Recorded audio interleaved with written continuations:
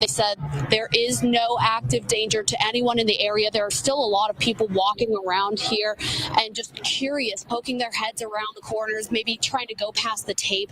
And while there's no active threat to anyone right now, they want to keep this area clear because I still see some LMPD cruisers coming through here. They're not going away from it. If anything, they're still going closer to the scene.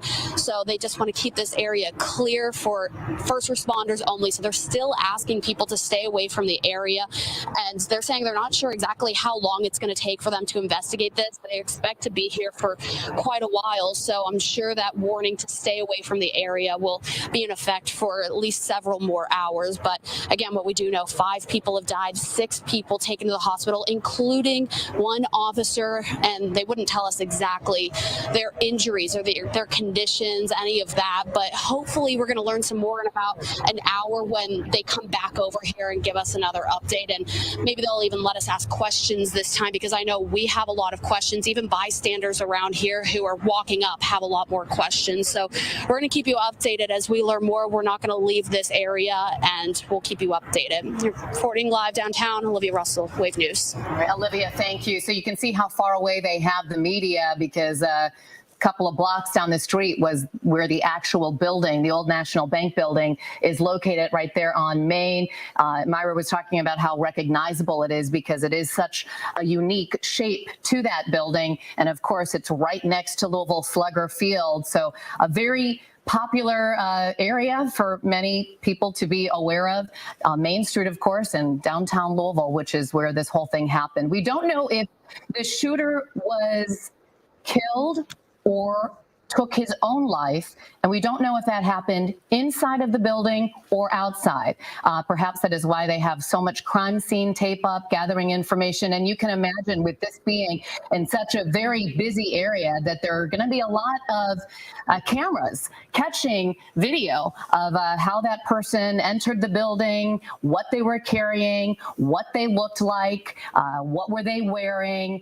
Did they have a mask covering the face? So many things that we'll be learning. But to think that this happened at 8:30 this morning in Louisville on a Monday morning, and now 5 families are learning that their loved one has been killed. We're gonna stay on the air and continue to update you, because we know so many of you want to know what's happening here and have questions, and we're gathering information. And again, we're waiting for that press conference that will take place at 11:30. We just got the basics just a short time ago when they held a press conference saying that the 5 people were killed, 6 injured, including an LMPD officer, and that the shooter was killed. Yes, and Shannon, as you mentioned, just a normal Monday morning probably for so many people going into work. And our thoughts, our prayers, our condolences are with these families that are dealing with this tragic loss here in our community. Just heartbreaking after just a typical Monday morning. I'm sure people were just rushing to get back to work after the holiday weekend, after spring break, and, you know, just going into work thinking it's just going to be another Monday. And having to see this horrific scene is just, there are no words. It's just beyond heartbreaking. It really is. See that our community is now the latest victim of gun violence in this way. Mark Stevens is live at U of L Hospital to give us an update. Mark? Myra, we're still waiting to learn the severity of the injuries of the at least six people that LMPD says have been transported here to the hospital, including the officer. The hospital says that they are going to schedule something to give us that kind of update from surgeons or other ER staff. What we can tell you is obviously this is the trauma center for Louisville here at the downtown hospital, U of L Health. I'm going to step out of the shot here. What had been a very busy scene when we first arrived around 9 this morning. We saw at least 3 Metro ambulances. Those ambulances have since left. What has replaced them now is LMPD crime scene units. Obviously, the first thing when people are taken to the hospital is that doctors are trying to treat their injuries. But then after they've done that, police have to conduct their investigation. So the crime scene units would be here to gather evidence of what happened this morning at the old National Bank building. We did see lots of officers earlier.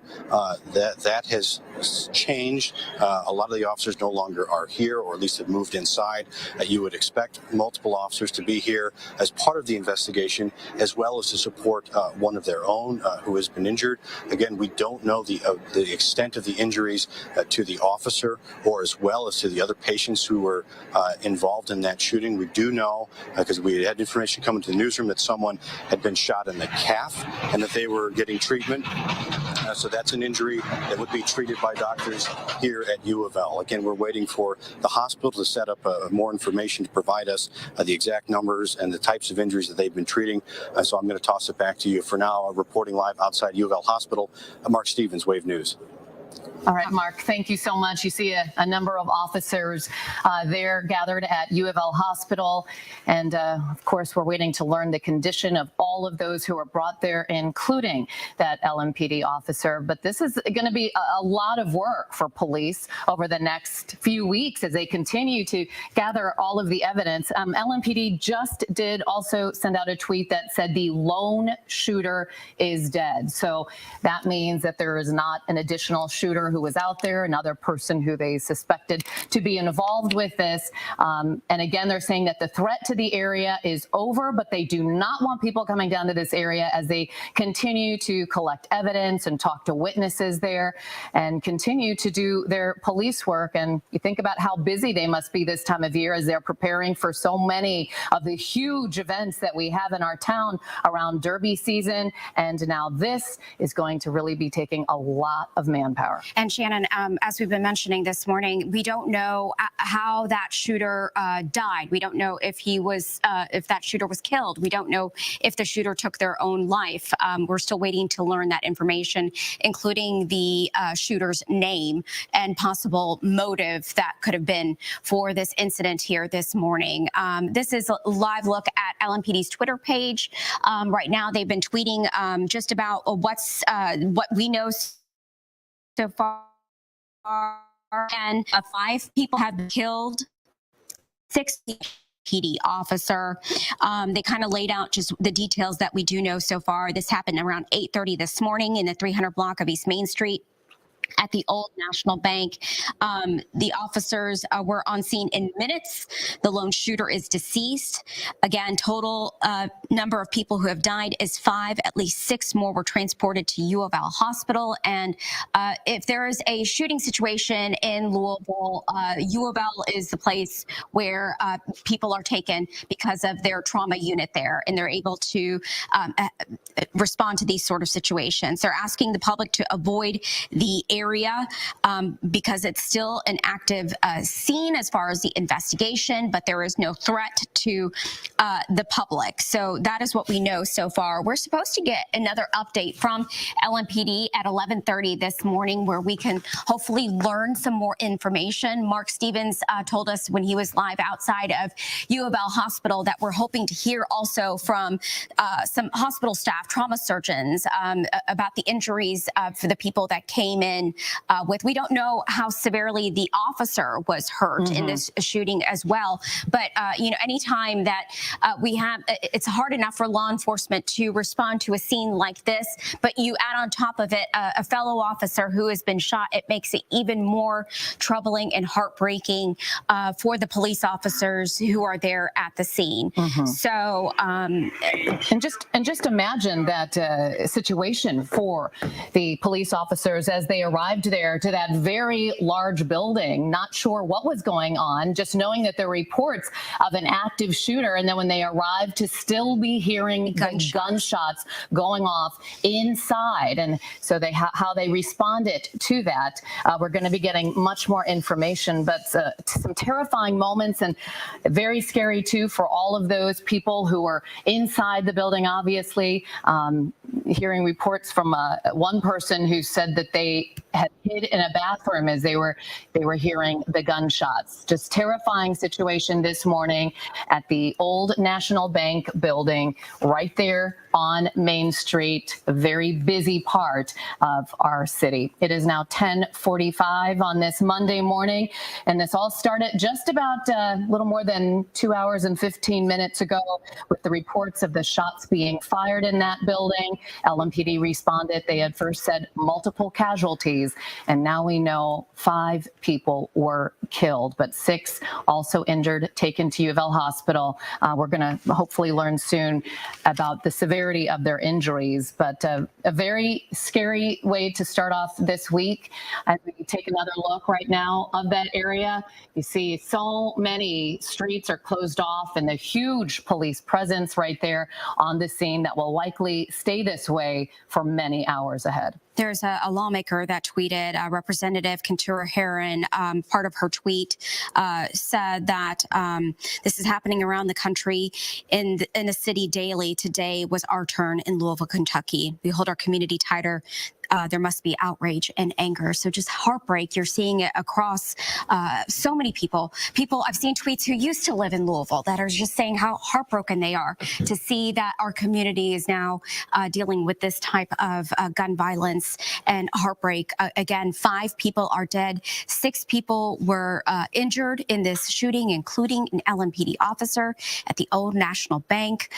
You can still see a heavy police presence there. Folks really stay away from the area if you being advised to stay away. Yeah.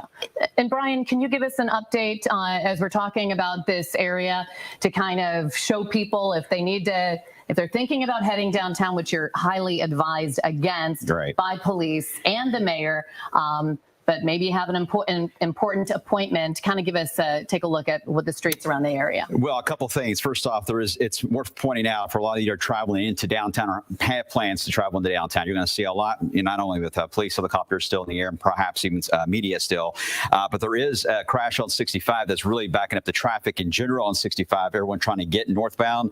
This is not because of the incident downtown. It's a separate issue, but it's causing a big issue in general for traffic to get into the city. So really, you have many reasons to avoid the downtown travel. That's another one to add it to the list. You see the closure that's happened there on Main Street between Hancock and Floyd.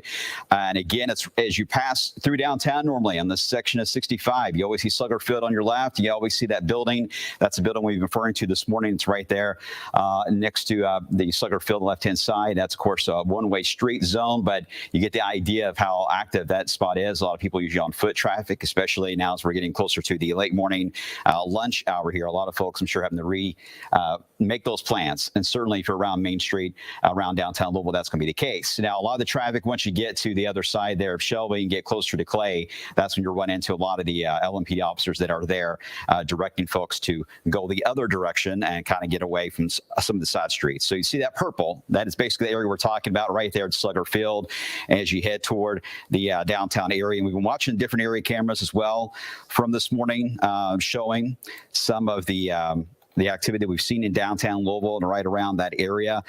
This is the latest I get from the Skytruck, and this shows right there at that portion there of Main as you get toward Slugger Field. And that, of course, is what has led to a lot of the traffic setups there. We've been seeing officers move around, though, and several of the feeds have been kind of moving things around, trying to allow some traffic to get through some of the other side streets in and around that area. And I suspect that's going to be the case as they get a better idea of the investigation scene they're trying to really narrow down on, which looks to be obviously right here into this area. I'll take a look at some of the other camera feeds. I'll monitor the traffic setup too for everyone that has to get into downtown. I know some have to get to doctor's appointments and hospitals and so forth. So we'll keep you updated on how this evolves here over the next couple hours.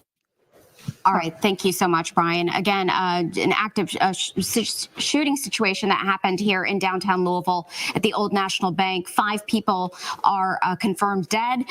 6 people were injured. That includes an LMPD officer. We are waiting to hear from LMPD around 11:30. Hopefully they'll take some questions this time and where we can learn some information about what happened. We do know that the shooter is confirmed dead, no longer a threat. We don't know if the shooter took his own life or the shooter was killed, but when police were responding, they said that there was shots fired inside the bank when it happened this morning. So very terrifying situation here in our community, again, here at the Old National Bank. Number of officers still there on the scene, but the threat is over. Now they're collecting evidence and talking to witnesses. And you can imagine if this happened on a Monday morning, 8:30, there are probably quite a few people for them to talk to gather additional information. But right now it is 10:50. We're waiting for LMPD to give us another update at 11:30, which is just a short time from now. But we do know that they moved that mobile command unit that was next to Louisville Slugger Field out, and we also saw at that point a number of people leaving Louisville Slugger Field. Not sure if they worked there and they were just waiting for the time to get the all clear so that they could leave their location. But certainly this is not something that you would expect to happen here in Louisville on a Monday morning, sadly. We are expecting Mayor Greenberg to give us an update at 11 o'clock. He did tweet out a short time ago, right after the shooting, to stay away from downtown Louisville, reports of mass casualties. And Governor Andy Beshear, we know that he is also now headed to Louisville and will be likely speaking with the media later today. As you see, some people just kind of milling about that area, even though authorities have please asked those to stay away. So we will stay here on top of this right here on Wave, and we'll be bringing you the mayor's conference, press conference at 11 o'clock, and then again, LMPD expected to give an update at 11:30. So this is one of our SkyTrack cameras. That's Louisville Slugger Field, a place for many happy memories for many people. And then the building to the right, the gray one, that is the old National Bank building. And then that street right in between, that is Preston. So that is one of the many streets now closed. And then if you head down to the right, that would be Main Street. And that is where this happened. Here's another view of the old National Bank building, a very unique shape, one that many people recognize. And it's a very large building. You can see how many stories it is. I think it's about 8 stories, and it's nearly, it's about 76,000 square feet as well. We're going to go live to Sean Bowdy now with some information. Sean? Yeah, Myro. So you mentioned that the scene has kind of calmed down. You mentioned some more information that we've learned, but I just want to kind of give everybody a look at what it looks like right now. This is down Preston looking toward Main Street, which if you're looking at the light, the building just to the left on the other side of Main, that's the building that we're talking about in question. The one in the corner of Main and Preston where all this happened. And you could see police still there taking a look at everything, trying to investigate exactly what happened. One thing that I've noticed is the number of police officers that have left. Most of them, when they were leaving this scene, I don't know, an hour ago, they were leaving quickly. They had purpose. They had business to be done. Now, the officers that we're seeing leave this scene are leaving much slowly, which in a way is good news, but really it's just sad thinking about what had to happen for everything to end up this way. It's going to be a long time before this area here is clear. Just know that if you have to go through downtown today at all, you're not going to be able to do that, especially on this area of Main. In Preston, we were about a block away, catty-corner from here as well, earlier this morning. And really, for blocks, you can start seeing this. What you're looking at here is what it looks like here on Preston. It's what it looks like over there on Jackson, and it's what it looks like over there on Floyd, because this whole area has been blocked off because of what was an incredibly dangerous situation for everyone involved. Obviously, police saying now that there is no threat to the public, that the shooter had been, quote, neutralized. So that is good news in and of itself. But again, just a tragic thing to see happening here in downtown Louisville. We've seen a lot of people that have walked up to kind of where we're standing, people who have worked in the area, people who live over here who have come, got their phones out just to take pictures, see what's happening. Everyone just genuinely concerned for what's going on here. This is about as close as we could possibly get to the actual scene itself.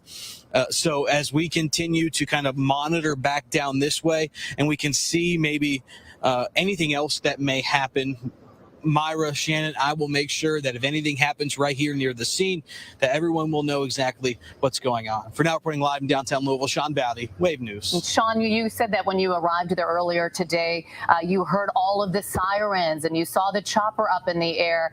For people who work in that area, maybe someone is just here on vacation at a hotel, walking around enjoying themselves. Those must have been very scary moments.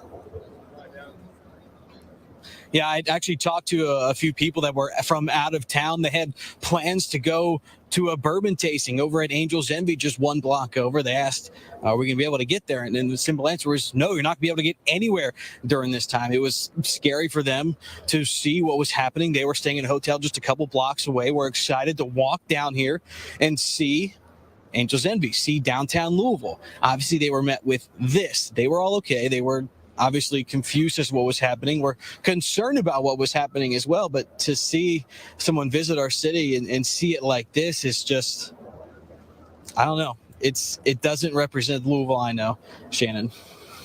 Just absolutely heartbreaking. Sean, thank you so much for giving us a report here this morning. And we are just heartbroken for the families that are dealing with this devastating, heartbreaking loss. There are no words. You can't, I don't know, I can't.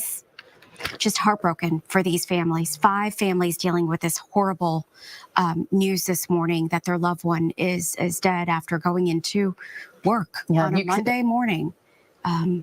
And you see that's the building that we're talking about where this happened on the right-hand side. You see how close it is from this viewpoint to Slugger Field.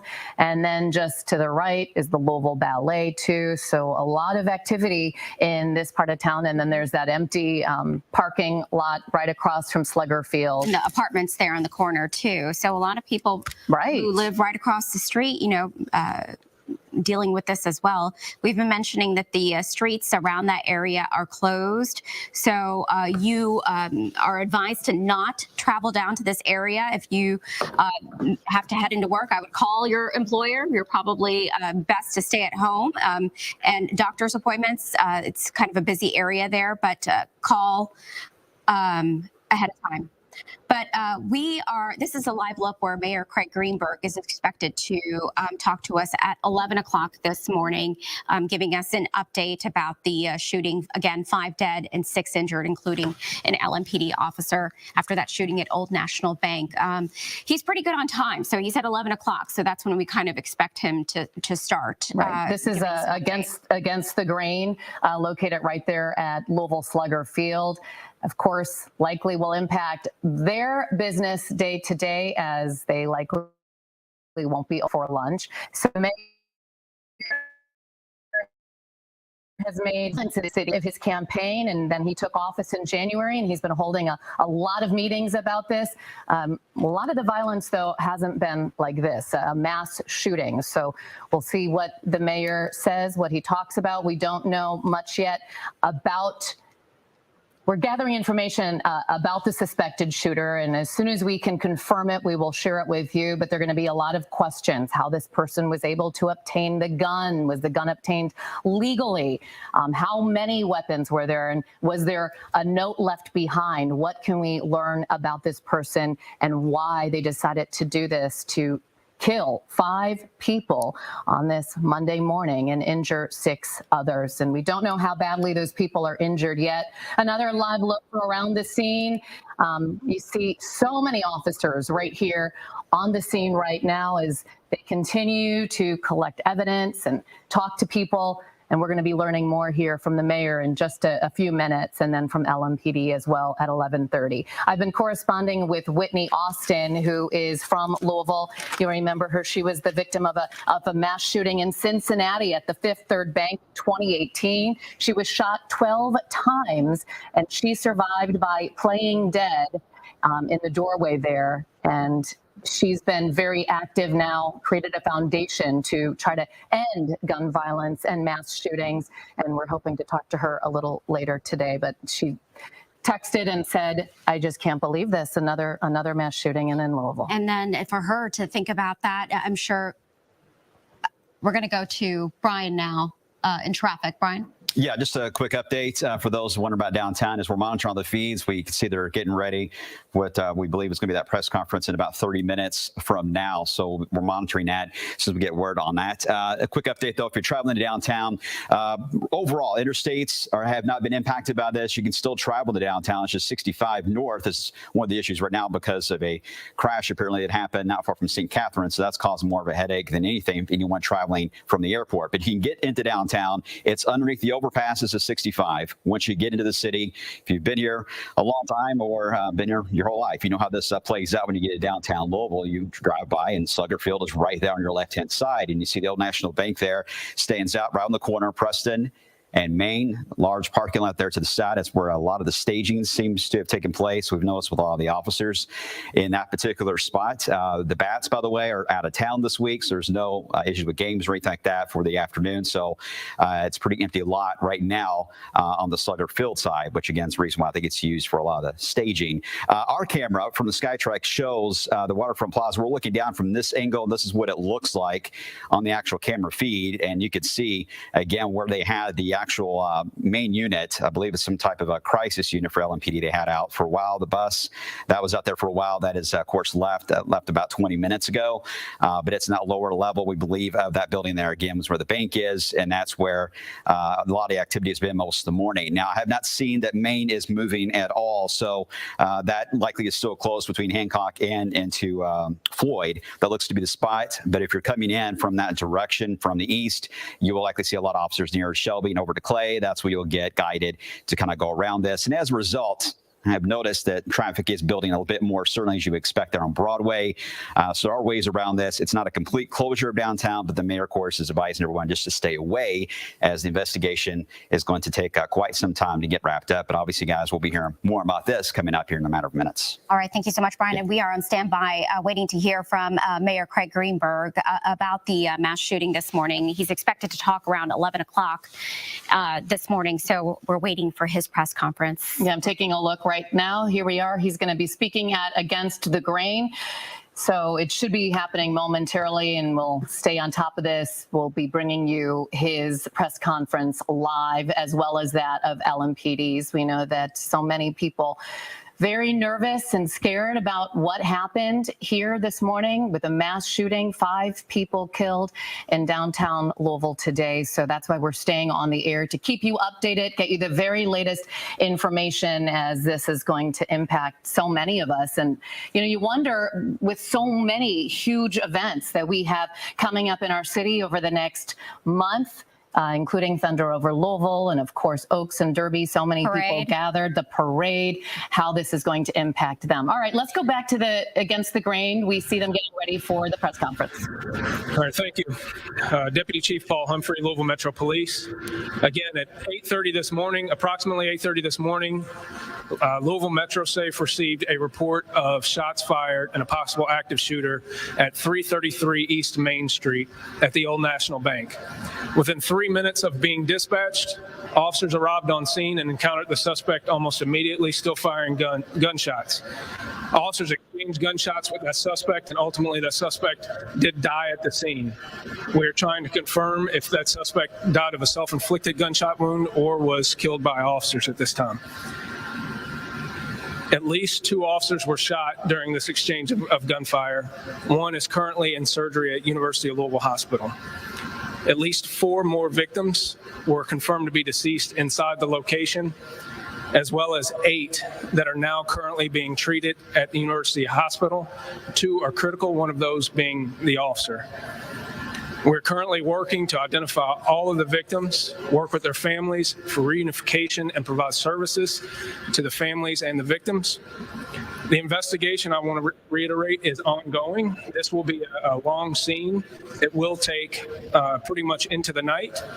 So I'll still ask that the public avoid the area. I want to reiterate that there is no active threat. We believe this is a lone gunman involved in this that did have a connection to the bank. We're trying to establish what that connection was to the business, but it appears he was a previous employee. It is clear from the officer's response that they absolutely saved people's lives. This is a tragic event, but it was the heroic response of officers that made sure that no more people were more seriously injured than what happened. We will continue to provide updates as soon as possible. We will have another press briefing following this at 3 p.m. today. I will turn it over to Mayor Craig Greenberg at this time. Thank you, Deputy Chief Humphrey. First, I ask that everyone around our city, around the country, around the world, pray with us for those who are currently at Louisville Hospital, injured, fighting for their lives as a result of another act of gun violence. And I want to thank all of the first responders, the brave and heroic men and women of LMPD, who, thanks to their efforts, quickly responded to the emergency call. And as you just heard from Deputy Chief Humphrey, without a doubt, their actions saved lives. There will be a lot more information we are able to provide as the day goes on. But I want everyone in the city to know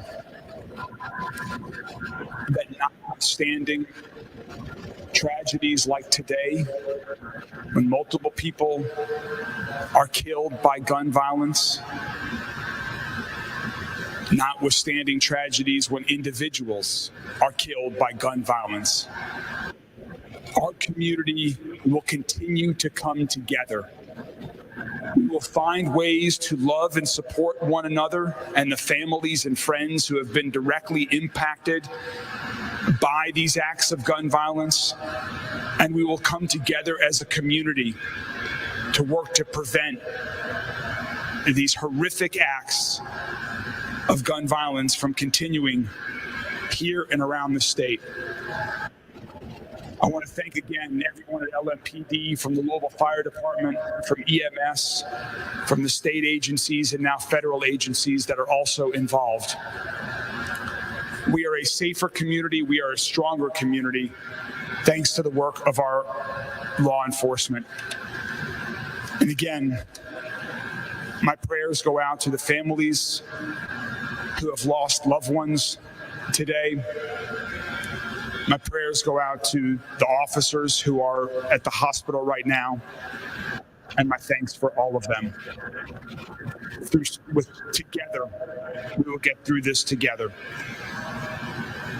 Finally, I want to introduce Governor Beshear, who has joined us and who is assisting with the efforts. Governor.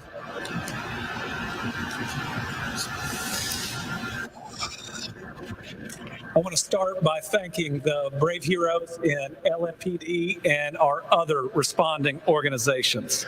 LMPD made it to this scene in a matter of minutes after receiving the call, and there is no doubt in my mind that their efforts saved lives and they put their own on the line. Now, we have at least one officer in surgery right now that is there because he took those actions to try to protect the people of Louisville. I want to thank Louisville Fire, Louisville Metro EMS, and Emergency Management and the Louisville Sheriff's Office for the immediate response. They've now been joined by the FBI, ATF, Homeland Security, Kentucky State Police have requested in the Louisville Office of Safe and Healthy Neighborhoods in this response. This is awful. I have a very close friend that didn't make it today. And I have another close friend who didn't either, and one who's at the hospital that I hope is going to make it through. So when we talk about praying, I hope people will. For those that we are hoping can make it through the surgeries that they're going through, and then we've got to do what we have done these last 3 years after everything. We've got to wrap our arms around these families. And to everybody who needs it, don't be afraid to get some help. Our bodies and our minds are not meant to go through these types of tragedies. And so I hope that all the brave officers that stepped into the line of fire, that are worried about one of their fellow officers, will reach out for help when they need it. I hope every one of those bank employees and folks in that building, one that I know well, and my AG campaign was out of that building. I know virtually everyone in it. That's my bank. I hope that they will all reach out and get the help that they need. There are a lot of people that are hurting today. And if we have a place to focus our energy, I hope it is to surround them with the love and the compassion that we have been so good at showing one another. I want people to know that while today is a horrific act, I do believe that this is a safe community with officers doing their very best each and every day, and that's what we saw here. Yes, I know that there are steps that the police department is taking to do things better after a recent report, but we certainly saw, I think, the very best from them today, and I want to thank them and all our other law enforcement officers for responding and doing their best to try to save some of my friends and many others. Thank you all.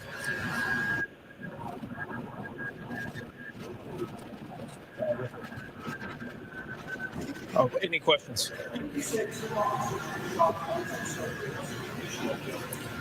The other one, it appears to be non-critical injuries at this time.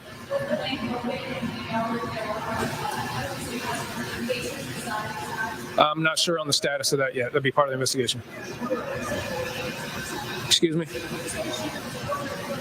It appears the shooter was, I don't know if it was an active employee or a former employee, but the shooter did have a connection to the location. No.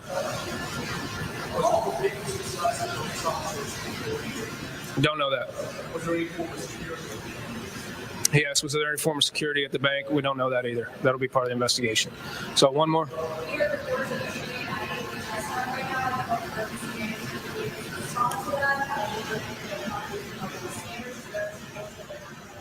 We have resources available to make sure the rest of the city is kept safe, and I do want to reiterate that. We are managing our resources with the state, local, and federal partners to make sure that all services to the city maintain while we're maintaining this scene at the same time. So thank you. The next update will be at 3 o'clock. Thank you.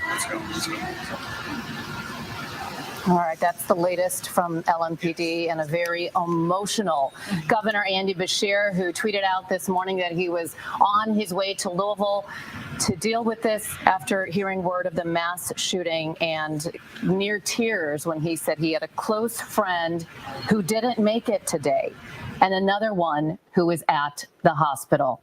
So this is the very latest that we know about that shooting that took place this morning at the Old National Bank. LMPD now saying 4 people dead. They are saying also 5, and that does include the shooter. They did exchange gunfire with that shooter, but they don't know if it was one of their bullets or the shooter's own bullet that ended his life. The shooter dead. Right, 8 critical condition, and that includes the LMPD officer. The other officer is non-critical at this point. And Shannon, as we just heard, officers got on the scene within 3 minutes and confronted the shooter there.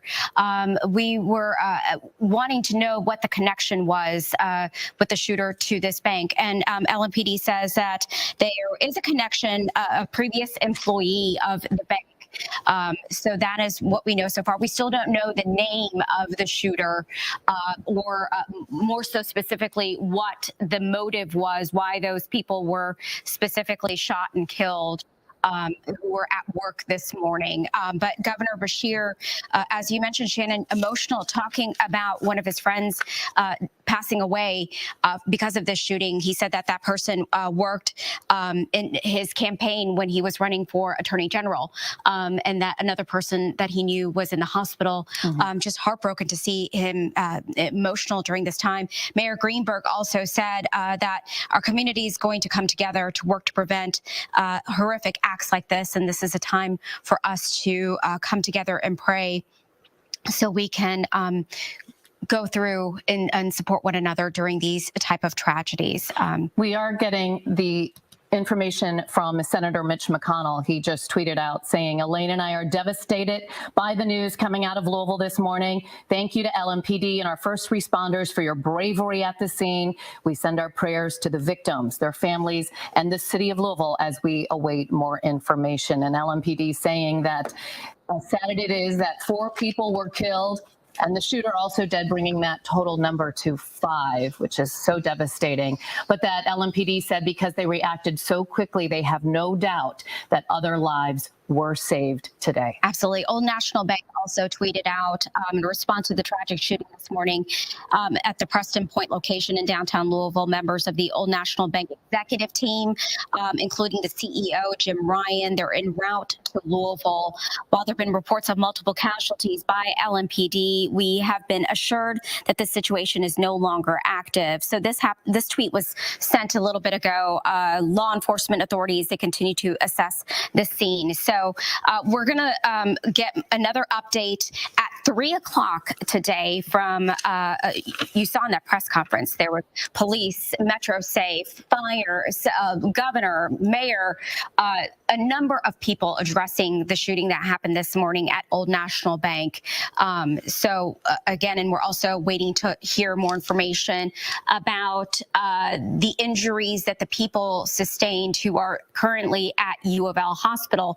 Mark had mentioned earlier that we're hoping that some trauma surgeons will give us an update on the injuries that people suffered from this morning's shooting there. So this happened at around 8:30 this morning.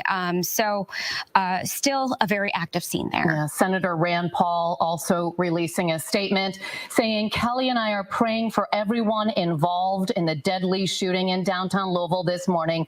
Our hearts break for the families of those lost. So again, we're talking about 4 families, 8 people being treated at U of L Hospital right now, 2 critically, including an LMPD officer. Wave News reporter Mark Stevens is there live outside U of L Hospital to get us more. So initially, Mark, we were told it was not quite 8 people who were taken there, so they've adjusted those numbers a bit. Yeah, initially, Shannon, we were told at least 6 people have been transferred to U of L Hospital to undergo treatment. LMPD updated that number saying that 8 people have been taken to the hospital. 2 officers were shot. Originally, we were just told there was 1. Now, 1 of the officers is in critical condition. A second person, LMPD says, is also in critical condition. Here, 2 of the 8 that are being treated at U of L Hospital. Now, the hospital has not told us yet the extent and the severity of those injuries. They've continued to tell us that they are going to give us an update at some point later today. We would assume with some type of ER staff to give us the idea of the specific types of injuries and what they've been treating. But again, 8 people taken to U of L Hospital. 2 of those are in critical condition. 1 is an LMPD officer, and there was a total of 2 officers who were shot in the mass shooting down at Old National Bank. Now, we did see in the last half an hour crime scene units who have been here gathering evidence, and they would be taking pictures. They would also be interviewing people as they are coming out of surgery and being treated so they could tell the story of what they saw, what they witnessed, what happened at the Old National Bank. We saw a number of forensic units bringing out brown paper bags, we would imagine, full of evidence. So obviously the hospital treating injuries and trying to save lives, but then the police here as well conducting the investigation to get more details into what actually happened at the shooting at Old National Bank. Again, we are still waiting to hear from the hospital as far as exact types of injuries, the types of treatment that they've been providing. But again, 8 people taken here to U of L Hospital. 2 are in critical condition. That includes 1 LMPD officer, 2 officers shot as a result of this shooting. Live at the downtown hospital, Mark Stevens, Wave News. All right, thank you so much, Mark. I appreciate your giving us an update this morning. Shannon, it's just heartbreaking to see this type of devastation hitting our community. You know, we see it and report it all the time in other places. Yeah. And when your community is impacted like this, it's just heartbreaking. Yes, it really is. And when we first were hearing these reports, hearing some scanner traffic about this, we thought maybe, oh, it's just a drill or this isn't really happening. Because they do drills like this a lot. Oftentimes they do drills. But then sadly, it turned out to be a real situation as we saw so many police vehicles just converge on that downtown area to the 333 East Main, the old National Bank. All right, let's get to Brian Good right now as you look at this live picture that they are just getting more evidence from that area right now, Brian. And they said to expect the roads to be busy and closed off until late tonight. Yeah, exactly. And that's something that I'm getting probably the most questions about already is exactly where will this time period be here for some of these street closures. One thing I'm noticing, though, a lot of the traffic has really exited out of the city and the numbers have been reduced quite a bit. So let me show you where we are at on this. The little icon there is a crash on 65 near St. Catherine. That's a separate issue, but it is causing some traffic delays for those heading northbound, just FYI. You can see the closure there right at Slugger Field, all the way from anywhere between Hancock and into Floyd, right there on I-65 underneath it. That is where the scene was. Of course, there's the actual Old National Bank there in the lower level of that building at 330 on Main Street there as you get to the corner of Preston. That parking lot, a lot of folks park there all the time for Slugger field games for the Bats. That, of course, is relatively empty, but it's been mainly a staging area for a lot of the officers. But employees, I believe, park in that area, too, from the bank. So that area has also been closed off and being investigated right now by authorities in that area.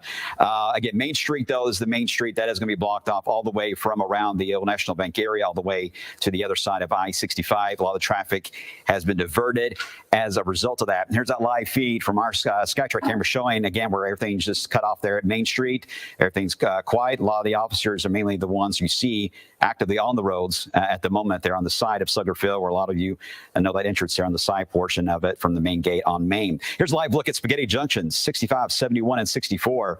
I mean, traffic is moving, so you can still get into downtown and travel through the city. The interstates are not affected, but it is certainly the traffic is really eased up dramatically in the area. So I think a lot of folks are getting the word out to avoid downtown, and that's the main concern that the mayor had. And that's something we're trying to relay the message to help out authorities there, is just relay that if you can, please just delay any trip into downtown Louisville for the rest of the day as they continue to do their investigation. And we don't know how this will play out for additional closures or how long those closures will last. That's something that as soon as I get word on that, guys, I will pass that on. But for the moment, the main closure right now you're going to see is right there in front of Slugger Field on Main Street. All right. Thank you so much, Brian. We want to let you know LMPD just tweeted out that there is no active aggressor at JCTC at 8th and Chestnut Streets. We are confirming that there was a shooting outside and the suspects fled prior to police arrival. LMPD talked about it in their press conference that they do have so much manpower at the scene, but they still have enough resources to cover other incidents in the city. And one of the issues that they brought up that they asked was their security at the bank when the shooting happened. And that's going to be something that we hopefully learn. Deshaun, you are WAVE security expert. Yes. You talk to businesses a lot about situations like this. When you heard about this, Deshaun, I know your heart just sunk. Well, sometimes you understand, first of all, you know, for those involved in this tragic incident, our thoughts and prayers are with them. But it's more like it's not a matter of if it's going to happen, it's when it's going to happen. And we talked about business being prepared for situations such as this that we're having right now. And what type of preparation plans do they have in place, and what type of exit strategies and how they practice those exit strategies for their employees, and what contingency plans do they have in place to make sure that they're safe just in case they come into an incident where there is an active shooter. And you're a former LMPD officer. Yes. So talk to us about what that must have been like for the officers entering a situation like this. And I would think that this would be a very challenging place to go to because this building is so large and so many access points. Well, nowadays the officers are trained better in dealing with situations like this. So when you have an active shooter situation that come across the radio, then these officers go into the active shooter mode, how to plan for it, how to prepare for it, and how to entry and when to make entry. So some of those things are fluent as you go in. They're going to be changing as you go into a situation, because they're going into an unknown. They have no layout of this building. They don't know who is the aggressor, who is the victim. So it's an unknown. That's when their training comes into plan, to where they go in and execute how they are trained to deal with these situations. And we don't know if the shooter, we know the shooter is dead, but we don't know if the shooter died from shooting himself or through exchange of gunfire with the LMPD. And that's something that we're going to find out as the investigation continues. But LMPD had said that their response, they were there so quickly that they definitely saved lives today. Unfortunately, we lost some, but lives were saved. Quick response is key. And nowadays and age, with the smaller police force, they have a lot more ground to cover. So getting there as quickly as possible is key. And response time will save lives when they get there, because an active shooter in any location, that's the last thing they want to see is the police on the scene, because they know when the police are on the scene, they have to contend with that. So I'm thankful to LMPD for making a quick response to the situation, but we still have people who are hurt and injured and killed in this situation. So quick response is critical in making sure that we stop an active shooter. And talk to us about what is going to be taking place right now over the next days and weeks. I'm sure they're going to this shooter's house, poring over the social media accounts, seeing what kind of signs there were, talking to their family members and their friends. At this time, the active shooter team will be in place. What they will do, as you said, they will find out who this person is, how long this person has been employed or was employed at the situation, what was the exit, why did they leave the situation, have they had any problems with anyone, what's in the residence, what's there that they can use as far as helping them understand the reason is why. Because we want to know why this person did this and why this person was in this position to do this. So that's what they're doing. They'll start backtracking with the evidence they pick up from locations where what kind of weapon was used, where was the weapon purchased, was there anything on the social media page, any red flags, anything that anyone could have seen that maybe prevented this before it got started. But the investigators have a great task ahead of them, but they'll start from the scene and work backwards. Sean, you were shot in the line of duty. Tell us a little bit about that. How long ago was that? What are these officers who are going through this right now? What are they going through? Well, what they're going through right now is their worst nightmare, because when you sign up for this, being a police officer, you understand that there is a possibility that this may happen, but you put it in the back of your mind.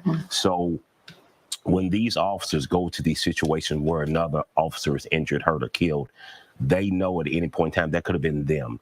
So they are grieving right now for this officer, but also they have to do their job. Right. So it's a tough situation, because your heart is heavy, but you still have to go out there and do your job and protect and serve the people of the city. When you think about, I'm sorry, Myra, No, go but ahead. when you think about the old National Bank where this took place, banks don't lock their doors. They're open for their customers. And so you think, looking ahead, sadly, we've been reporting on so many mass shootings in places, schools. They're usually locked unless someone has a weapon and they can get through the door. But, how do we move forward from this when we just going to lock everything and have metal detectors everywhere? That's a tough situation, because places that you have are open to the public, and they rely on the public to do business. And so you never know. And that's when it becomes about being prepared. And as I said before, we don't want to live our lives in fear, but we want to live our lives prepared. Because the dynamics are changing how we live our lives, and it's changing fluidly. People are more aggressive now. People are more angry now, and they're taking their anger and their aggression off on other people. So we were talking about just, if you look at statistically, no place is safe. We've had shootings at movie theaters, at malls, at schools, grocery stores, even here locally at the Kroger in J-Town a couple of years ago. How do we go about going into places, work, the park, school, if we're going to make it out? And that is the question of the day. You have to move forward with this. You cannot let this stifle your life. But you have to also understand that somewhere in the back of your mind, it has to be there. It has to make you a little more cautious. It has to make you a little more aware of your surroundings. So each time something like this happens, there's a lesson taken from it. So we have to take the lessons from everything that's going on around us and put goes into play in our daily lives. How often do you go into businesses, because this is what you do you find out that there is no plan, or employees haven't been talked to about what to do? And how important is that to know? You came into our station and told us, if this were to happen, this is what you should do, because it's so important, because it could happen anytime. To answer your question, a lot. You go into a lot of businesses and they don't have an active shooter program or active shooter plan in place. As growing up, I remember in school, we practiced tornado drills, and we practiced them fire drills. This is going to have to be one of those drills also that's put in place with those other two. But a lot of businesses look at sometimes, and it's hard to say, a lot of them look at costs of having someone come in and train their employees. So we have to put that out the window sometimes, and err on the side of safety versus cost. Deshaun, with this, the shooting that happened this morning and all the work that will be done, they talked about the mental health now of officers. And this comes at such a crucial time for our city as we're gearing up for so many events with tens of thousands, if not hundreds of thousands, people gathered. So, what would you say an LMPD officer is facing right now? And this is the part that no one talks about. No one talks about the mental health of the first responders. Mental health of the first responders is crucial because they see things that people don't see it on a normal day, and they have to deal with them. They have to brush them off and go back to work and protect and serve and patrol, and they have to do those things. I think this time is really crucial. I think our mental health for our first responders should be ramped up to where the accessibility is there and ready for them, because this is a tough situation to deal with. I myself have been through this situation, and I know my mental health was destroyed coming out of it. Back then, there weren't the facilities to help us, but now there are facilities, but it has to be to a point to where it's required for these officers to go and have some type of mental health check, because it does. You see kids shot, you see bad car accidents. These are the things that you deal with daily, and you take them home with you. And you can only process so much anger and frustration and death. And one person can only process so much without having a release for that. You've dealt with victims too, as we're talking about mental health, for these victims who witnessed this horrific incident this morning, who saw it happen, maybe were able to walk out, others who were taken in ambulances going to the hospital. What are they going through? They're going through right now a little bit of shock right now, because this is possible to happen, but you never think it's going to happen where you work at. And they're going through an unrealization of shock right now, and they'll slowly start to process it piece by piece. It could have been, what could I have done to do this, or what should I have done, or what I didn't do. Then you go through what's called a blame. You start blaming yourself for being a survivor. So there's a lot of things that they'll go through as an employees, but understanding that how to process it, and there are professionals that will help them process that. Go ahead. I was just going to mention, what was just a short time ago, our crews in that area, they reported a number of police cars just speeding off so quickly. We were afraid that there was another active shooter situation at JCTC, but LMPD, thank goodness, just said that there was a shooting that took place, but that they took off prior to police getting on the scene. So just imagine they're already facing with one mass shooting, and then concerned that there could be a second. I mean, that's a toll on an officer. That's a lot, because once again, it's the unknown. You don't know if they're connected. You don't know if there's, because you're not knowing, but you have in one event, a secondary and a tertiary event coming right after the other. So your mind is already at a heightened level of alert. So that just keeps it going. So it's easier for us to look at it and see it, but from the officer's point of view, it's all connected. It's how do I get there to help save people's lives? Police have mentioned that if anyone knows anything, to call them, 574-LMPD. We were talking about red flags, and that's something that police are looking into, probably social media. But how important, Deshaun, what do you want to say to the person out there that maybe knows something and is not sure if they should say something? Red flags are always there. They are there, and sometimes you have to say something, because we always want to say that I wish I would have. But if you have the opportunity to help someone, because not only are you helping the people who they may hurt, you're helping that person also. because it could be you are the cause that helps them get some type of help. So if you know someone that's having mental health issues and you're thinking that they may hurt themselves or someone else, then it's your responsibility to stand up and say something. Right. That is actually, we were talking about Whitney Austin, the survivor of the mass shooting at the Fifth Third Bank in Cincinnati, and that is a big part of her foundation, what she's doing right now. Will you stay here with us? Yes. We want to get an update right now from Wave News reporter Olivia Russell, who is there near the scene of the Old National Bank right now on Main. Olivia? Well, Shannon, yeah, we just heard from Governor Andy Beshear, Mayor Craig Greenberg, and LMPD. And even just a few minutes before we went live here, we saw a woman sobbing, being comforted, hugged by other people, and people nearby just pressing their fingers into their eyes, trying to control the tears and all the crying. So this is a really emotional scene out here. So it's developed throughout the morning too. At first, LMPD was reporting multiple casualties that grew to 5 people dead, 6 taken to the hospital. Now we know 8 people taken to the hospital, 2 of those being officers, and we know that at least one of them is in critical condition, another person in critical condition taken to the hospital. So this is really a developing situation, and officers are keeping us updated as we learn more. But here's what Governor Andy Beshear had to say and how this hits home for him. This is awful. I have a very close friend that didn't make it today. And I have another close friend who didn't either, and one who's at the hospital that I hope is going to make it through. So when we talk about praying, I hope people will. For those that we are hoping can make it through the surgeries that they're going through. And you hear right there Governor Beshear saying that he had at least 2 close friends who were shot here, and then one person didn't make it. And I think that just really shows how much this is affecting a lot of people, and that really puts it into perspective. So right now I want to tell you, if you have a loved one or just know someone who works or lives downtown, reach out to them. Send them a text message. I know people have been texting me, and unfortunately I even know people who were involved and injured in this shooting, and that's where it just really hits home.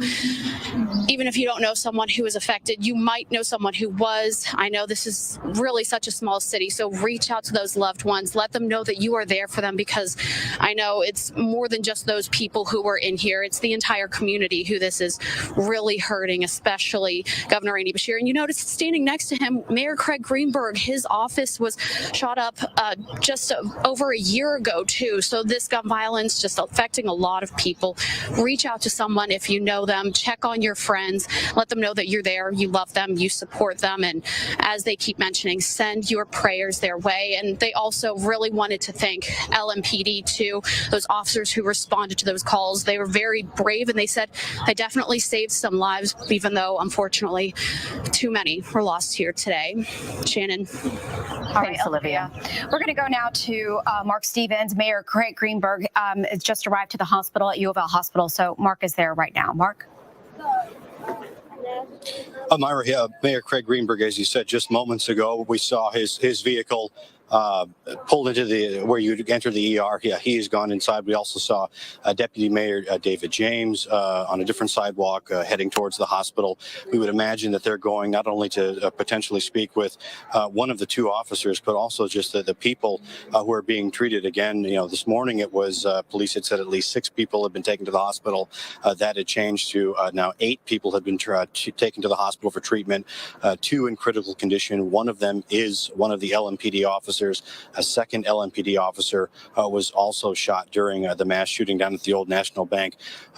We heard from one patient who said that they had been shot in the calf and were doing okay. They were thankful that they were alive. That is about the extent that we know of the injuries. LMPD did tell us that 2 patients were in critical condition, including one of the officers. The hospital has been told us multiple times that they will be holding a press conference at some point.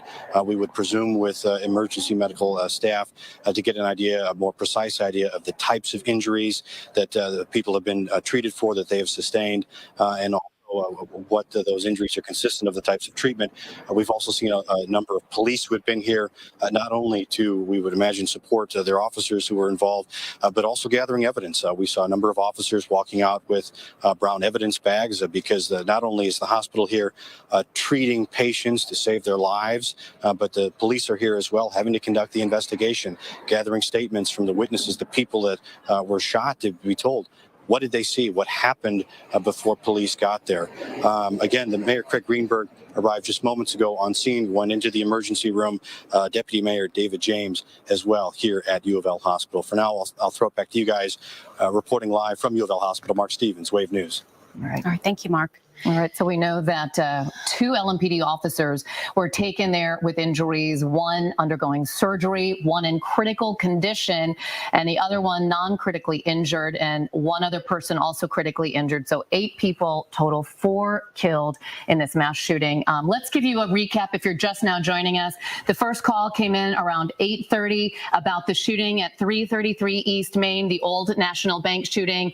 LMPD officers arrived quickly. They exchanged gunfire with the shooter. The shooter is dead, but 2 officers, as you see, injured, 1 in critical condition, and 4 others killed there at the scene.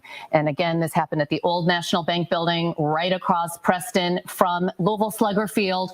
Officers arrived there so quickly, they're still trying to determine if the gunfire exchange ended in a suspect's death or if it was a self-inflicted gunshot wound. But as Mark just told us, 8 people now being treated at U of L Hospital. When you first heard about all this, Deshaun Johnson, our Wave News security analyst, what was your initial thought? My initial thought was that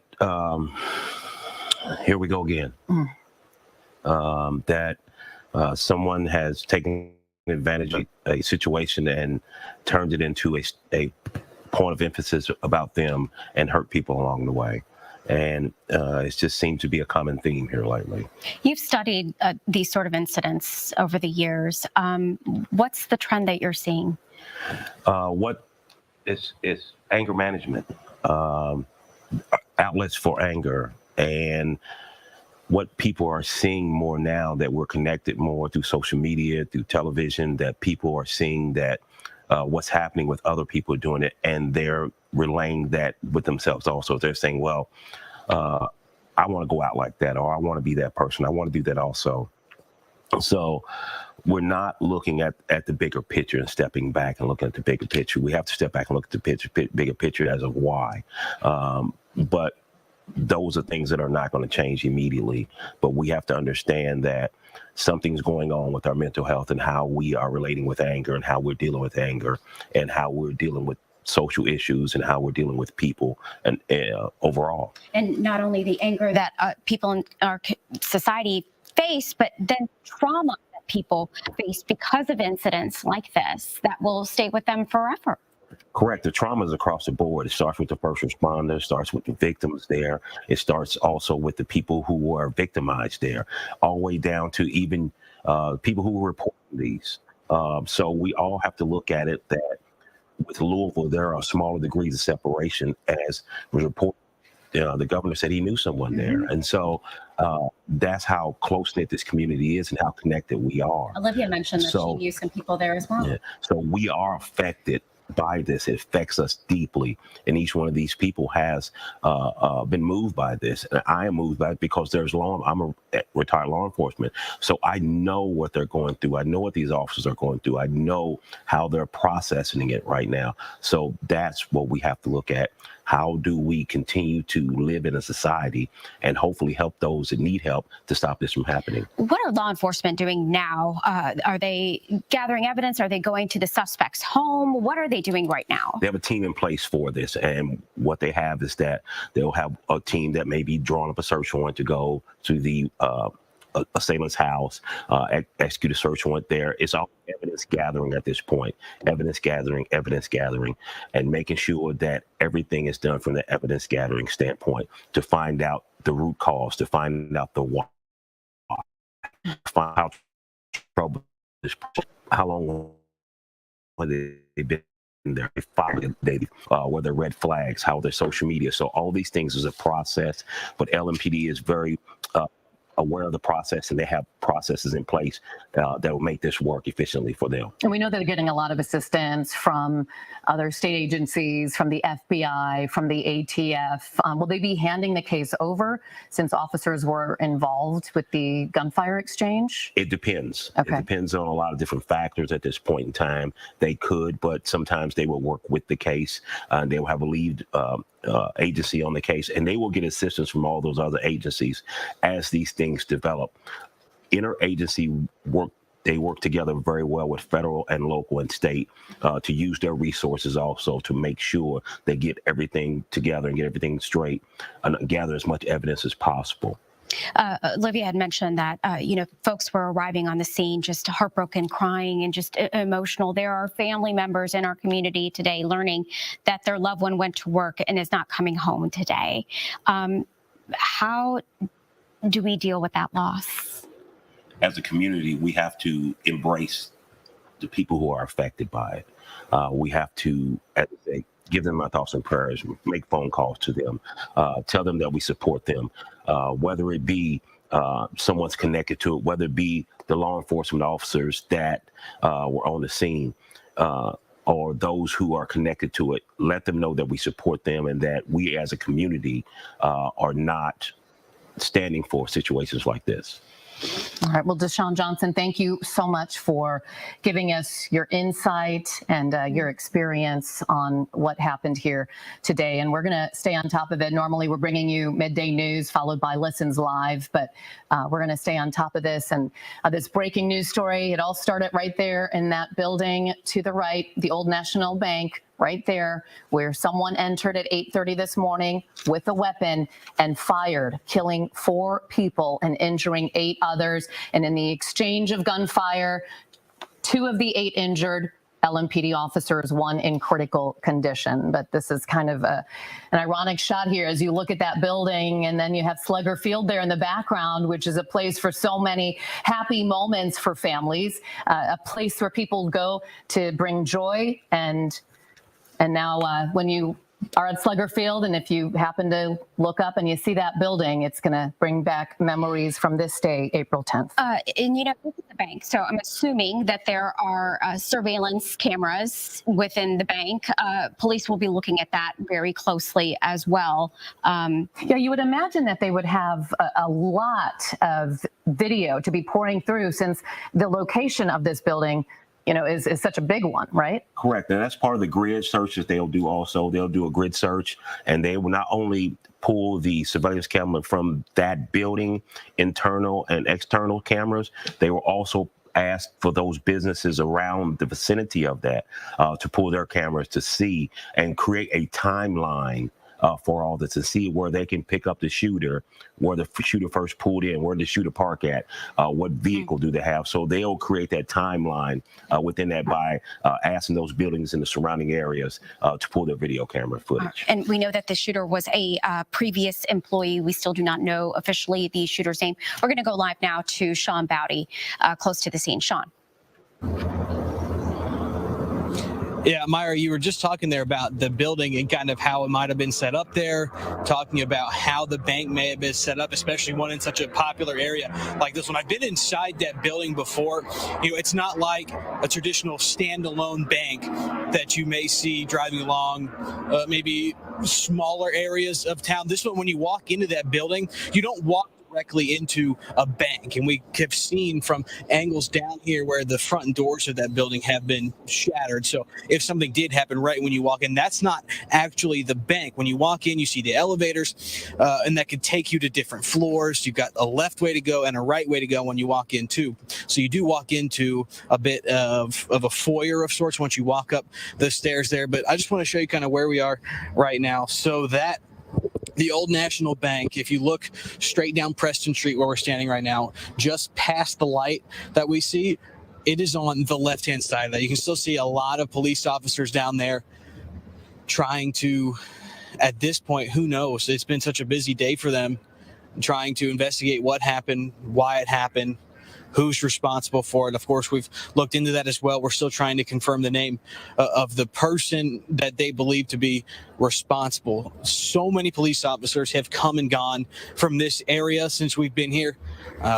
We got on scene probably around 8:45, and for a good hour, it was just siren after siren driving past us. We've seen people that work downtown drive away from here, having to get out of here, having to leave the place they work, the place they're at every day, just to be safe and get out of a dangerous situation.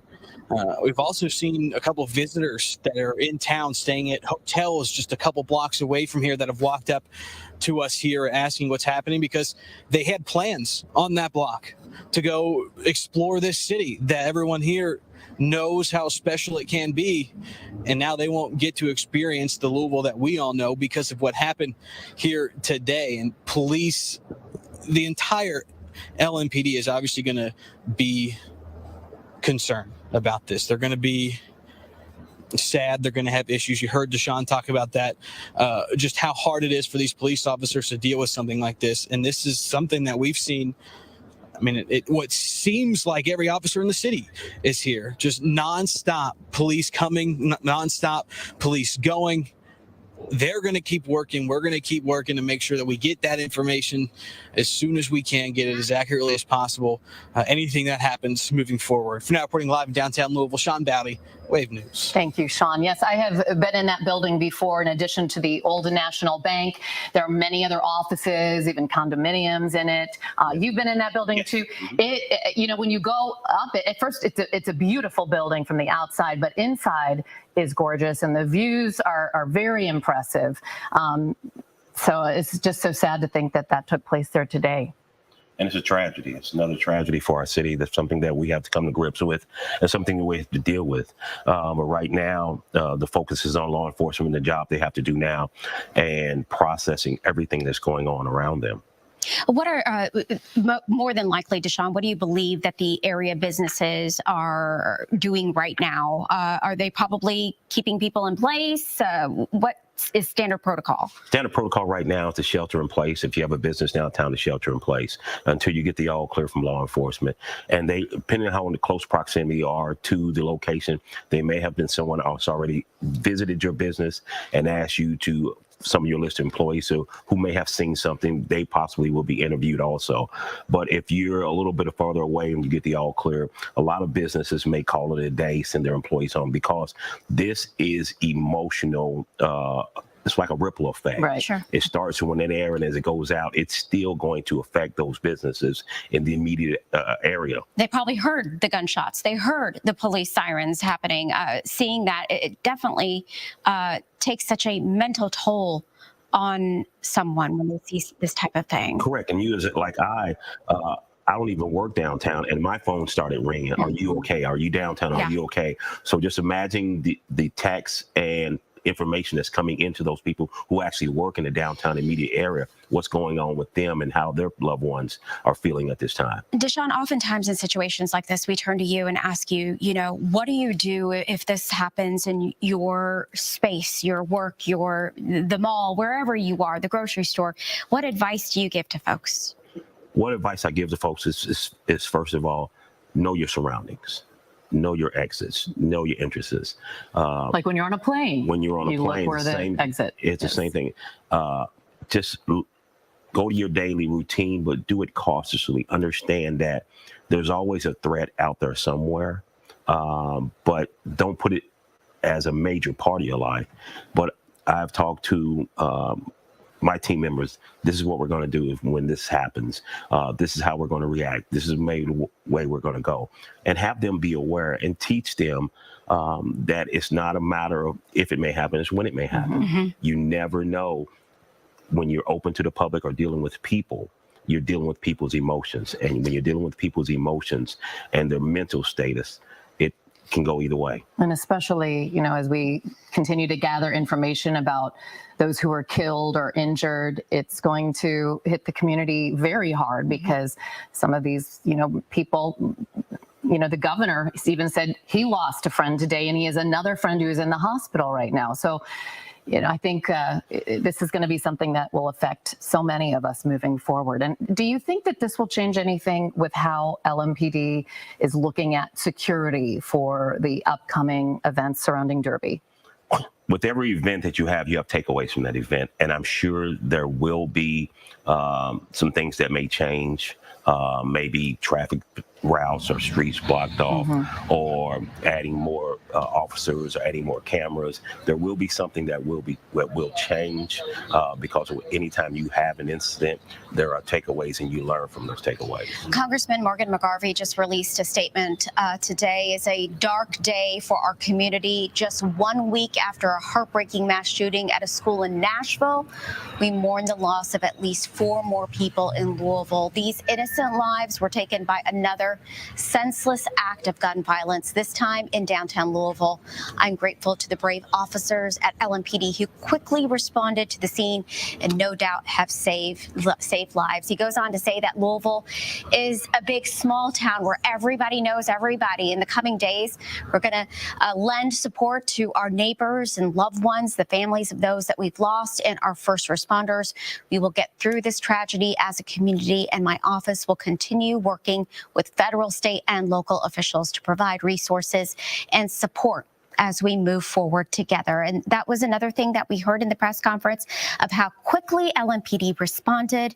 And although we lost 4 lives today and several other people were shot, it unfortunately could have been worse. It could have been worse. But this is what officers do, and they know when they take that oath and they put on that badge that this day may happen, that they may have to run towards danger, and that's what they do, because in order to protect and serve, you have to be the one that steps in to help people when there is danger, when there is a threat. Your job is to make sure that innocent people survive the threat, even if you have to put your own life in between that threat and the innocent people. And that's what these brave young ladies and men of LMPD do every day, day in and day out. And I know there's a lot of times that we criticize what they do, but at the end of the day, law enforcement is the initial part of our community. It's something that we need. We need those effective police officers that is going to run in when there's a threat of danger.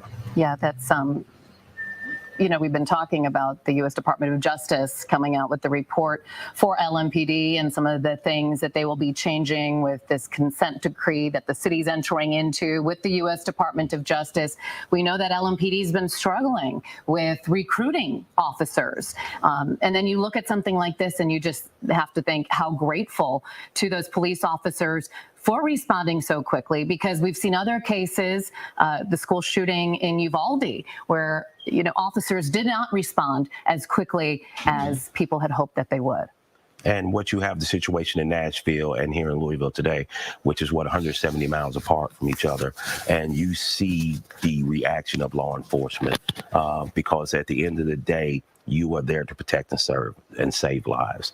And you will do whatever you need to save the lives of the people that you protect and serve. We don't know if the bank had security inside. That's something police... As a police officer, you mean? Yes, as a police officer. That's something we're still waiting to find out.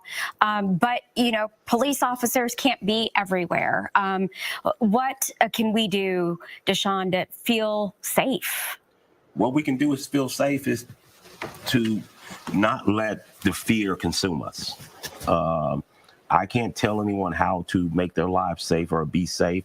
I can just advise you on things that you can do to make your day a little safer. But I don't know the answer to that question. That comes down to the individual, how safe they feel. Some people are safe in certain areas and not safe in certain areas. A lot of times it's perception of what is safe. So there's a lot of things that we're going to go through and reevaluate as individuals, where we work, where we live, where we shop, where we take our kids to play. We're going to start reevaluating all those things and kind of make a decision from that standpoint, what is safe to us. Right. So when the first call went out, Deshaun, did everyone just respond to that scene so quickly? Or how would they work with all of the different divisions to get officers there as fast as possible? What you'll have immediate response from the area coverage area in the immediate area. Okay. Then you'll have the secondary area. They'll pull officers from other areas. So there are codes that they use, active shooter codes on the radio, so they understand and ask for more assistance. So other districts are do what's called other areas, and you'll have other law enforcement agencies that will step in also and help with coverage. You'll have Shively, you'll have J-Town, you have St. Matthews that will step in also and help with coverage while these officers are pulled downtown to handle a threat downtown. So initially, this was an active shooter, is what the report came out as, and then they changed it to active aggressor. What is the difference between that? Can you explain? An active shooter is that in progress. That means there's someone there with a weapon that is actively taking lives or attempting to take lives. That is an active aggressor is someone there who is showing those tendencies, but not has escalated to that level yet. Oh, okay. It's interesting that it started off as an active shooter and then it was an active aggressor. What would that tell you? But it depends on who made the call. Sometimes at this point, when you start hearing gunshots and things you will get a lot of people calling in and you'll get a lot of different information. It's the job of the first officer on the scene to assess the scene and report back what is going on the ground. We've been talking about this, but for folks who are just joining us, Deshaun, explain to us what law enforcement is doing right now as far as looking into the suspect. Right now, it's the evidence collecting part of the investigation. They will kind of retrace the shooter steps. They will work backwards from the time the shooter entered the building, where they came from, where they parked at, how they get there, was there any information that the shooter left, whether there's a note, was there an email, anything on social media, was there anything left in the shooter's home, was there a problem with the shooter before the work. So now it's interviewing and investigating and collecting the evidence. And as far as the victims go, notifying a family member that their loved one was a victim, that is just, there's no words. How does law enforcement go about doing that? Well, it's even more difficult now because now with social media and Twitter and all these other devices, information gets out a lot quicker than law enforcement wants it to get out. But when you have to go and notify someone that your loved one has been involved in a tragic incident and they may not be coming home, that is the toughest part of the job. That is the part that really tears at you because you know that it's no fault of their own. Yeah. They just got up this morning and go to do their job that they enjoyed, they loved, and they were paid to do, and someone else has made that possible that they won't come home. So that's the hardest part, because when I talk about it, I feel it also because I've been there, and it's difficult to deal with. So I do not want to be in those officers' positions to have to make that call, make that visit. You've made that visit, and you've also been shot in the line of duty. So I know that you are also feeling for these officers who were injured today. I do, because I know what they're going through. I feel their pain because no one wants that knock on the door and say, come with us. Your husband or wife or your spouse has been involved in something and we need to get you to the hospital immediately. That is the most heart-wrenching thing in the world. And it does. It hurts. It really hurts. But at the end of the day, the officers now in the immediate area, the secondary area, they know they still have a job to do. Okay, we're going to be talking to Congressman Morgan McGarvey, shortly from Washington, D.C., but he did point out, too, that we're going to be learning the names of those people who were killed and those who were injured. And as he said, you know, this is a small, big town, and so many of us know people perhaps who work in that building, someone who was there today. Imagine how scared you must have been if you had a loved one there and you heard about this mass shooting going on right there at 333 East Main Street, the old National Bank building. Now, some of the people were taken across the street right there to Louisville Slugger Field. So certainly a case like this, it's helpful to have a facility like that to go to bring some of the other people there to get them out of that building, right? That's correct. They'll locate the management of an adjacent area. That they'll set up a command center, but they'll also set up an interviewing and assessment center in another location where detectives can interview, or people can be treated, or people can contact, because some people may have run out of their offices and left everything, so they have no way to contact their loved ones. So this creates an area for them, where a controlled environment where they can be in and make those calls and assess, and they can start assessing the needs of the victims at that point. This is video that we're looking at. This is not a live picture, but that is what they had set up there. This is a mobile command center, but then they moved it out of that way. What kind of things would they use that command center for? That command center will be equipped with just about everything. You can run telephone communications assessments on the ground. The commander at that point in the command center is kind of the point person that knows everything that's going on, what districts are being covered, what areas are being covered by what officers, who's on the ground, who's in charge of certain areas. That allows them to be on the ground and have full control of the situation going on around in the immediate area also. When officers are trying to get a search warrant going for situations like this, what sort of things are they asking permission to look at? What they're asking is electronic, because the search warrants have to understand what you have to have in it, what is being searched, physical areas, what physical areas did they have, house, room, car, what cars are registered to this person, bank accounts, what is social media, all those things that's going to ask the judge, say, this has just happened, we need to access this at this point. And they'll run down a list, and they have a standard list of things that they want to look at to create that timeline and create that whole evidence timeline. It's going to take a lot of work ahead for them. And unfortunately, with everything going on, and this is a continued problem, they have it down to a science at this point. And it's sad to say that we have that policy in place to where we have an active shooter process in place, but we do. And I'm sure LMPD has great men and women on the ground right now who are handling that as we speak. Right. If you're just joining us, we know that you normally are watching Listens Live at this point, but I'm Shannon Kogan alongside Myra Ansari and our Wave News safety and security expert, Deshaun Johnson, as we're staying on top of this mass shooting that took place this morning at 8:30 in that building right there on East Main, the one to the right. It took place inside that building.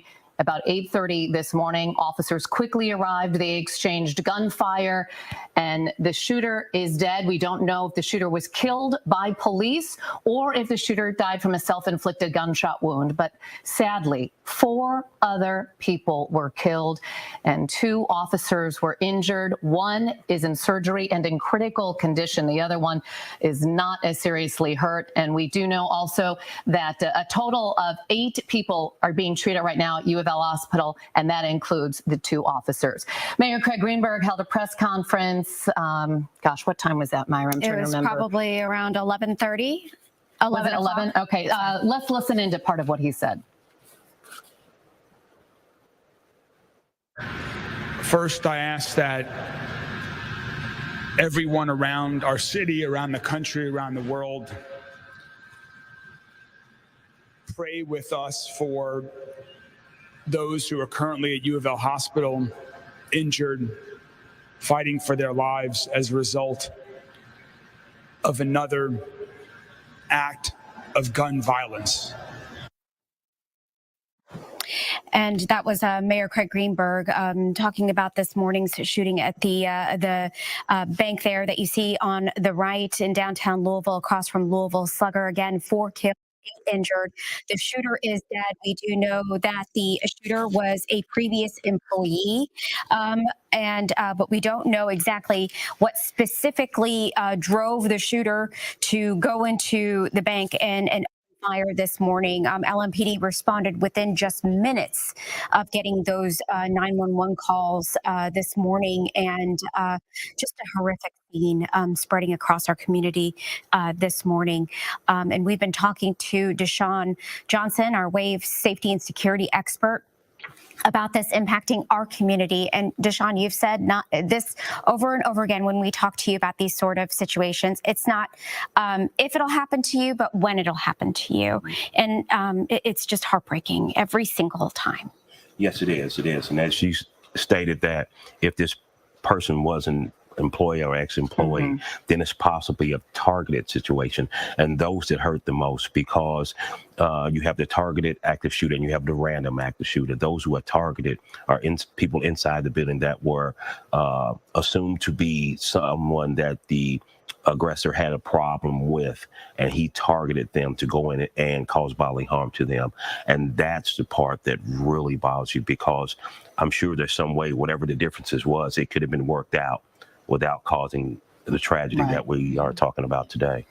One source told me that on every Monday they had a standard meeting that would take place at the bank. So I'm sure we'll learn more. The press conference, LMPD is going to be holding another one today at 3 o'clock. And then there was another situation at JCTC that we heard about too. At first there were concerns that that was another mass shooting, but it was a shooting that took place. We're still gathering information about that, but the alleged shooters took off before police could get to that scene. We don't believe that they are connected at all. So. Yeah, LMPD is saying that this in the Old National Bank building shooting, that person acted alone, was a lone aggressor. And again, LMPD asking people stay away from downtown. As you look in this area, you can see Main Street right up there on toward the top, and no cars are on that right now because police have blocked off many roads in our area. And they said that this investigation is going to go late into the night. It's not going to wrap up anytime soon. So a lot of work ahead for these officers as they're dealing with so much grief themselves. Yes, especially when one of their own is involved. And that's the hardest part, because you are still thinking about the injuries to the other officers, and that weighs on you. But you still, as I said, have a job to do. You have to process the evidence and go through that, because as you say, being a small city, it is also a small department, and each one of these officers, one way or another, are connected to one and each other. So I'm sure that whoever the injured officers are, they're connected to all these officers who are out there on the ground right now. Officers routinely go through active shooter training. That's a part of how often do they go through that sort of thing? It just depends on how it's set up. From each department is different. Each department is different with the active shooter training and how they train the officers and how they retrain them. It's different from each department. So there's no set way you have to go through it, but it's different for each department. Okay. Well, Deshaun, thank you again. You'll be staying with us as we continue to stay on top covering this horrific situation from this morning in downtown Louisville, leaving 4 killed, 8 injured, and the shooter also dead. I'm Shannon Kogan, and alongside Myra Ansari and Deshaun Johnson here, want to thank you for joining us. I'm going to hand my microphone over now to Wave News anchor John Bull, who is here for continuing coverage on this. And right now, here is Brian Good to give us an update on the surrounding areas when it comes to traffic. All right, thanks, guys. Here's where we stand on this. Again, we are still waiting word on any additional changes to this. It'll happen. I'm sure there will be as the day evolves, but it still stands that really it's the center portion there of where the incident took place there near on Main Street near Slugger Field between Hancock and Floyd. That area certainly is blocked off, but there is a lot of traffic in general in downtown streets, as you might imagine. A lot of folks kind of maneuvering around. The interstates are in good shape. It's all surface streets right now as far as the traffic that has been building up. So just be a little patient. If you have to venture to downtown and you're waiting for loved ones to come back home from either a place of work or from maybe a doctor's office or a hospital in downtown, the main area that's closed off is right there on Main, right at the point there of Old National Bank at Slugger Field, all the way down to Clay. And of course, this is a one-way street, so all the traffic, of course, they don't have to expand it too far out, but it's certainly a lot more detour. You'll see those set up as you get through the city, kind of surrounding that spot. Of course, we're still waiting word of the incident that took place there at 8th. And Chestnut was not at JCTS, but it was in that area.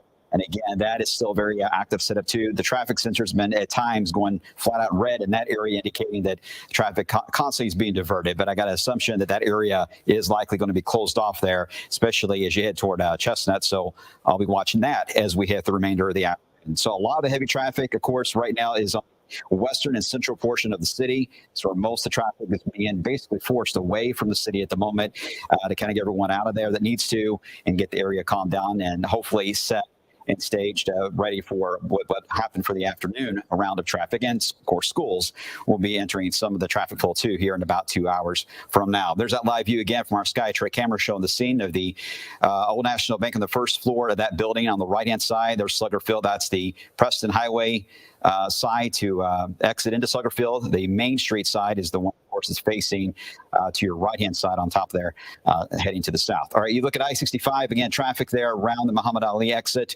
Everything is light. It has calmed down quite a bit in downtown the past 2 hours, especially. We've seen traffic really thin out in that area, and that's the case in Louisville. Yeah, I'm watching it carefully. I'll know if there's, again, changes on some of the streets, changes and closures, especially as we try to see what happens here with the additional traffic being added into the mix for this afternoon. John, Bo, and Myra, I'll send it back to you. All right. Thank you so much, Brian. We just got a tweet from Mayor Craig Greenberg saying that they've set up a family assistance center for anyone involved in today's shooting at the Kentucky International Convention Center at 3rd and Market entrance. Victims and family members, please go to this location for updates. So that's just coming in from the mayor. Okay. Further complicating matters today has been a shooting at 8th and Market. Many of the officers who were on scene responding to this mass shooting had to rush out and deal with that. Let's get out to Mark Stevens to learn a little bit more about what is going on at 8th and Market.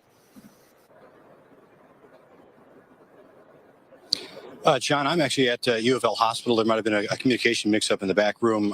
What I can tell you is when that shooting occurred, there were a number of officers who were here at the hospital that ended up taking off lights and sirens. We saw officers who were running to their squad cars so they could get to that scene. Then later we learned that LMPD told us that while there had been a shooting, was not another mass shooting, and that the suspects had actually run from the scene.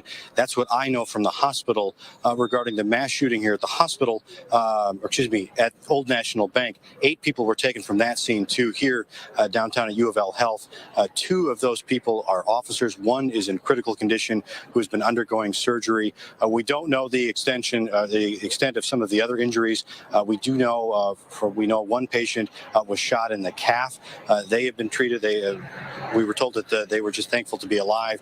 As we've been watching this, we've seen Mayor Craig Greenberg, Deputy Mayor David James here as well, and then we also saw a lot of the officers. The one thing that has changed in the several hours that have been here, there were crime scene units that were here gathering evidence. We saw them leaving the ER with brown paper bags, we assume with evidence images that they would need to support their investigation. Those units have since left. So at this point, we are waiting for a press conference to be done with U of L Health to give us a better idea of the extent of the injuries that they've seen and have been treating. For now, I'll throw it back to you guys in the studio. This is Mark Stevens outside at U of L Hospital. All right. Thank you so much, Mark. And John, you're just joining us and helping us out with coverage here. Just a horrific morning, coming off of the Easter weekend holiday, coming off of spring break, people going into work on a Monday morning, and then several people not going to come home. You know what struck me this morning is 34 years have gone by, I believe. I woke up it was a Tuesday morning, just like this. A beautiful morning, September 14th, and we all learned about the Standard Gravier massacre. 12 people killed there and 8 wounded. Many lives changed forever. 34 years later, like nothing's changed. At the time, Louisville's mass shooting, that was like one of the top for a long, long time in the country. It is now not even in the top, 20. Yet here we are again, Deshaun. Yes, we are. And I concur with you. I was there on my way to court that morning, and I remember the call coming over the radio, all available units go to Standard Gravier, because we were unaware of the word mass shooting at that time. That was an active shooter, was something that was not in our vocabulary.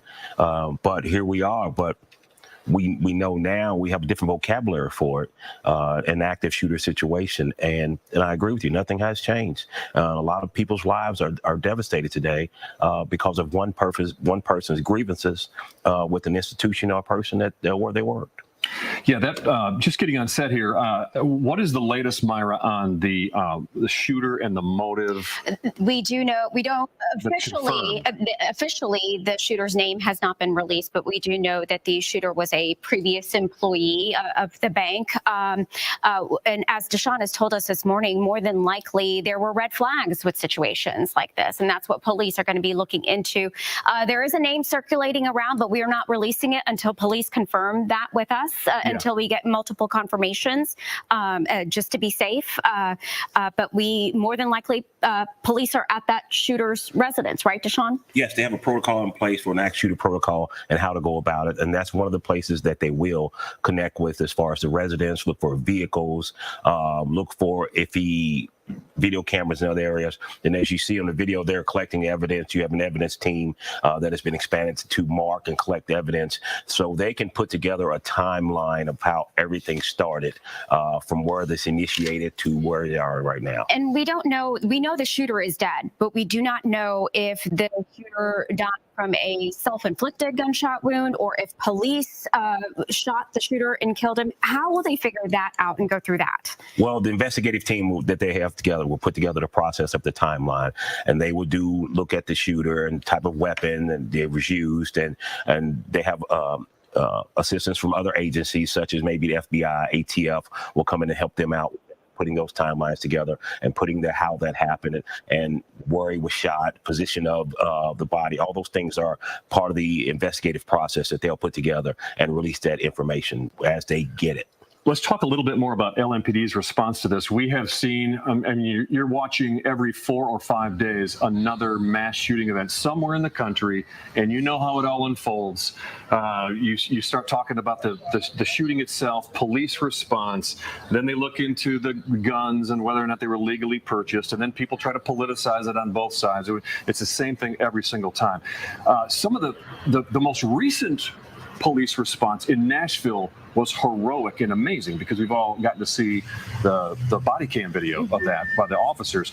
Ones before that have been highly suspect. Obviously, the school shooting, people are still criticizing people about and they lost their job. In this case, it sounds like LMPD was unbelievably heroic with a 3-minute response. And do you know anything at all about what went on from the time they got there?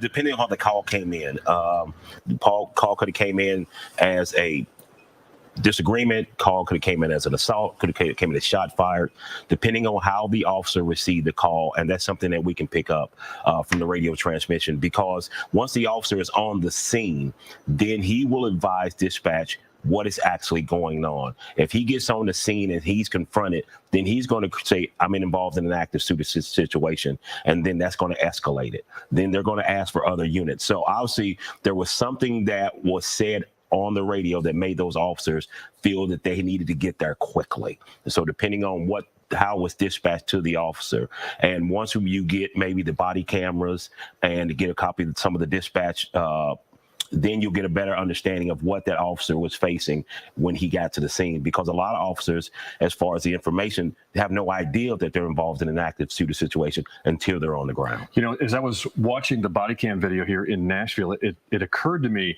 you know, these guys are going through, and you've seen it in the movies so many times, you know, how the officers, you know, bust in the room and case it with the guns. There were, even though this turned out okay and they got the shooter in Nashville, there were so many opportunities as I was watching that where the police officer still could have been shot and killed, even following proper protocol. You know, that moment when they come in the room, if the person's waiting, they could just shoot him right there. Well, the situation that happened where the officer stood down while the shooter was shooting people, myself and a lot of officers had the same thought process. That would never happen with us, never.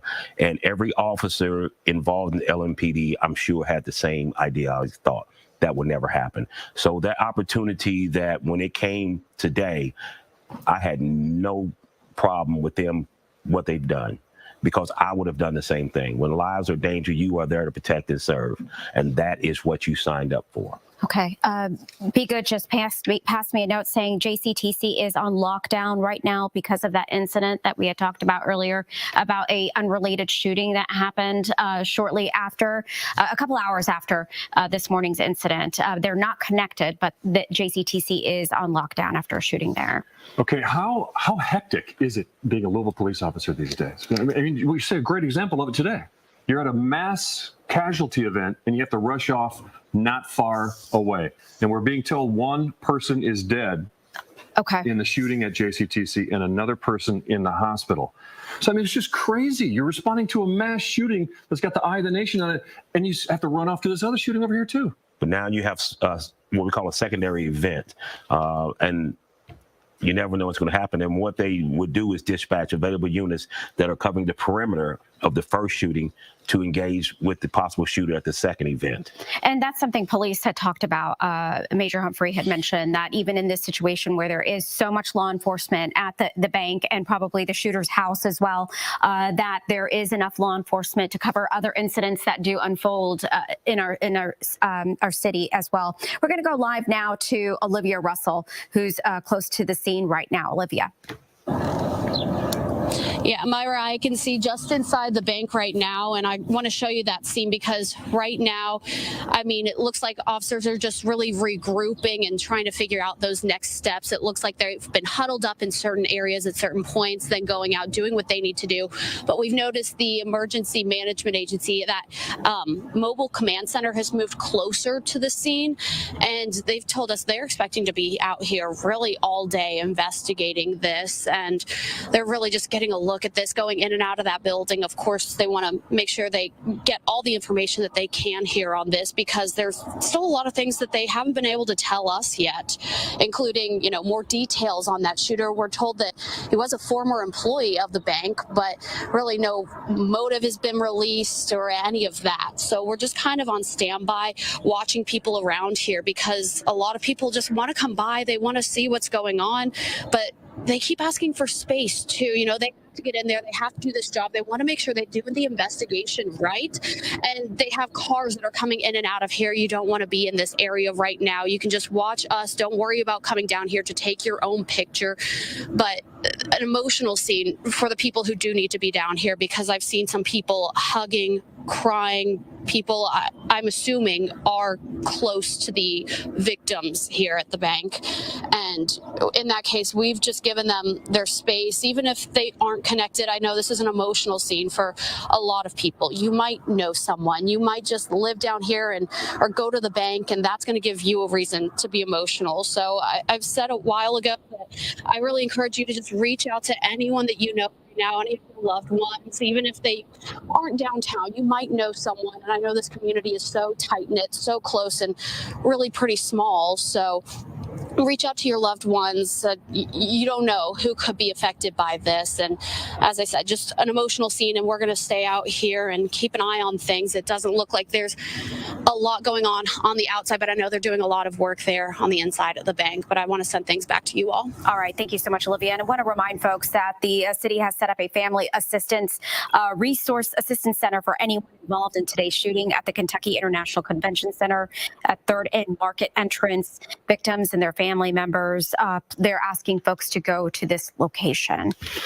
The reason why, when I jumped on board here, that I asked about what has been confirmed about the shooter or not, is because, yes, there's a lot out there on social media, but I received a call this morning from someone with direct knowledge of this who said that this is one of those cases where the shooter had been terminated last week and came into the morning meeting and opened fire. Now, that, again, not confirmed. That is just through a good source of mine. But I want to ask Deshaun here, that the questions will arise then. That happens a lot in our society. And if you remember back to the first many mass shootings we had in our country, that was usually the MO of what was going on. And a lot of companies then beefed up their security. There will be questions asked about security here at Old National Bank. But what have we learned in law enforcement over the years about situations like that where people mentally unstable have something happen to their job status and then come back firing?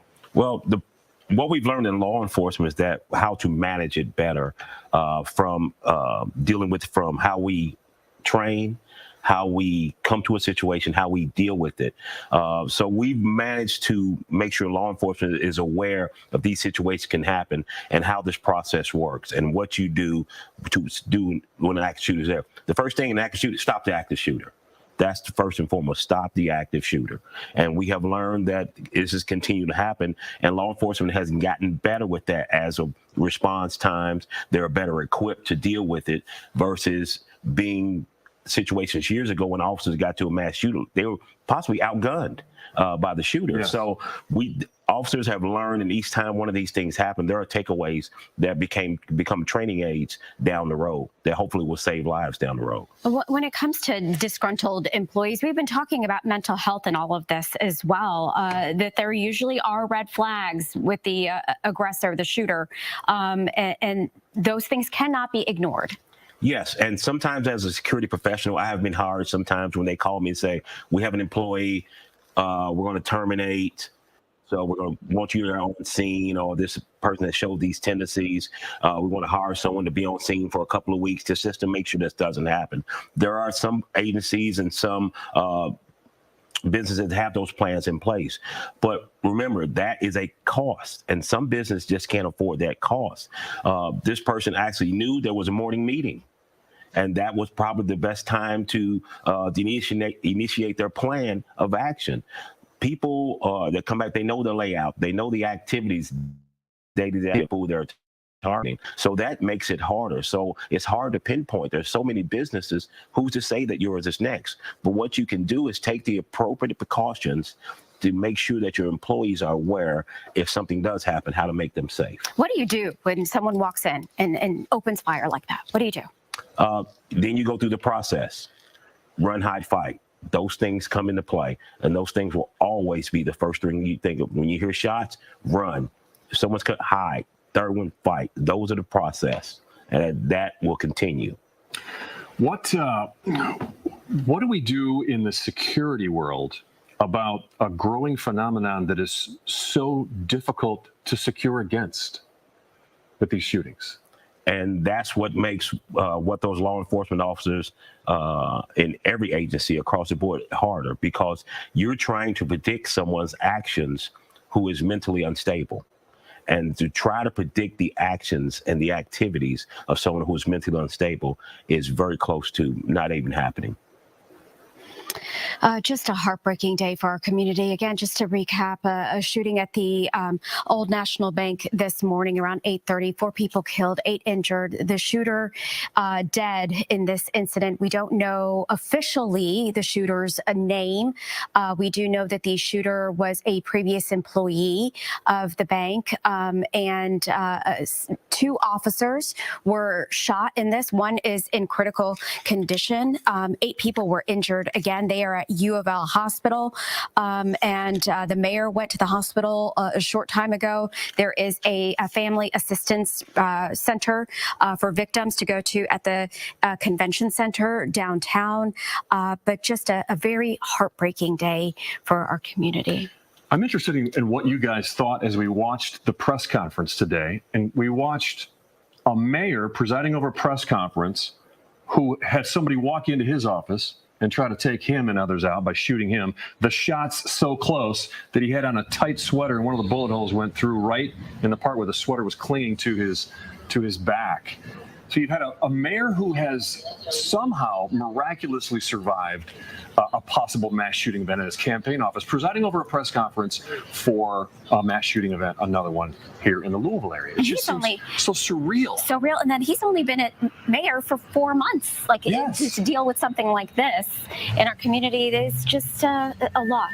What thoughts are going through your head when you're just watching this man already off to this kind of start after having something like that happen to him? Well, being involved in a shooting event, all the emotions come back.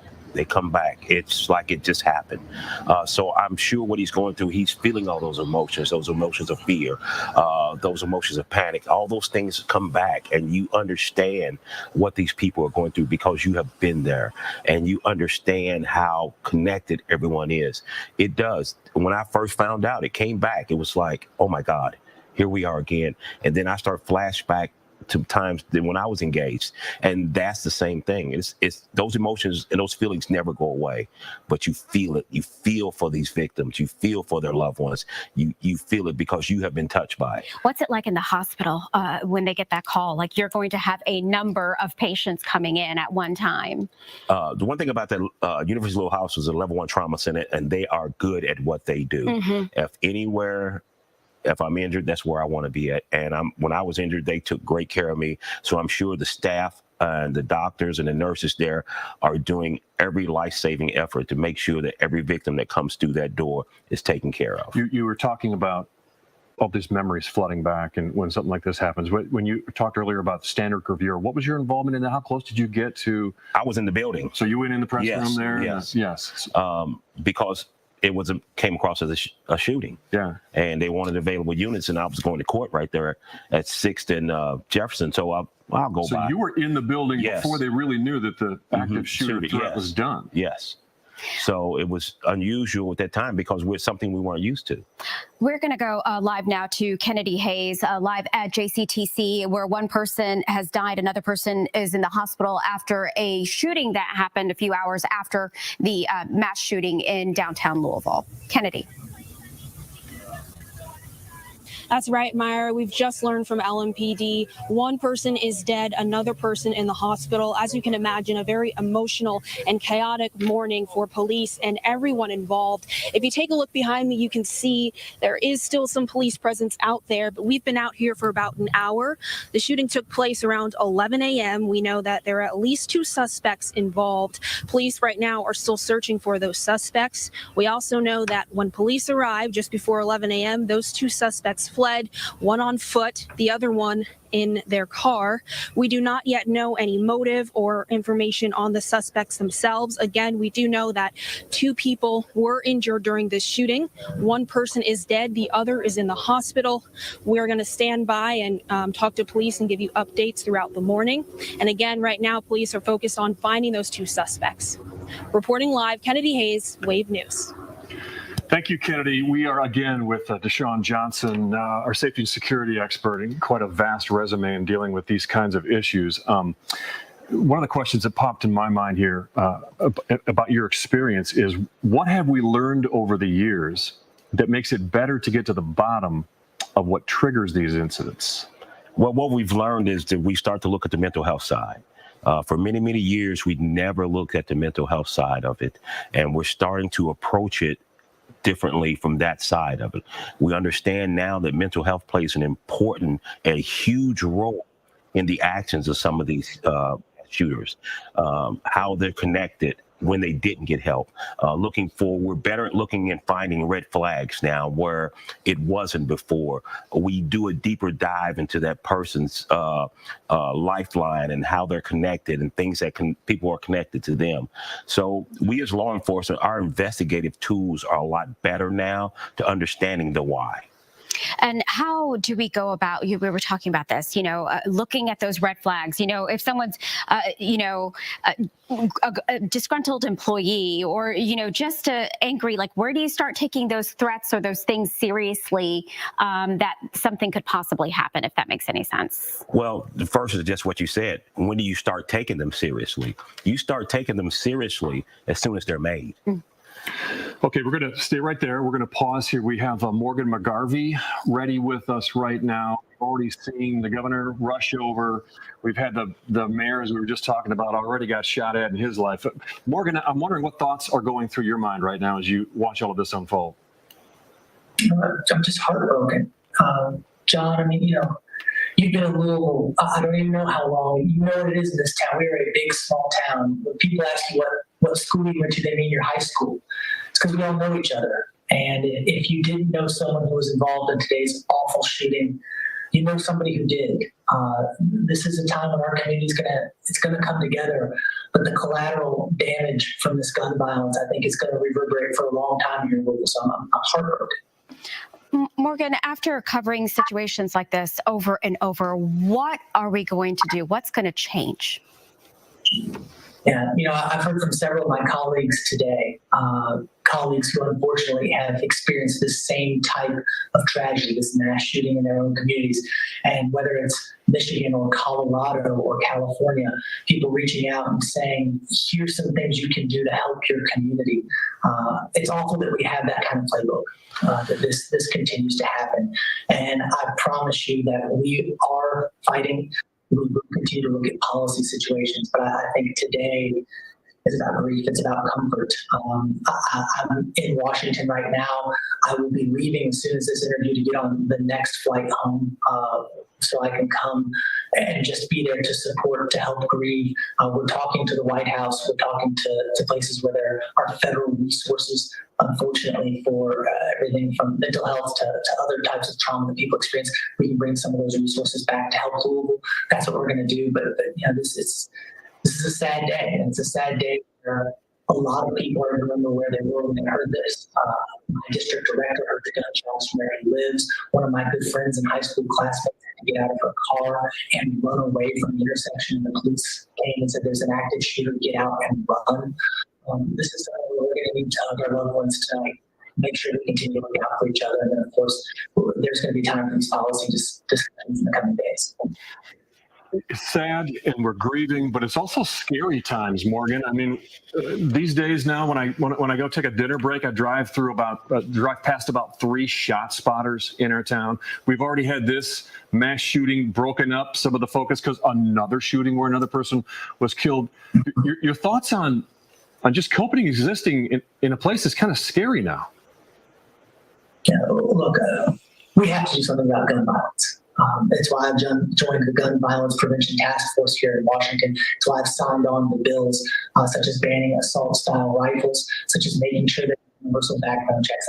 I'm not going to accept there's nothing we can do to keep this from happening. Unfortunately, now the tragedy of the mass shooting has reached our community in Louisville, and it's horrible. It's awful. When the names of the victims start to come out, we're all going to know people on them, and there's stuff we can do. I believe there's more we can do. We can do to address everything from mental health to public safety to guns, and we will. But I think right now it's wrapping our arms around each other, dealing with the grief, and making sure that people are okay, and the first responders, make sure the first responders who ran into this situation, who, without doubt, lives, making sure they're okay and dealing with the trauma and stress of it. I think we often hear the questions like, when is it going to end? When is it going to be enough? When, and that's just one of those questions that we never seem to get an answer to. It doesn't seem like it's going to end. But what is the first best step, in your opinion, Morgan, that we could take, at least as a community in Louisville, to try to at least reduce the chances that you're going to go into work on a Monday morning and get your office shot up like this? Yeah, no, I've been working on this for a long time, and John and I, you all probably know, over in our community, we lost who survived a mass shooting in Cincinnati as she was walking into work and was shot 12 times, miraculously survived. She and I drafted a bill in the state legislature in Kentucky, the Crisis Aversion Rights Retention Order, that would actually help take firearms temporarily away from people who are experiencing crisis.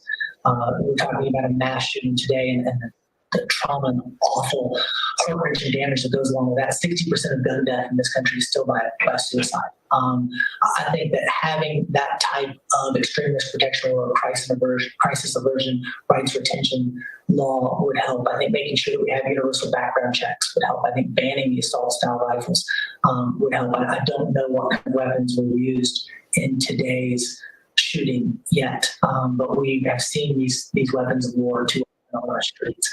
I think there are steps we can and should. We know what they are. We know what they are, and I think that we have to have people willing to do those things. It doesn't appear like it's going to happen, though, does it? I mean, every time these things happen, nothing changes. So, I remain optimistic, and I'm going to remain optimistic on this. In the last Congress, the 117th Congress, they passed the first gun legislation in the last 30 years. And did it get everything? No, it certainly didn't. But it's a start. And I think how we start is to have these conversations honestly. right? And part of having an honest conversation is listening honestly and listening to the steps that we can take, right? That will make our communities safer while preserving rights. And so I think that those are conversations we can and should continue to have. And I can tell you it's certainly what I'm going to continue to fight because my kids were actually with me in Washington today. I had to leave and come back to the office now and get on a flight on the way home. And when I told them, I felt like I owed an honest explanation. Why am I leaving? And I told them there was a mass shooting in Louisville. And my twins, who are in 5th grade, just grew ashen. And the first thing they said was, oh no, was it at a school? We shouldn't have that kind of commonality where our kids, when they first hear there's a shooting, believe it's at an elementary school. Wow. I'm going to fight.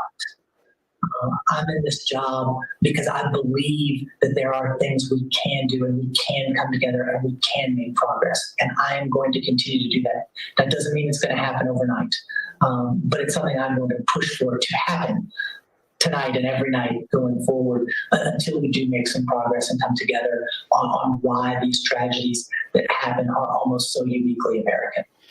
Morgan, we've been talking about mental health, but just kind of talk to us again about what we need to do to help people who are struggling so we don't have situations like this, so we can prevent situations like this. Yeah, be vigilant, be on guard. If you think someone's in crisis, help them out, right? Help them out. Let somebody know they're also far too often goes. As for today, I know that the mayor is setting up something at the International Convention Center. I talked to the mayor this morning for families, for people who are struggling with the aftermath of today's trauma. But if you know someone who is going through something and is maybe saying things that make you uncomfortable, don't just sit on it. Right? This is not the era. This is not the time to think, oh, nothing bad will happen. I think we've now seen in Louisville, Kentucky, right, which I'm a lifelong Louisvillian. I went to Manual High School. When I got married, I married a Missouri girl, and unfortunately she came back to Kentucky. We're raising our kids here. This is my home. We've not seen something like this in a long, long time. When we say it doesn't happen in Louisville, it's because it doesn't happen. And now our community has been rocked by this as well.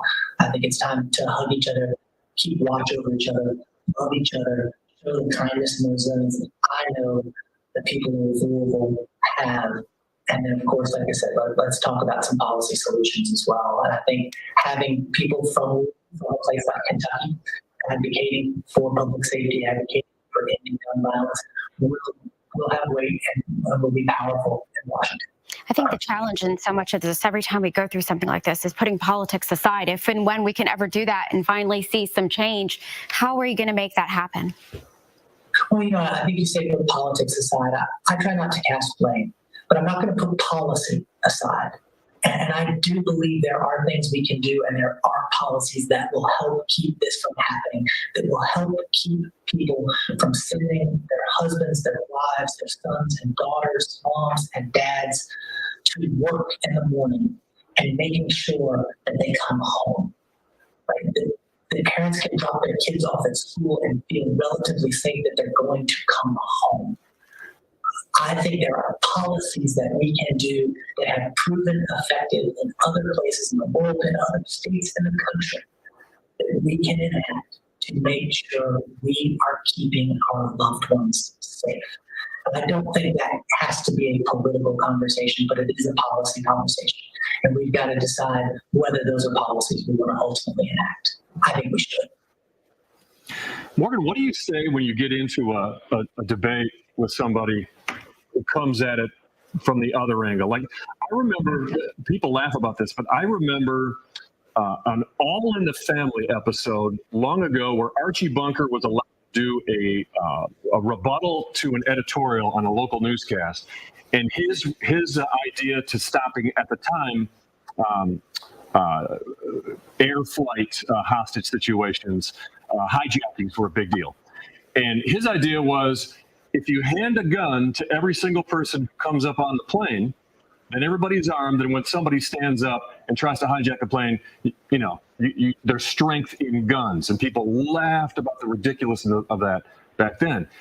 Now, over the decades, there's been kind of a movement to maybe a safer society. Maybe Archie Bunker wasn't so crazy if more people are armed. I'm interested in your thoughts on that growing movement actually toward that bizarre moment in TV history way back when. Well, look, there are already more guns than people in this country. And you know what's happened? We're not getting safer. What we're seeing is a rise in violence. We're seeing a rise in mass shootings. We're seeing a rise in gun-related deaths that is unlike other places in the world. And so we can't respect people's rights while also recognizing that those rights aren't absolute, that you're not eligible to have a tank that you can drive to work, that we don't allow you to have just rocket-propelled grenades or anything like that, that there are certain people, like universal background checks, right? This is something that enjoys over 90% support from the American public. That just a basic background check to see that you are someone who hasn't committed a crime, who hasn't done something wrong, that you're eligible to buy a firearm. That is a common sense gun reform. It's absolutely something we should enact. I think banning assault-style rifles. These are weapons of war. People don't hunt with these guns.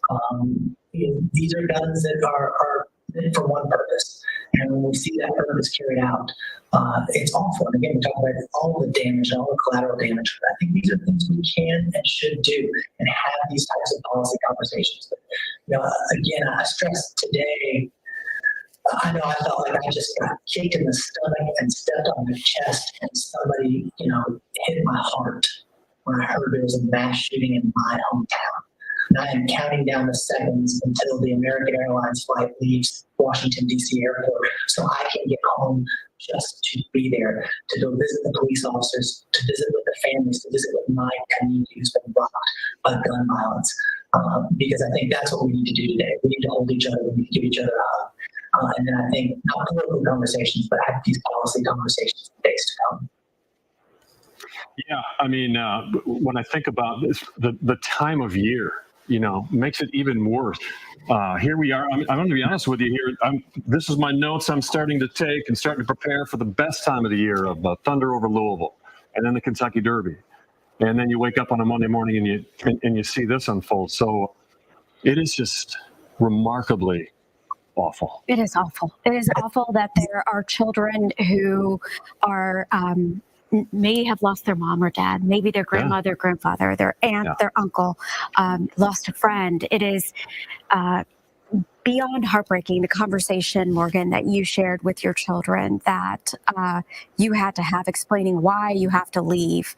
And I'm sure many of us, when we go home tonight, if the TV's on, we'll have to explain it to our kids about what happened.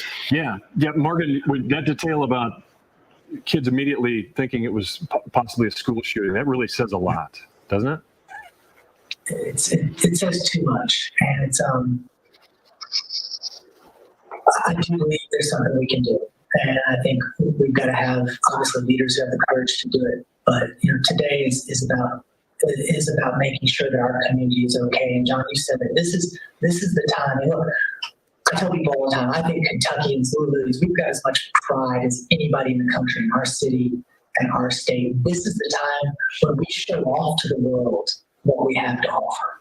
And instead, the world is saying, it's another mass shooting, this time in Louisville, Kentucky. And it's heartbreaking. It's awful. And I know that our community will come through this and will be strong, but there are people whose lives are forever changed. And Myra, as you said, without doubt, someone lost a parent today. Without doubt, someone lost a child today. We know that loved ones, friends, family in our tight-knit community are going to be grieving, and this grief's not going to go away soon. Okay. Morgan McCarthy, thank you for sharing your thoughts with us on all different facets of this and how it is personally affecting you and your family as well. We look forward to seeing you here and we will continue pushing forward. Thank you very much, Morgan. Thank you, guys. Deshaun, we've been talking to you all morning about this, and it's just, I think like when I said that I have to talk to our kids about this, like, yeah, it kind of made me feel sick because I feel like we have to protect their world. There's some little kid out there that is just going to be devastated that their loved one, their mom, their dad, there's someone isn't going to be home. And that is just heartbreaking. When it comes to education of children and things like mass shootings and safety, like how low do you go and how do you tailor your efforts the younger that you go? Well, we used to go higher, but as these incidents continue to occur, we have to go lower with our children at a younger age, because we're coming off one of the most coveted holidays of the year, which talks about love, and we wake up Monday morning and here we are. But we have to understand that kids are more perceptive now than they were. The world is opened up to them more. Mm-hmm. We have first responders, law enforcement people, people just going to work. Now their kids are going to be looking like, are you going to be okay? Yeah. They'll be worried if mom and dad are going to come home. Okay? Are you going to be okay? Because in school, we had to go through an active shooter training. Because the schools are putting those in place now. So educating your kids is a parent decision. I'm not going to say what age you should start, but I'm thinking you should start quite early. All right. Okay, stand by. Yeah, we're going to go to, you heard us talk about Whitney Strong several times this morning. Survived a horrific shooting a couple of years ago. Morgan McGarvey also spoke about change that he's worked with her about gun violence and what she's been through. Well, let's just first of all talk about the first thoughts that went through your head when you first heard the news this morning. I thought, I can't believe it's happening again. It feels like it's unescapable, and now it's happening in our city. And then my second thought was to think of everybody impacted and to pray for everybody that's impacted and pray for lives to be saved. Whitney, for people who don't know your story, briefly take them through what happened to you and how events unfolded and what you did. So my shooting was on September 6, 2018 in Cincinnati, Ohio. It was eerily very similar to what happened here today. It was at my workplace, a bank, and I expected that I was walking into work to do my job, but instead I was one of the last people to walk into a mass shooting that had erupted that morning. And by the grace of God, I was rescued by the heroic Cincinnati police officers and whisked away to the heroes at University Hospital in Cincinnati who ultimately saved my life. And my story is unbelievable. I was shot 12 times. None of those bullets had any major organs or arteries. And it was in that moment of realizing that I would survive, that I would get back to my children, to my husband, my family, that I and my husband decided that we would do everything we could to make sure that we prevent this moving forward. And it's hard for me because in moments like this, I know that we haven't done enough collectively. We all haven't done enough to stop this. Well, okay, let's go over the wins and losses. First of all, your victories that you have celebrated on this long road. Yes, thanks for keeping it positive. The biggest success that we've seen in the last 4 years is the passage of the Bipartisan Safer Communities Act. We worked closely with Senator McConnell and other U.S. senators to make sure that we had the bipartisan team necessary for that law to be enacted. And there are many provisions within it, but all of them bipartisan in nature, and thousands of lives will be saved as a result. At Whitney Strong, we also believe in the importance of making change within our communities as individuals, as leaders, as business leaders. And so we have a program called Save a Life, where we have trained over 1,000 people between Louisville and Cincinnati on evidence-based trainings that can make their communities safer now. And so we really come at this issue from all angles, bringing everyone together. And we have seen big wins, but in moments like this, it doesn't feel like enough when mass shootings hit your backyard. What are the biggest losses? What is the biggest mountain you face? The biggest mountain we face is bringing people together on this issue that is too often viewed as a political issue. Now, I can give you many pieces of data to show you that that's not actually the truth, that there is bipartisan support on both sides of the aisle for many policies. But too often, after these things happen, they become political in nature and progress is stifled. And so as an organization, we fight against that. We provide access to data. We work exclusively with bipartisan teams of lawmakers to show that there is hope and there is room for change. But it's a difficult fight, and we need more people to join in with us.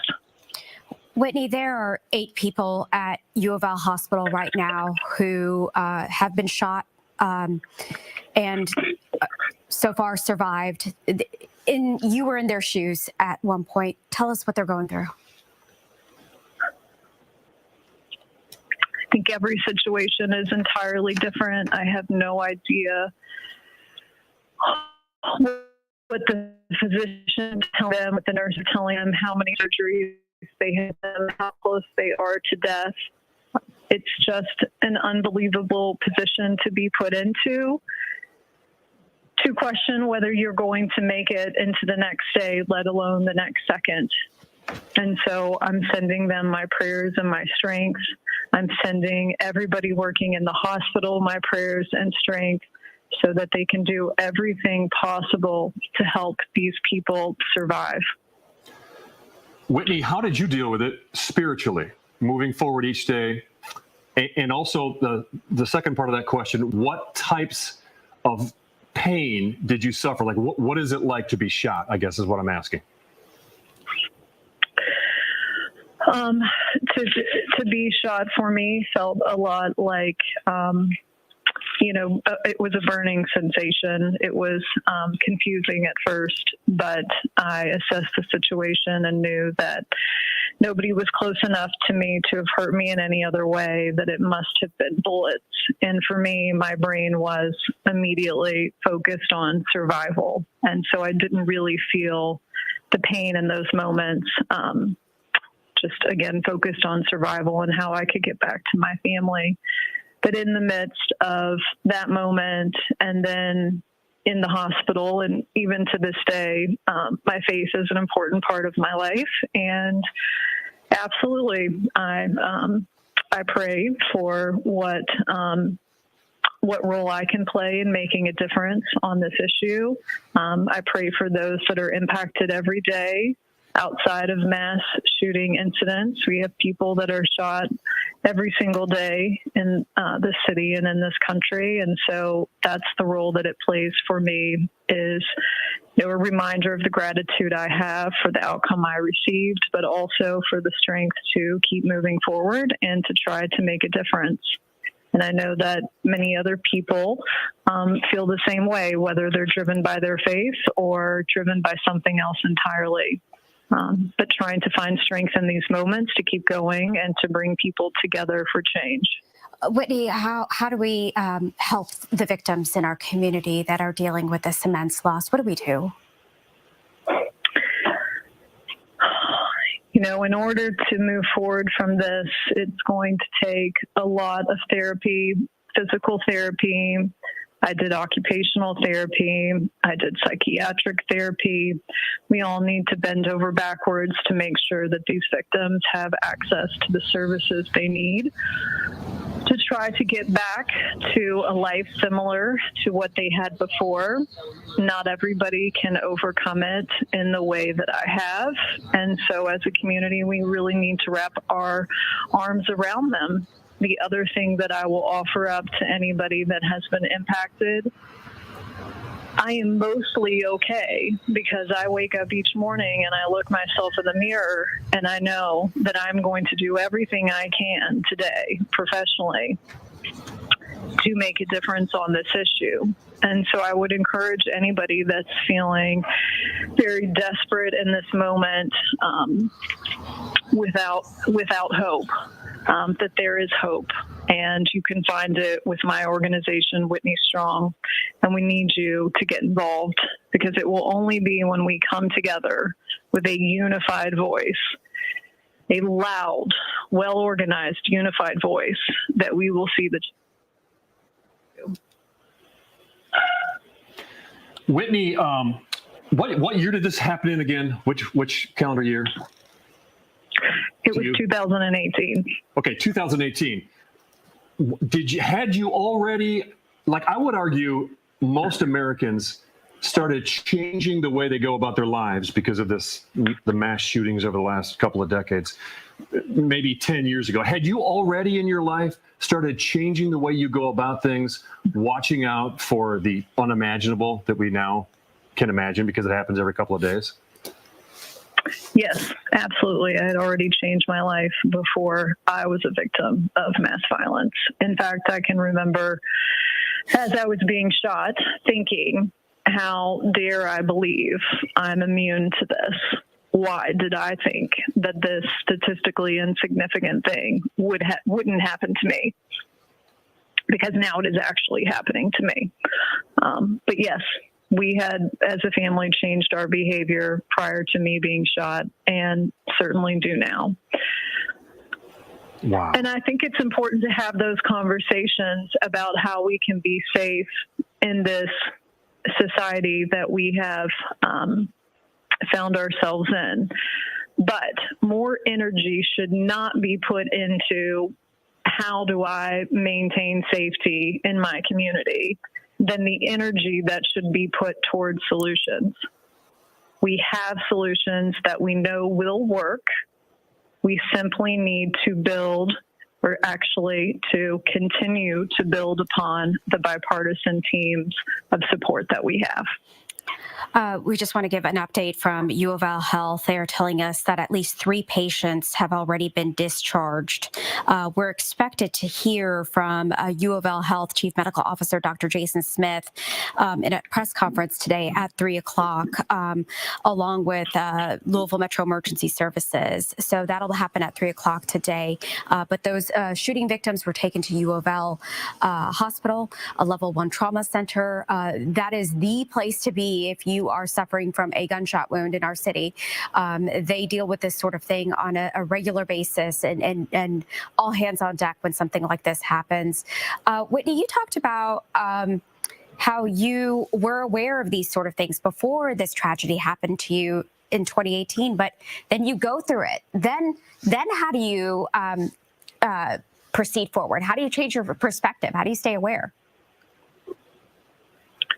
I think it's different for everybody as to your level of comfort. Personally, I prefer not to be in highly populated areas. But I know that it is not just me.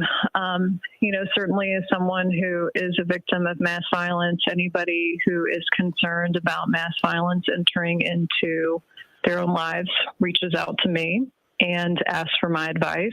And I can tell you that there are many, many, many people in our city and across the country that are concerned about being in highly populated areas. But, again, putting more energy into this conversation is somewhat futile. What happened this morning wasn't necessarily a highly populated area. It was just people going to work in the same way that I was just going to work on September 6th. I think we should all put all of our energy and our conversation into what solutions can prevent this moving forward. because that is the society that we want to live in. We do not want to live in a society where we are all second guessing if we should hang out in highly populated areas, if we shouldn't do that thing with our children. Mass violence. I know that we cannot live in a perfect world. We cannot reduce all harm. But what we are experiencing in this last decade is unlike any other decade in the history of the United States. We don't have to live like this. So again, I'm going to keep pointing us back toward, let's talk about solutions. And one of those solutions should not be that we all hang out in our houses and never go anywhere for fear of mass violence. Okay, Whitney, Austin, thank you so much for talking with us this morning, sharing your story of tragedy and survival, and thank you for your time today. President Biden just tweeted about today's shooting. It says, once again, our nation mourns after a senseless act of gun violence. Jill and I pray for the lives lost and impacted by today's shooting. Too many Americans are paying for the price of inaction with their lives. When will Republicans in Congress act to protect our communities? Yeah, a lot of tweets you're reading today, just like that, the thoughts and prayers tweets.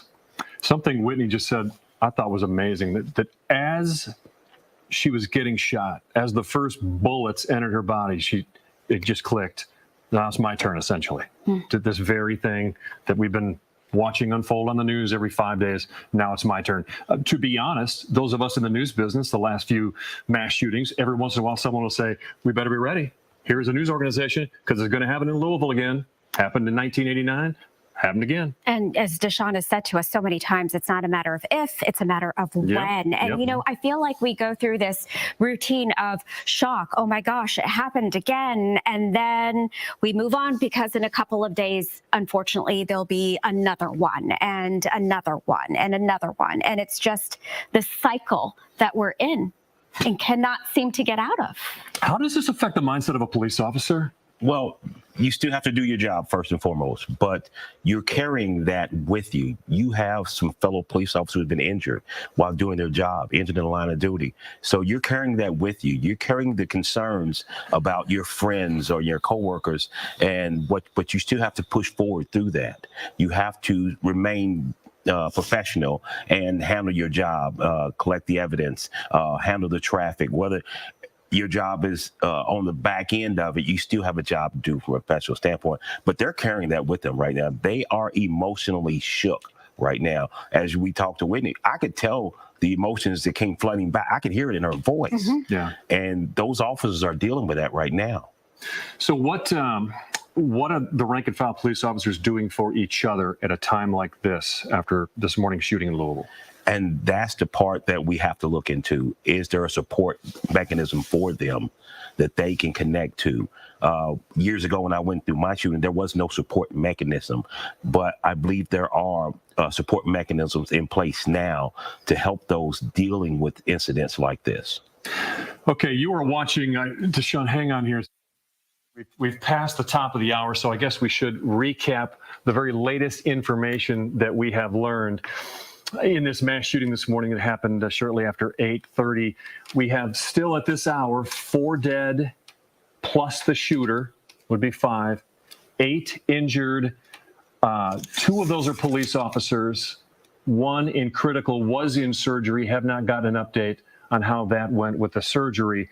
One of the big parts of this story, as we've started to learn the details, were the heroic actions by Louisville police. Got there in 3 minutes, obviously risking their lives and getting in. And we don't know if they took down the shooter or if it was a self-inflicted gunshot wound by a shooter who knew the jig was up and it was about to come to an end. The governor hustled over here, told us a close friend of his did not make it. He's having trouble wrapping his arms around it. The governor pointed out that his campaign for attorney general, which was one of the building blocks on his way to becoming governor, was out of that very same building. He still calls Louisville a safe community. And he said we saw the best from the police today. Yes, and you know, when you think about 3 minutes responding, that is very quickly. when officers entered the bank, there was still gunshots going off, and we don't know officially much about the shooter. We do know that he was a previous employee. Police have not officially released his name or a possible motive, but Deshaun, in seeing cases like this, where you have a previous employee who goes back into their workplace, obviously there is some sort of this person is disgruntled, this person is upset, this person is going after people. And knows the lay of the land, knows the lay of the land, knows where certain people sit, stand. They know Monday morning there's a meeting, so everybody gets together, and they know what time that's happening. So this sort of thing can be very mapped out and calculated. Yes, it can. And as you know, it's a previous shooting. The young lady had diagrams of the school. And there are people who return to work. They know where certain people are going to be at a certain time because they were part of the mechanism for a while.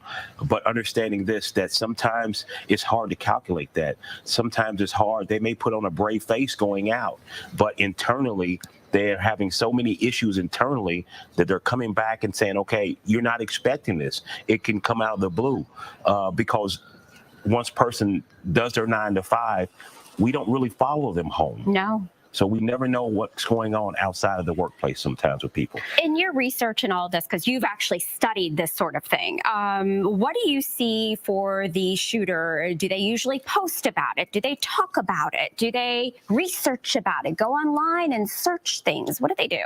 Yes, yes, and yes. A lot of times they will post, and they post it in certain ways to a suggestive.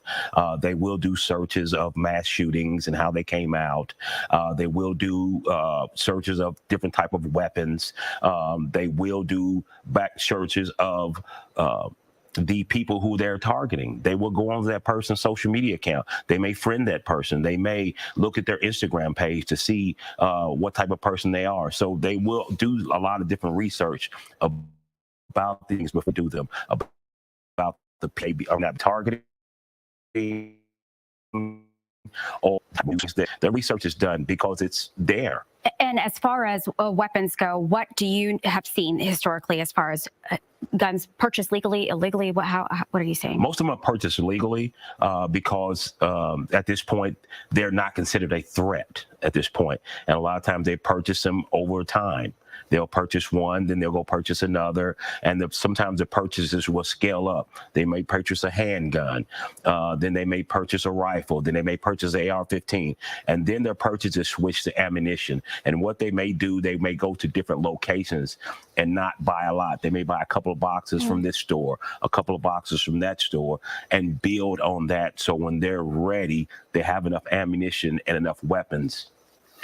If you are just picking up our coverage here, we're talking with Deshaun Johnson, our safety and security expert. We go to him for a lot of different news stories and a lot of different case scenarios and all that. And I guess I need to ask you specifically, if you're in something like a morning meeting, I'm going to again say we've had no confirmation on who the shooter is or whether it was in fact a disgruntled employee coming back to a meeting and opening fire. But if it was, or if you're in a situation like that, in a specific thing like a morning meeting, and someone comes in armed and starts opening fire, specifically, what exactly should you do?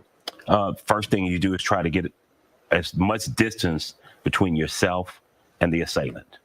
Distance, as much distance as possible between yourself and the assailant. The second thing you would try to do is get as much barriers in place between you and the assailant. All right, this is a picture. We just got word that Mayor Craig Greenberg is leaving U of L Hospital. I'm assuming that he was meeting with the officers, the families, the victims who were shot, meeting with doctors there. We know that U of L Health is going to give us an update at 3 p.m. today on the status of the 8 people that went to U of L Hospital. Okay, live picture there. We had to bring you up to date on that. Now, continue your thought. I interviewed several people in the Standard Gravure massacre who thought a table might help them, but it didn't. The gunman shot right through the table at them as they were hiding and trying to get a table put between them and the gun. Yes, you want to get as much coverage between you and the gunman as possible. You want to get items that bullets won't penetrate, as walls are really thick desks, things that they can't penetrate through. So those are the things that you want to do. You want to access those as quickly as possible. And you also don't try to investigate. A lot of people, sometimes they will hear something and the first thing they would want to do is go investigate. Or whip out their phone and start recording. How is it? That's the society we're in, right? Which puts them in a greater threat instead of getting out, getting away, creating that distance. If you create that distance, because the shooter had known they have a limited time. And if you create time, as much distance you're creating time between you and them with something that they know they don't have a lot of.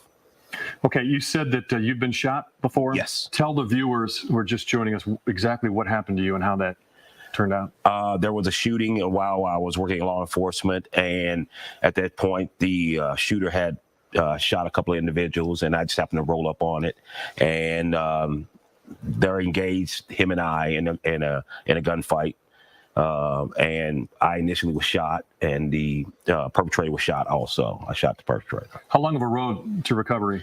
It was quite a road to recover, and the road recovery still continues to this day. To this day. How long ago was it? To this day, that was 20 years ago. Yeah, 20 years ago. And to this day, it still continues. Because physically, mentally, both? Both, because your injuries heal, but they're still there. Mentally, you still have the dreams, you still have thought process you go through, and things like this happen today that brings back that flood of emotion. It instantly took me back to my engagement at that point in time. Okay, so we don't know very much about the circumstances of this shooting. We don't know a lot about the shooter. Actually, we don't know a lot about some of the very key components here, because you know how this will all play out. In all these mass shootings, we learn as much as we can about the shooter. Then we find out about the weapon or weapons, and then you find out if they are legally purchased or not, the scenarios in which those were purchased. We usually hear sooner rather than later more information about the victims.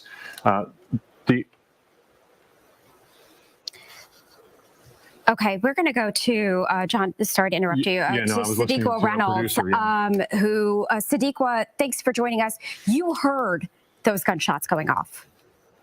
I did. I heard the gunshots this morning, and it's, I don't know, I think you talk yourself out of believing it's gunshots. I actually thought, oh, maybe it was construction. Maybe somebody dropped something, because it's hard to believe it's gunshots in Louisville, you just never believe you're in the place where something like that is happening or near. Sadiqa, so where exactly were you and how close from the bank? I was close enough to be able to hear gunshots this morning. I live in the downtown area. I live downtown. Don't want to say exactly where I live, but close enough to be really, really frightened. Very thankful that my kids were at school today. Sadiqa, what did you do when you heard those gunshots? I got a text from a neighbor that said, don't come out, don't try to go anywhere. There's an active shooter in the area. So I locked make sure my front door was locked. I locked my bedroom door, and then I locked myself in the bathroom. Sadiqa, I'm curious about your thoughts on where we are as a community. I already shared earlier, I was struck as the mayor took the podium today to start with the press conference that we're looking at a mayor who barely survived, got really lucky to survive an attempt on his life in an office shooting. And it just struck me as so profoundly remarkable, the gun violence in our community. I think what is profoundly remarkable is the gun violence in our country. I don't think this is a Louisville problem. This is really an American problem. And our elected officials really are going to have to act. The people have got to stand up across lines of race, across lines of religious division, whatever is the thing that divides us. We have to decide to come together on this. We cannot afford to lose anyone else, not in Louisville and not in this country. It is terrifying. I cannot explain to you what it feels like to just be alone in a room by yourself in your home, afraid to come out, afraid to move. I cannot imagine what those family members feel like today who have lost people. I understand that there are at least 5 people that are dead in this shooting. My understanding is there have been 3 shootings in Louisville today. Maybe that's not right, at least 2 for sure. We have other people dead in other parts of our city. Gun violence is an epidemic. It is a problem across this country, and we need politicians who are willing to fight for us. They have got to be willing to change these laws. Every person should not be able to get access to a weapon. We need smart gun reform, and we need it now. Sadiqa, you mentioned that you were grateful that your children were in school when this happened, but they're going to come home tonight, and you said you live close by. How do you have that conversation with them?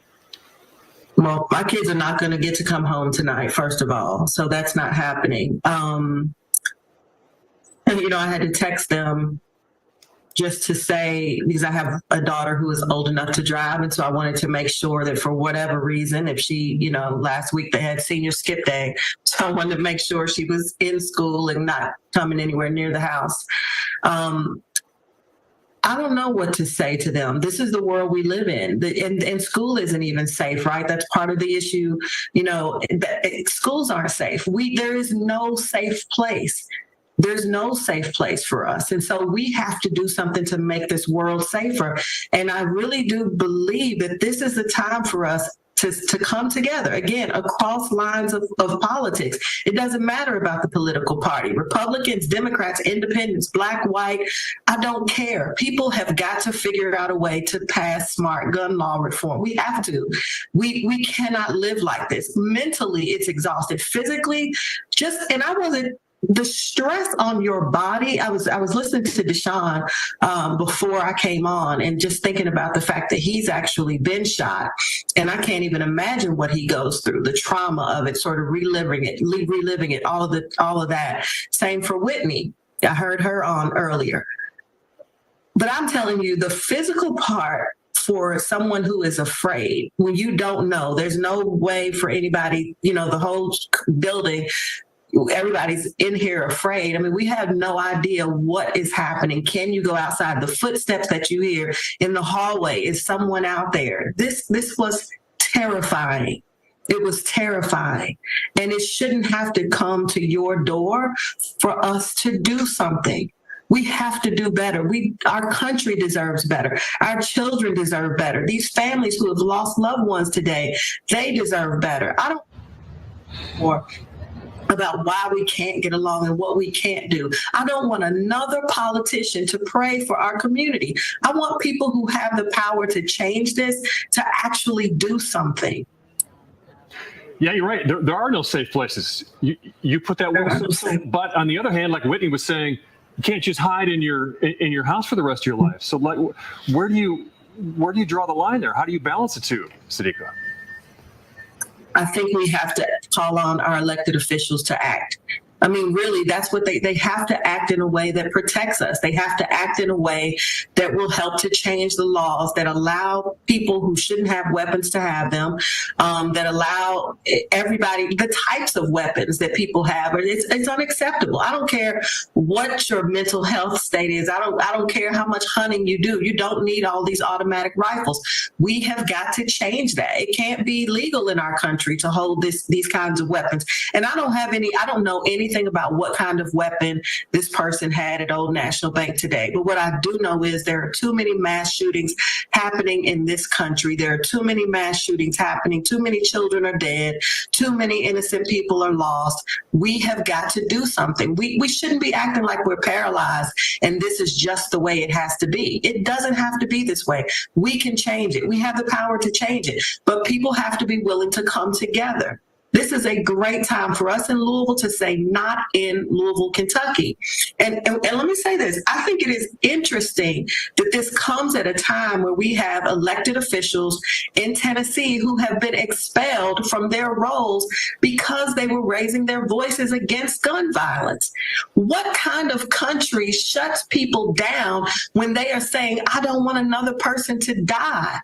That's unacceptable. And we need regular people regular folks to lift their voices, to write letters, to call their legislators, to say, we don't want this. Not in America, not in Tennessee, not in Kentucky, not in Louisville, not on my block. We don't need this. We have got to act. We have got to act. And I want to say this too.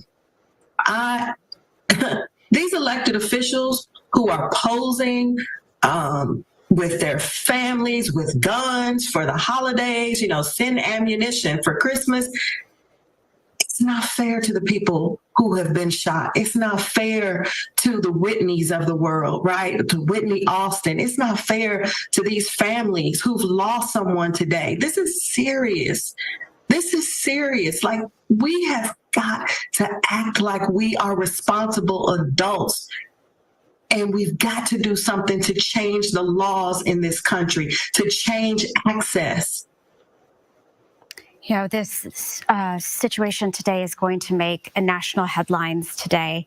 Will be, the focus of newscasts across the country. Then the next one happens, but we're still here. We're still dealing with that loss. We're still dealing with that grief.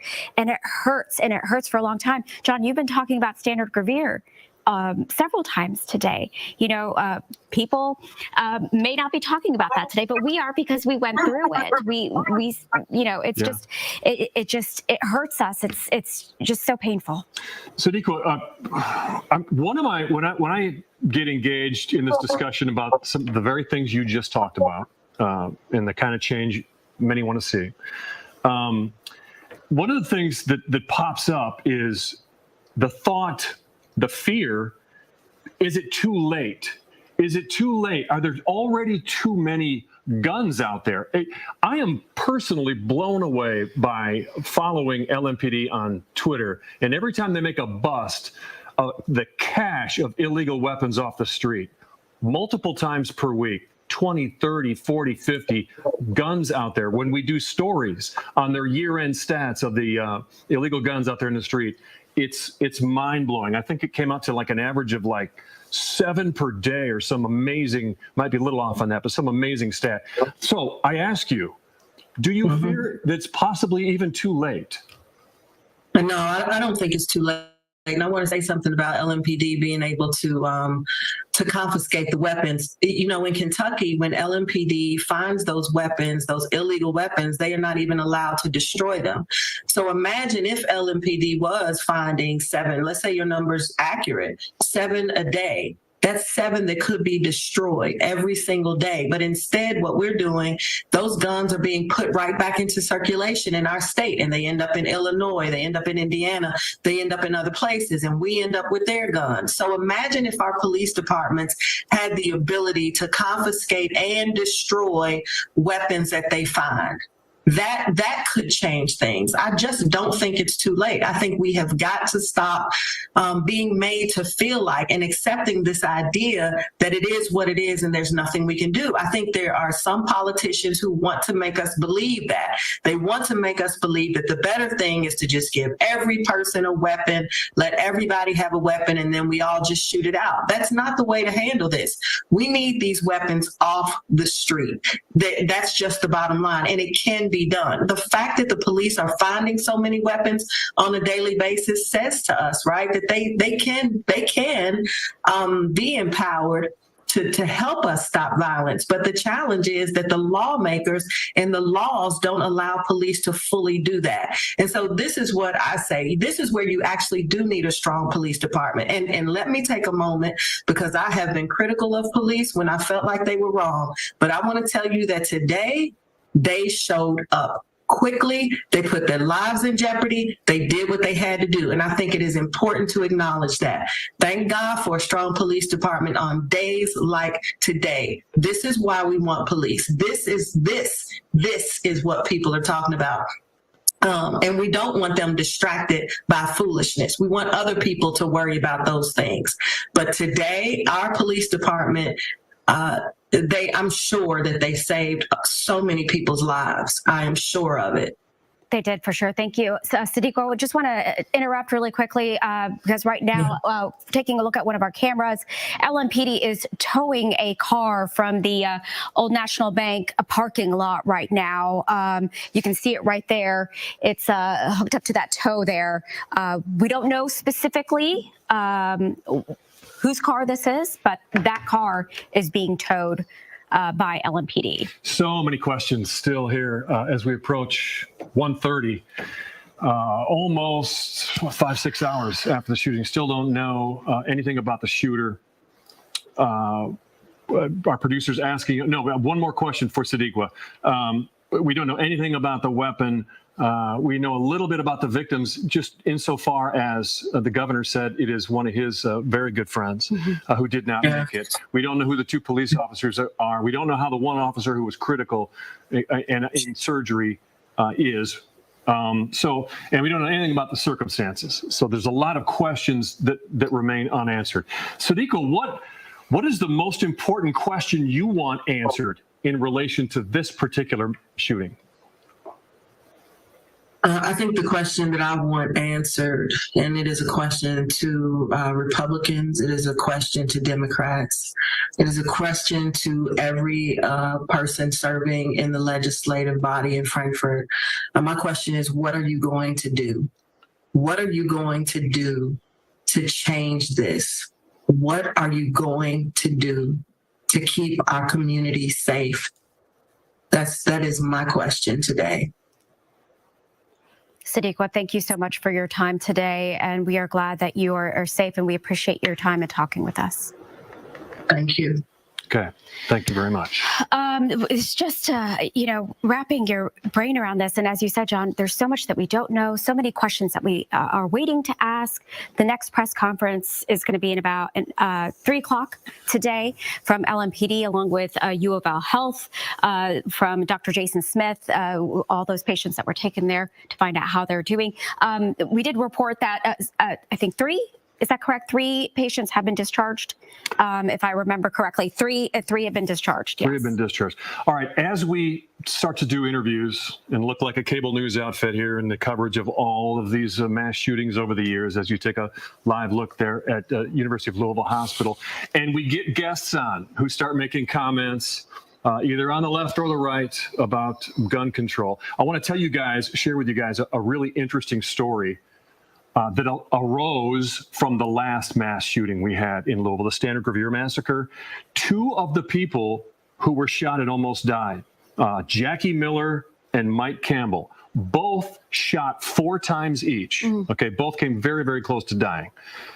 Both came out of that experience, that near-death experience of a workplace mass shooting, on completely opposite sides of the fence when it comes to gun control. Mike Campbell went on a speaking tour and went on all the shows in the country that would allow him on, and personally then pushed for gun control legislation. Jackie's position was very simple. She had NRA stickers on her wheelchair. Okay, and her position was simple. She said, "John, I was the second person shot out of a string of 30 people. 8 dead, 12 wounded. We now know I was the second person shot." She said, "I was reaching for the gun in my purse when he shot me. When I looked up and saw the look in his eye, and he shot me." She said, "If I had gotten to my gun and taken him out, I save 18 people from going through the experience." So it was, and I wrote about it in my book. It's fascinating, though, from a journalist perspective, to see 2 people come out of this, the same number of bullet holes in them, and have a completely opposite take on gun control. You see it in your life too, that the arguments go on and on and on. And a lot of people will take both sides, and a lot of people think the best way to stop an armed assailant is to be armed, and a lot of people think the best way to get rid of an armed assailant is to get rid of weapons. So we have both sides. So yeah, But something has to, I agree with Sadiq, something has to be done. We cannot continue to live like this and cannot continue to every other week reporting mass shootings and where people are getting killed and lives are being destroyed. The governor just tweeted just a few minutes ago saying today's a tragedy. Louisville and the entire Commonwealth are mourning, and we call on everyone to share the love and support and compassion this community desperately needs right now. A senseless act took the lives of our fellow Kentuckians, including friends of mine. What these families are experiencing is unimaginable. They need us to wrap our arms around them and to love them with our hearts. Thank you to the heroic members of the LMPD and all of our first responders who undoubtedly saved lives while putting their own at risk. We are forever grateful. And that's coming from the governor just a few minutes ago. All right, Deshaun has a lot of experience in big crime cases, and maybe you could give us a little insight into what are some of the next questions that we believe usually the way these things go will be answered. The next biggest questions to be answered. The next question is going to be, first of all, is what type of weapon was used in this incident? How was that weapon purchased? When was that weapon purchased? As I told you before, they're going to start working backwards, as we talked about the possible vehicle, working backwards, because right now the investigative team are looking at this, that we have victims, we have people wounded, we have people deceased, so they want to get it right. So there's no quick timeline on it. So we're not getting information as quickly as we would like it, but they want to do their process. They want to get it right. So they're going to take time with their process to make sure when they do give us the information is correct. But the biggest thing they want to find out is what weapon, what was used, why this person did this, what was going on, what was their thought process, how did they get into the building, what did they need to get in, was there security measures in place to get into the building, or was the doors open at that point in time? So there are certain things that they are going to investigate, but the biggest question is now is, what was this person's thought process? What put this person in this position where they felt they had to come back to a place of work and hurt and harm people there? Statistically, what have we seen in previous years as far as the age, that sort of thing, as far as somebody who would go in and do this sort of shooting? Well, right now, that profile that we used to have is expanding. And it's expanding as quickly as the data is coming in. It's being calculated and it's expanding. We used to have a small window to profile an active shooter, that they were a white male between this age and this age, but now it's expanding so much because every other week we are having one, and all that data is coming in fluently as we're talking about it now. Yeah. Yeah, there was in the last big one, there was a manifesto. And oftentimes when there is a mass shooting, the public dives in so fast and so furiously before any sites can be taken down that you can usually learn a lot about the motive and what was going on with this person. There has been a social media dive going on today that has been rather remarkable. Yeah, and we have reporters just going through Twitter who are at the residence of the neighborhood where the shooter reportedly lived, talking to neighbors as well. So we're going to learn a little bit more about that. And how much of this do law enforcement, they talk to family members, parents, if the person was living with their family, do they dive into that? Yes, they do dive into that, because that's part of the investigation. Because in order to investigation, they will ask you questions. Has something been off the last couple of weeks? Has there been a problem? Was this person taking this type of medication? Were they seeing a doctor for a certain type of anxieties? Anything that can help them understand the why. And that's what it is, understanding the why this person committed this heinous act today. Understanding, was it the medication? Was it the doctor? Were they even not getting help? taking them?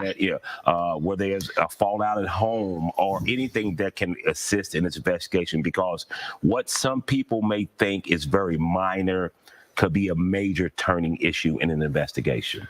So since you were present in 1989 and went in the building in the Standard Review massacre with the police force, can you maybe give us some details on how the department then divides up this investigation? Like, how big of a manpower do they put on this? Well, as you know, those times have changed because at that point, that was a mess. We as officers did not know what we were up against. We came in with revolvers and shotguns, and we were just totally outgunned after we realized what we were up against.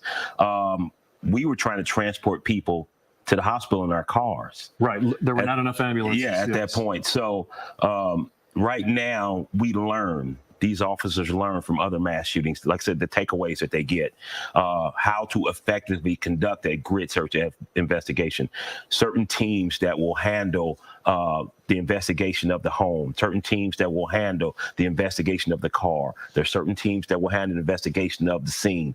So there are teams broken up and they know what their responsibilities are and assisting.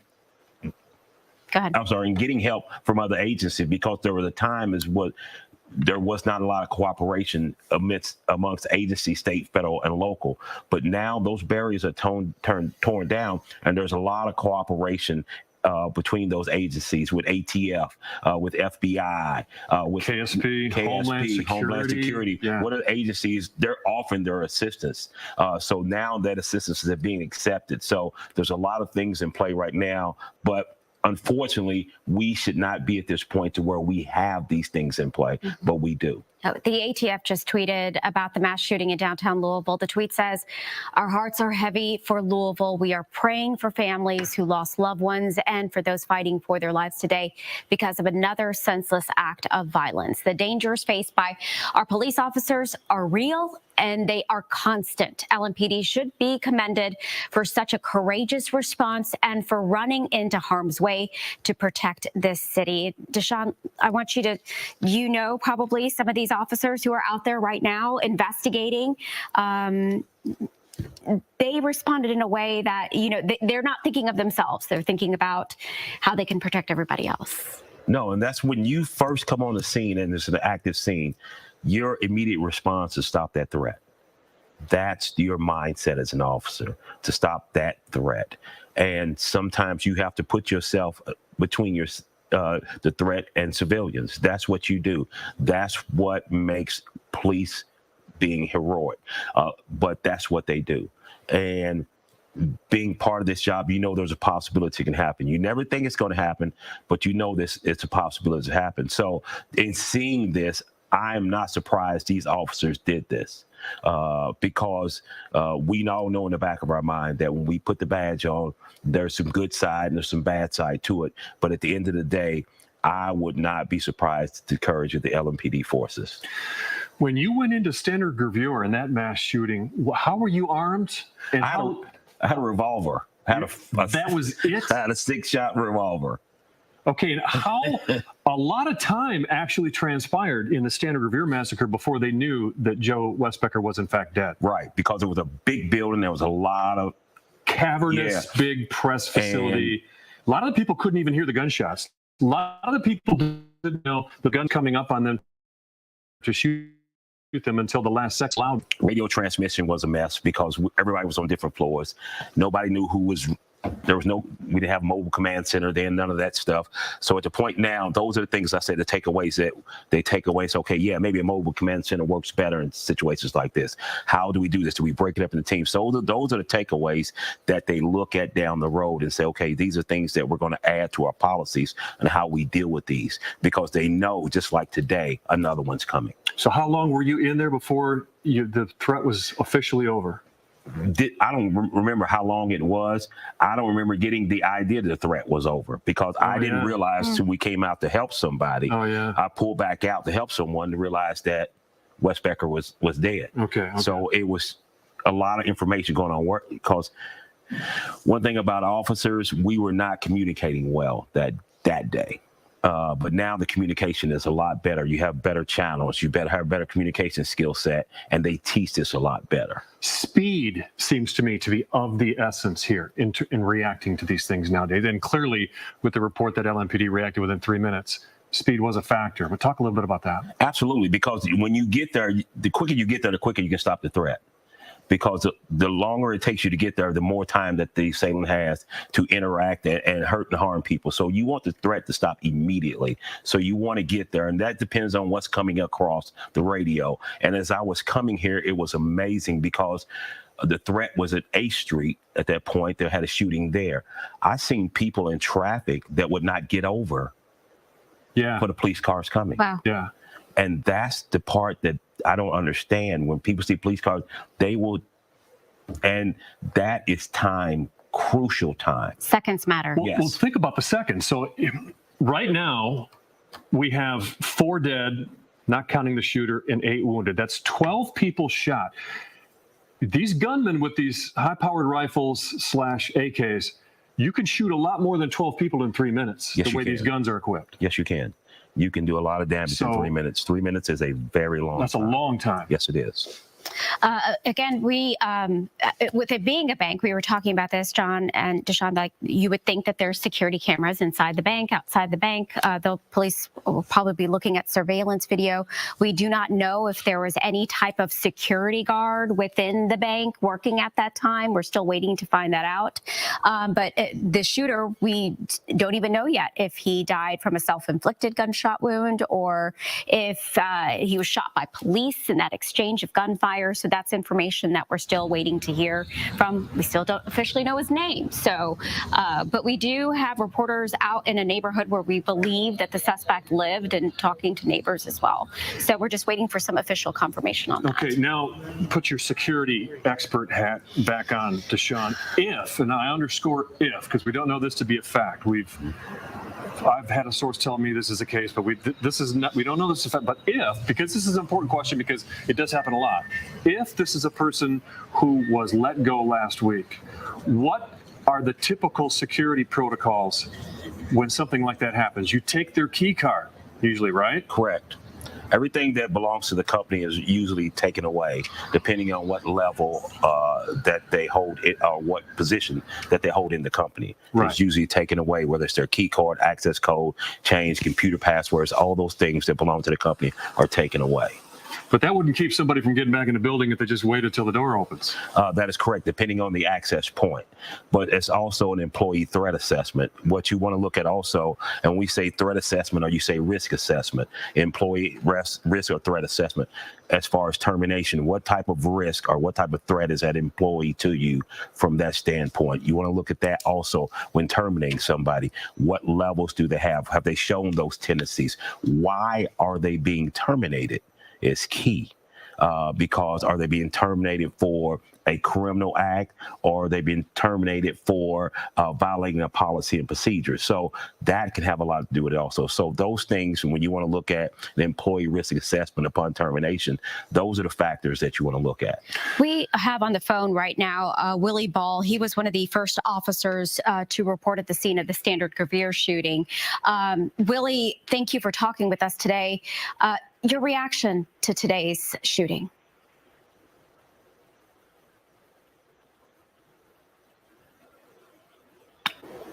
Do we have Willie on the phone? Again, Willie Ball, first to react to, Okay.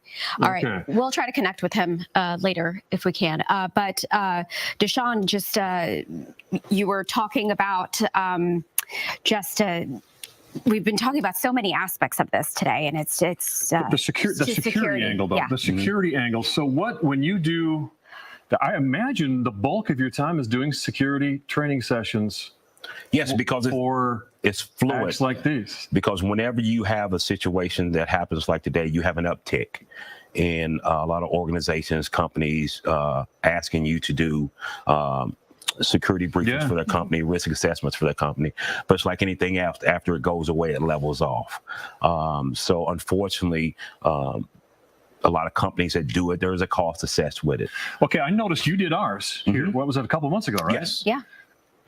I was blown away by the magnitude and the detail at the things you guys look at when you come in and look at a company. Talk a little bit about that. Well, what you want to do when you do a risk assessment of a company, you want to look at where they're most vulnerable, what type of situation they do, and what they do. Is it a public company? How limited or unlimited is their contact with the general public? There's a lot of different factors, whether it's a building, whether they have employees outside, how they're connected, what type of background checks do they do on their employees? How do they check their employees to make sure, vet their employees to make sure that they're okay? Is it done once or twice a year? So a lot of things that we look at, and we can go as deep as the company wants us to. Some of the things are just surface things. Some things they want us to come in and check exits to make sure they have an access point, to create somewhere a safe environment. Sometimes it's done at a very deep extent, but sometimes it's done to a level to just make the company understand that they want to give their employees an opportunity just in case something happens. All right, Deshaun, we're going to go to Willie Ball. We were trying to talk to him earlier, but we got him back on the phone. He was one of the first officers to respond to the Standard Gravere shooting. Willie, thank you for talking with us. If you want to maybe mute your TV there behind you so we can prevent the feedback. Yeah, thank you. But Willie, thanks for taking the time to talk with us today. Just your reaction to today's incident. Well, I mean, it's troubling, but actually the reason I called in is because the one guest that you had, Ms. Paquita Reynolds, and she kept talking about the gun control and the legislature and everything. And I argued, and my aggravation is that there are plenty of laws on the books right now for guns. But if you're not going to enforce them, and one of the things I think that the city needs to look at, how many convicted felons are arrested again with a gun possession? And how many times do they just keep going through the system? And that's when all your gun control laws, if you enforce them and actually have somebody go to jail for possessing a gun, then it might curtail some of this. But to simply say that we need legislatures to make more laws and do all these kind of things, I just don't buy into that. So, Willie, it's been, what, 34 years now? I interviewed you on the 30-year anniversary of Standard Gravure. Yes, sir. So I'm interested in the perspective of somebody with law enforcement background, just like Deshaun here, who was actually involved in the one 34 years ago. And you see it still coming out. And I'll preface my question by telling you something that I noticed. As I was going through the tapes for my special report here 4 years ago, the sound bites that we were running in the story in 1989 are the exact same sound bites you will hear tonight on CNN and Fox News and MSNBC. The same exact sound bites from people in favor of gun control and the same sound bites for people who oppose it. So there, I just threw that in because I thought that was kind of an interesting footnote that I had never talked with you about after I interviewed you. 34 years later, nothing's changed. Yeah, so your thoughts? Well, again, like I said, I believe there's enough laws on the books for gun control if they're enforced. And I think Louisville's big part of their crime problem and shootings evolves around the fact that you've got young men who have been convicted of a felony who are then rearrested and they are in possession of a handgun. And they're not being, on very few occasions will they take them to a federal court and charge them with the federal crime of possession of a gun as a convicted felon. But on the state level, they're just not doing it. And you keep having these repeaters out here that are continuously involved in shootings. And I think that the court systems have to really start hammering down and putting some enforcement into the courts that there's not going to be tolerated. Willie, if you could just, being in law enforcement, being one of the first officers to respond to Standard Gravere, we've been talking to Deshaun about this all morning, but what are these officers going through? You've been through it. Well, it was a different time. I think now that we've had so many of these shootings that officers are kind of prepared in a small sort of way that, this could happen. When that happened in 89, I think it was only maybe the second one that occurred in the United States at that time. Yeah. So it was really a nuance to, us handling that. And as far as the after effect, and I heard Deshaun mention this earlier, that after his shooting, there was no counseling. There was nobody that we, went to discuss the incident or everything like that. So today they are better equipped for the officers to get some type of counseling, which, is good. I don't know. In my case, it dwelled on me for maybe a day, maybe 2 days, but then it was kind of like it was over and done with, and the only time that you pretty much ever recall it is when an incident like this happens or it's the anniversary date. Talk a little bit, Willie, about what's going through your mind as an officer in the initial moments of responding to an event like that, like you did 34 years ago. Well, I think you just go into automatic mode. In my case, I went in with 3 commanding officers, so they were making the call, making the decision. I was just the ground troop, but I don't think you have time to really think anything. You just kind of react and go through the motions and do what needs to be done. I haven't shared this to many people, but when we went in that day, we went in up the stairwell, and the plan was that I was going to go in low, and I was going to be covered by this major with a shotgun, and he was going to cover me. Well, we kick the door in, and I go in low, and he's covering me, and we go through the whole motion for the rest of the day. Well, at the end of it, when we're doing the critique, turns out that the major, in his haste to get his weapon out of the trunk, his shotgun, he failed to load it with any shells. Wow, yeah. So, in essence, I was counting on him for protection, and he was unloaded. But he told that story on himself, and I think it was for a learning lesson that, when these things happen, you try to rush as best you can, but there's going to be some mistakes made. And, some are deadly and some others don't turn out to be anything. While we have you on there, I just wanted to say something to Sean that let your viewers know that he was a lot better policeman than he is a golfer. Okay. Willie, thank you very much for joining us. And, he brings up some good points there about going in, and the whole time he thought he was covered, he was really not covered. And he said the word haste, and the haste of a moment like that really had only been seen one other time in our country. You can forgive that. Yeah, but as he said, the same mindset, stop the threat. Even though he was in haste, his mindset was in stop the threat mode. Yes. But the officers are trained better now to assess their equipment before entering, understanding who's doing what. So, and Willie was one of the first ones on the scene. He was actually very heroic in what he did back then. But he'll downplay it. But stop the threat. And his haste to get in there, it wasn't his fault that someone else didn't do what they were supposed to as far as a weapons check before entering into a situation. But as I said before, we had shotguns and revolvers. We were outgunned at the point of entry. So understanding that's when they take away the training takeaways.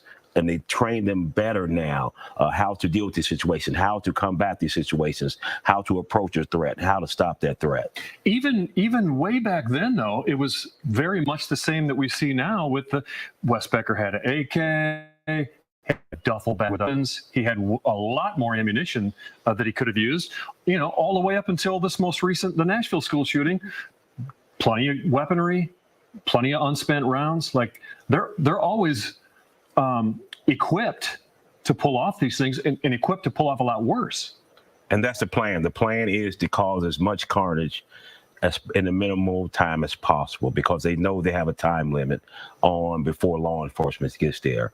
And so their job as an assailant is to cause as much carnage as possible by being heavily equipped. And Deshaun, you mentioned earlier that a lot of times people who are going to carry out something like this, they're buying weapons over time. They're buying ammunition from different places. They're trying to keep themselves off the radar. Correct. Because if I go in and buy a huge amount of ammunition from a store, that's going to create a red flag. Yeah. Somebody's going to say, hey, wait a minute, somebody may want to look at this. But over time, if I buy a little bit here, a little bit there, a little bit there, it doesn't create a red flag effect. Then I'm stockpiling my ammunition. Then I'm purchasing my weapons, whether I'm going to use multiple weapons or what I'm going to use one weapon. I'm going to get the weapon that's the most effective in what I need to do. Again, for people just joining us, repeat the very important mantra that you teach people about when to run, when to hide, et cetera, in situations like this.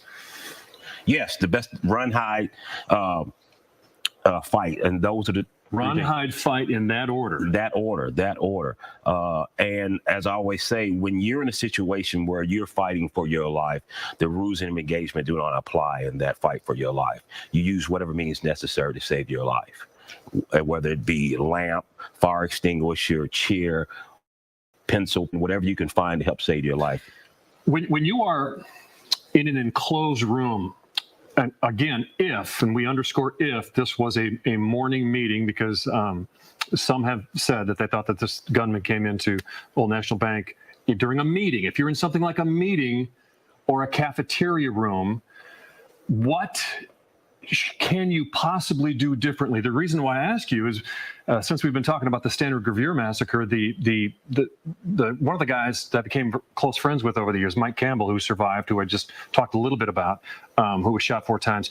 They heard outside. So you're in the cafeteria or your meeting room or wherever you are, and they heard outside pop, pop, pop, pop, pop, pop. They kept hearing 3 pops in a row, and at the moment they discerned that was a gun, it was too late, because they looked over at the door, and the door opened with the muzzle of Joe Westbecker's gun. He opened it with the muzzle. So now you're in a enclosed room, you can't get away, and there's an AK at the door. Mm-hmm. What do you do in that situation? What I would do in that situation, I would do the best I can to close the gap between me and the shooter. Because at that point, charge him with a table. The closer I am to him, the more effective I am at that point, because there's nowhere for me to run. There's nowhere for me to hide. So I go to the third issue, is fight. And so if I'm going to fight someone, I'm going to do the best I can to get to him as quickly as possible before he can either aim, realize, come at me, or use whatever means necessary I have to do that, is get as close to him as possible. So Westbecker came in that room and he shot each person 3 times, and they could not get away. They were fleeing, actually, trying to get away. And then he stepped out of the room, and Mike said, I realized I was alive. I realized the gentleman next to me was dead, but he said, I'm alive, and maybe I'm going to survive this. And then he heard him reload and step back in and shoot everybody 3 more times, just for good measure. So in that case, faking being dead would not have worked. Sometimes it does, sometimes it doesn't. It just depends on what the mindset of the shooter is at that point in time. You read a lot of national stories about mass shooting events where faking dead did work. Mm-hmm. Yes, it does. It just depends on how quickly they're moving on. Kentucky State Senator David Yates just tweeted about the shooting, and the tweet says that I'm saddened to say that one of my good friends was a victim in today's terrible shooting. My heart goes out to his family and to all of the victims and their families, as well as to our police officer who is still fighting for his life.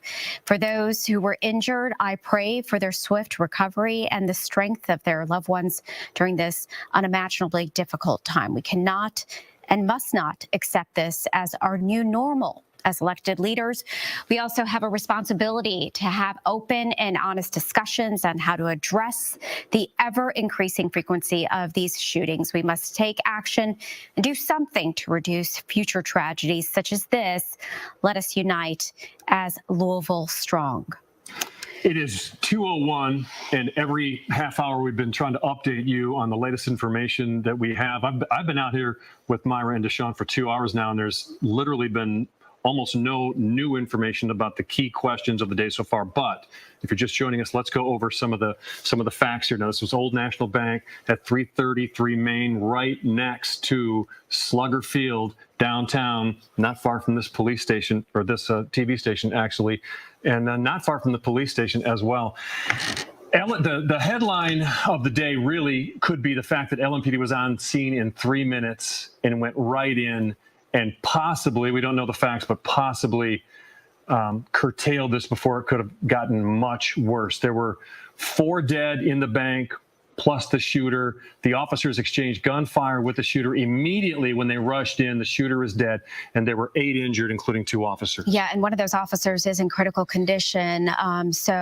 You know that there is a heavy police presence, just law enforcement, the brothers and sisters just kind of supporting each other there during this very difficult time. But we don't yet know the name of the shooter. We do know that he was a previous employee of the bank, but not many details as far as his name have not been officially released by police, or an exact motive either. We did see a vehicle being towed by LMPD from the bank parking lot not too long ago, probably about 30 minutes ago.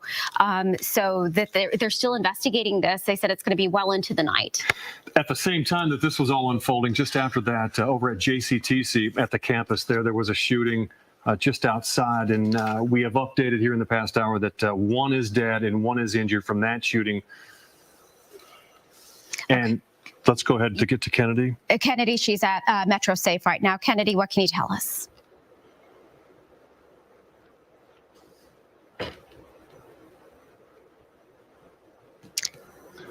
All right, we're going to go to Kennedy. Up, She's standing by there live at Metro Safe to give us the very latest. Kennedy?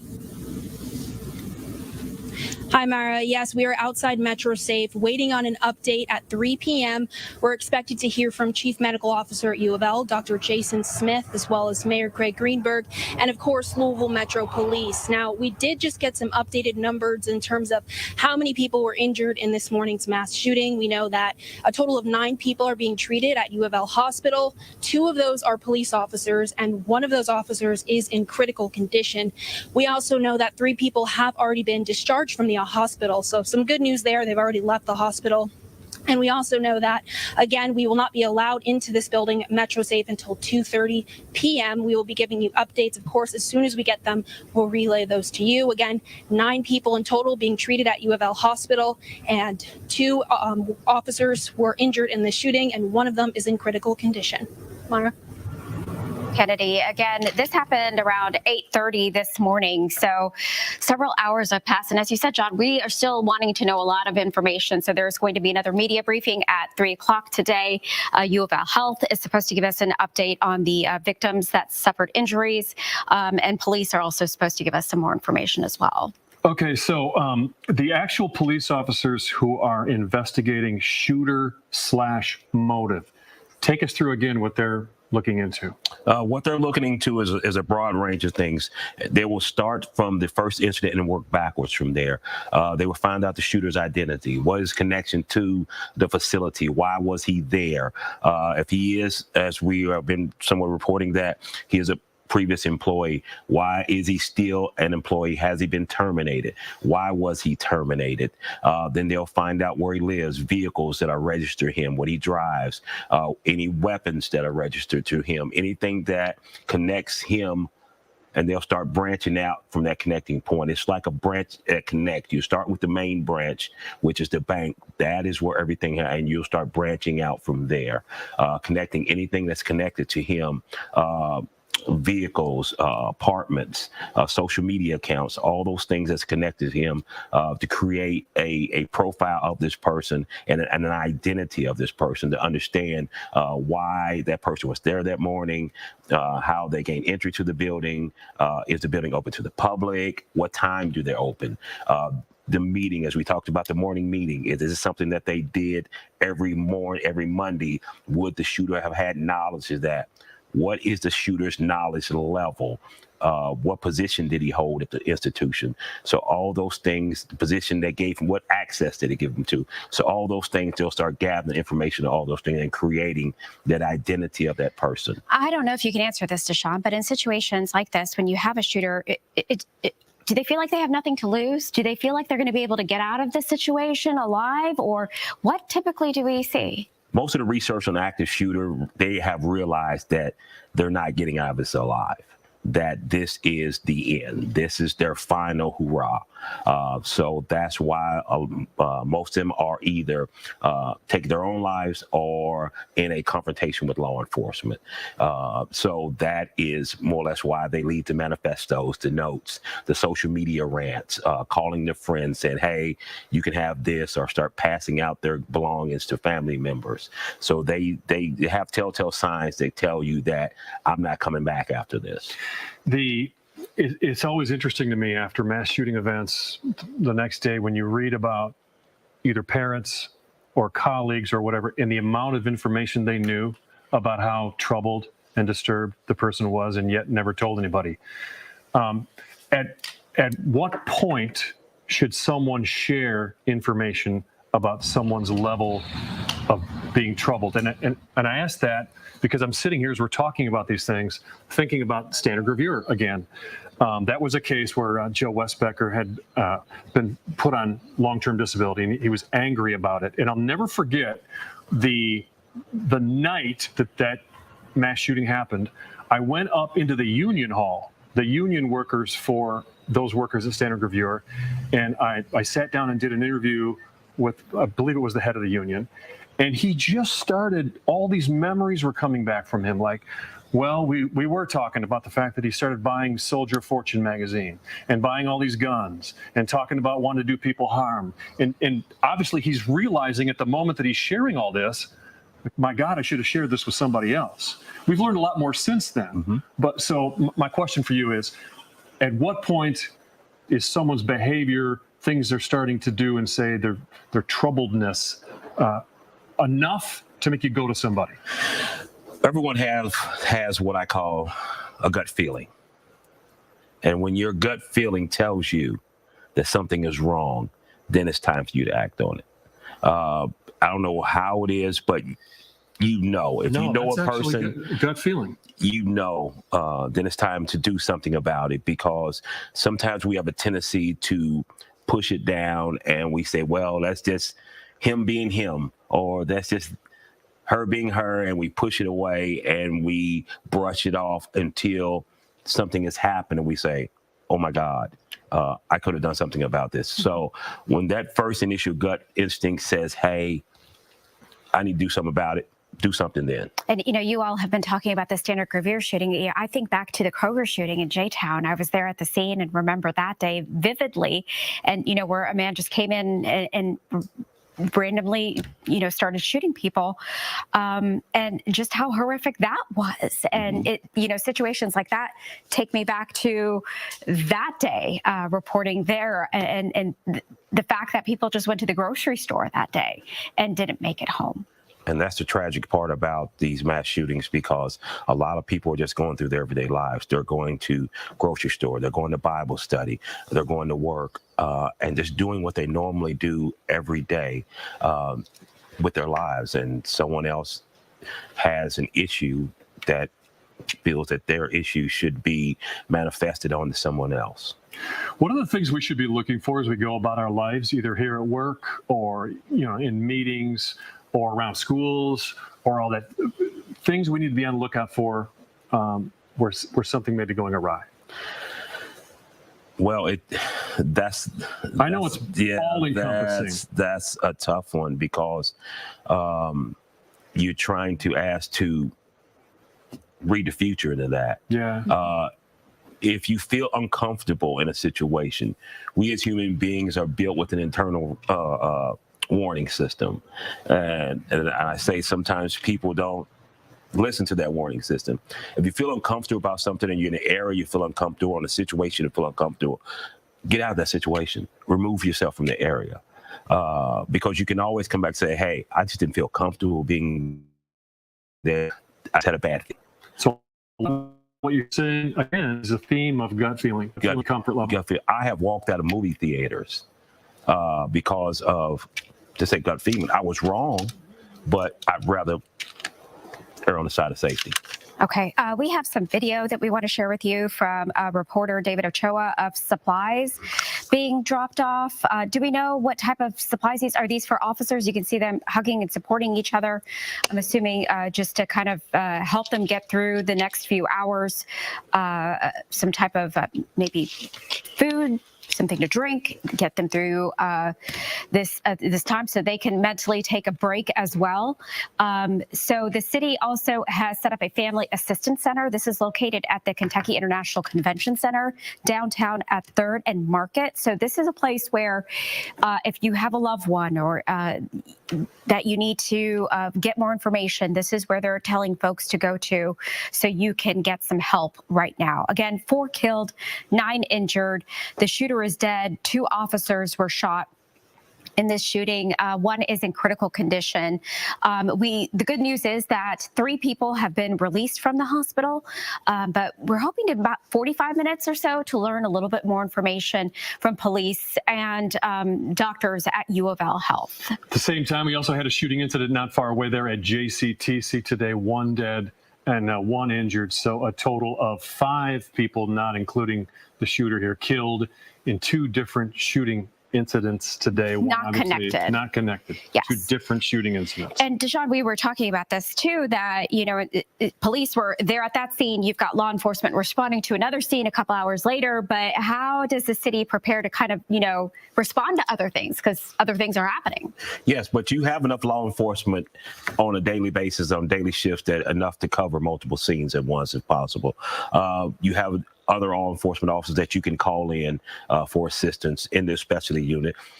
As far as the investigative unit, I'm sure they called in extra officers to assist on the scene. Evidence units called in extra officers. But you have the beat officers who are the bread and butter of this department. Those are the guys that go out in uniform, patrol the beats every day. Those are going to be the officers who are going to make the runs to locations. Because you have to understand, even though we have these 2 incidents, there are other people who need help in this city also. There's other things going on that's going to require police attention also. So the dispatch, people who dispatch the cars, first responders, they will be closely making sure that we get enough police coverage in those areas. They understand the plan and they're following the plan. What's the timeline like when you're investigating something like this? Days, weeks? How does it go? It could be weeks. It could be weeks because more information will come in, because you will have people that will step up and say, well, this has happened a couple of weeks ago. I didn't think it was important, but now that I'm seeing all the pieces of the puzzle come, maybe this is important. So it will continue to build, and the information that was giving to law enforcement continue to build. Now, they'll give a preliminary at first, but then it'll branch into a full profile of what's going on. In situations like this, how likely is it that the suspect comes out alive or dead? Most of the time, his suspect is probably going to be deceased. They have made up their mind, as I said, that their life's probably going to end during this incident, and this is their final hurrah. So most of them, it's a very, very small percentage of those that come out of a mass shooting alive. As this has started to settle in for me, I'm now starting to think more about the fact that this happened in a bank, and you're a security expert, and nowhere you would think, aside from Fort Knox, would it be that more secure building than a bank. So I'm interested in what you've encountered over the years when you have talked security in connection with banks. What's its level of security? And when you say secure as going into a bank, I go into a lot of banks and there's no security. Yeah. But I go into in some areas of town and that's when it comes to business risk assessment. What is the risk of someone coming in doing something at this bank? So I don't know if they had security there or not, but that's not something, it's a standard practice to have security, because most people that come into banks are to take away from banks. They're protected for the robberies. They're protected for that. But are they protected for the mass shootings? And, it's hard to imagine a world where you can't have a security person at every grocery store, at every mall, at every church, at every place of worship, at every place where you work. I mean, that is, as Whitney Austin had mentioned, you can't just live in that one little room for the rest of your life. We have to venture out and find a way to live. And you have to find a balance between living your life and living your life cautiously. Yeah, I'm just starting, based on your question you just asked, I'm starting to think about my own life. Like I noticed just the other day, the level of security at my church, which I had there were guys wired up, and I mean, like there's a lot going on in this world right now. Sure. And a lot of fear and a lot of security. And I think a lot of families will have, oftentimes when I go to the movie theaters with my family, my husband are, okay, there's the exit, there's this. You have that conversation of, and it's so sad that we have to talk about it, but we do. And I think sometimes as, you don't want to seem like you're overreacting or sounding, paranoid, but it's almost better to be cautious. Yes. You don't live scared, but you live prepared. That's what I always say. You have to be prepared for things that may happen, because at one point in time, they will happen. What's the biggest mistake you see people or companies making when you go in and do your risk assessment and do your program? Is complacency. You get complacency. You get people who do things that they feel that the reason they have the security measures in place are not really necessary. People will prop the door open when it's not supposed to be propped open. People will let people in without being vetted first. People in the companies bypassing the security protocols that you put in place is the biggest problem that we have. And that's assuming that you have like a gated entryway, a key card to get in. So many places we just walk right in, right? You can walk right into a hospital. You can walk right into a grocery store. You can walk right into so many places. So there's ways that we can protect ourselves when you have resources available, but there's so many places that we don't. Yes, but when those processes are in place, follow those protocols, because those protocols are there to protect you. And a lot of people just bypass and, well, I'm not going to do it this time because it doesn't make any sense, and they do it their way. When something happens, then we find out how vulnerable those protocols are. I've noticed in my circle of life that people don't really change their behaviors, but what you're talking about there, until something happens to somebody close to them. When it hits their family, then everything changes. Well, today's tragedy should be enough, because I think it's going to hit a lot more people than we realize, because Louisville is well connected. And I think the people at this facility, from the law enforcement personnel, I'm connected. The people at the bank, people are connected. So I think this is going to be a big wake-up call for us as a community. But I know that our community will respond by extending themselves, extending their love to those who are affected by this. We'll see in the coming days, maybe police will be releasing body cam footage of what transpired here. A lot of times the officers, that camera turns on once they hit the ground, right? Mm-hmm. When they're engaged in their emergency equipment and get to the facility, that's when the camera becomes active. Okay, we are on the air talking here. I just looked down and I've got 42 emails here. So I will ask our producers to tell us if any important new information happens. Tell us immediately in our ear, but resetting this here at 2:20 again. There's U of L is closed for the rest of the day. Also, just got an email that there's going to be a vigil this evening at 6:30, a prayer vigil to mourn today's shooting, held at Crescent Hill Presbyterian Church today at 6:30 at 142 Crescent Avenue. Okay, again, we have three. The good news is this hour is 3 people discharged from the hospital. Kennedy Hayes was just telling us about that, but 4 dead plus the gunman, and 9 injured, not 8. We had been reporting 8 for a while. 9 people injured. 2 of those police officers, we assume, we don't know, but we assume they were among the police officers who charged in heroically 3 minutes after getting the call there right next to Slugger Field at the Old National Bank. And we don't know if the police officers took down the shooter or if the shooter shot himself, knowing that this was the end, that they were about to get him. We don't know anything about motive. You've probably seen, you can't hardly scroll on social media today without seeing everybody has figured out who they believe the shooter is. Yeah. And a lot of background information on him. Absolutely. We do have a reporter who's out in the neighborhood where the alleged suspected gunman lived, talking to neighbors. John, I mentioned a vigil earlier. There's another one that is, I'm seeing here in my email, at Christ Church United Methodist, 4614 Brownsboro Road. That's happening today from 5 to 7. So, you know, in times of this, we see so many people coming together just to support one another. Do we know anything about the weapon, or was there more than one weapon? Did they say anything at the press conference? No, if there was more than one weapon? We do not have that information right now. So we don't know even if this weapon was legally purchased, illegally purchased. We're still waiting to find that out. Okay, these will be long hours for the police officers moving forward in this investigation. More often than not, these are not clean cut investigations. There are a lot of layers to them. Correct. Tell us about your thoughts on that. Well, there's no you walk in and bag it up and walk out. Yeah. There is meticulous evidence that must be done, and these young ladies and gentlemen on the LMPD are good at what they do, and they will do this the right way, and they will take it step by step. They will set up the grids. They will understand what each person was responsible for. They will check and they will double check to make sure they haven't missed anything, because this is very important. Not only is it important to them doing their investigation right, it's important to those family members, and out of respect for those police officers who are injured, that they do this the right way, and they approach it in that manner.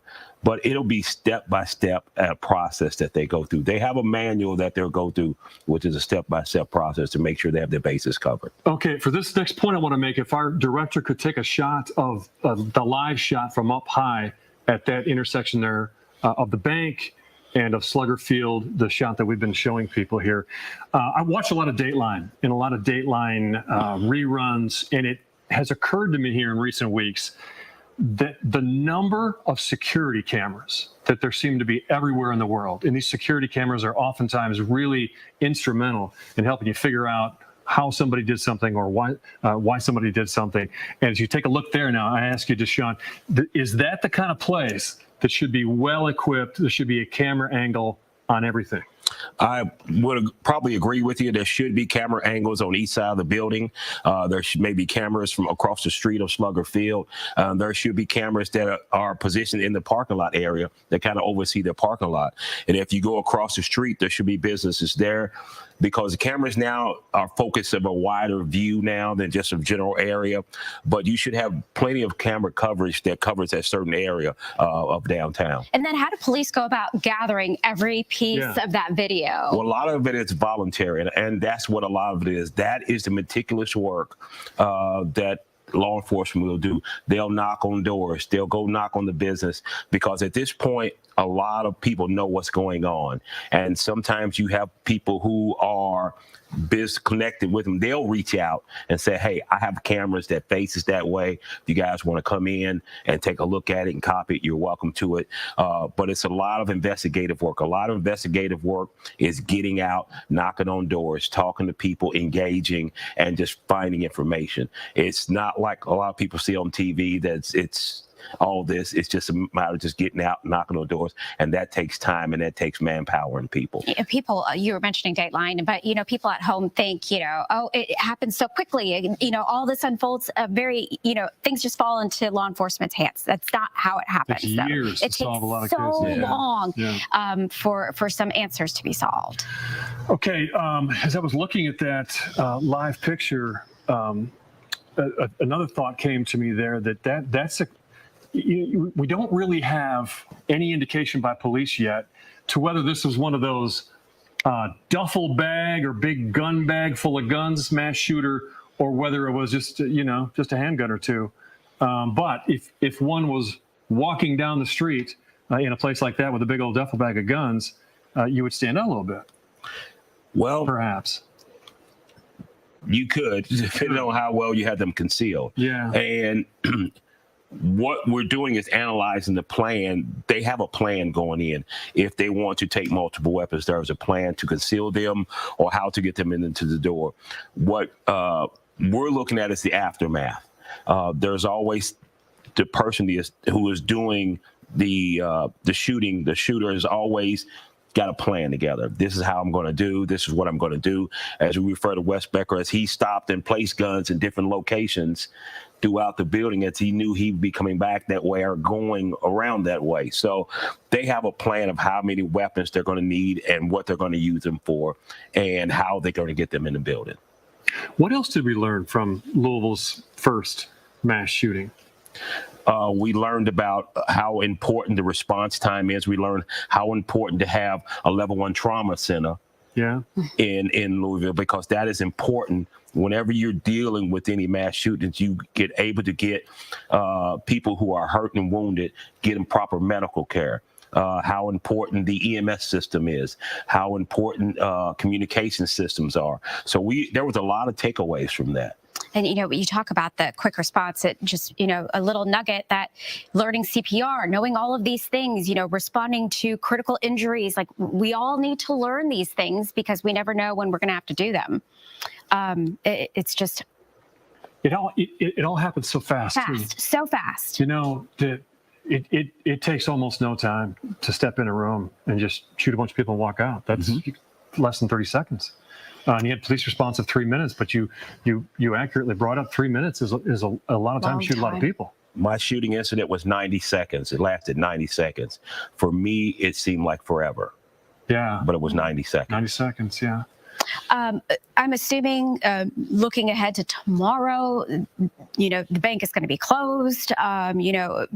What's going to happen over the next day or two, just the short window that we have in front of us? The next day or two, the shock will start to wear off. As now we're in shock, and then we're going to the grieving stage and grieving and support stages. But right now, it's more or less the shock stage. Then when the grieving and support, people will start pouring us, well, how can I help?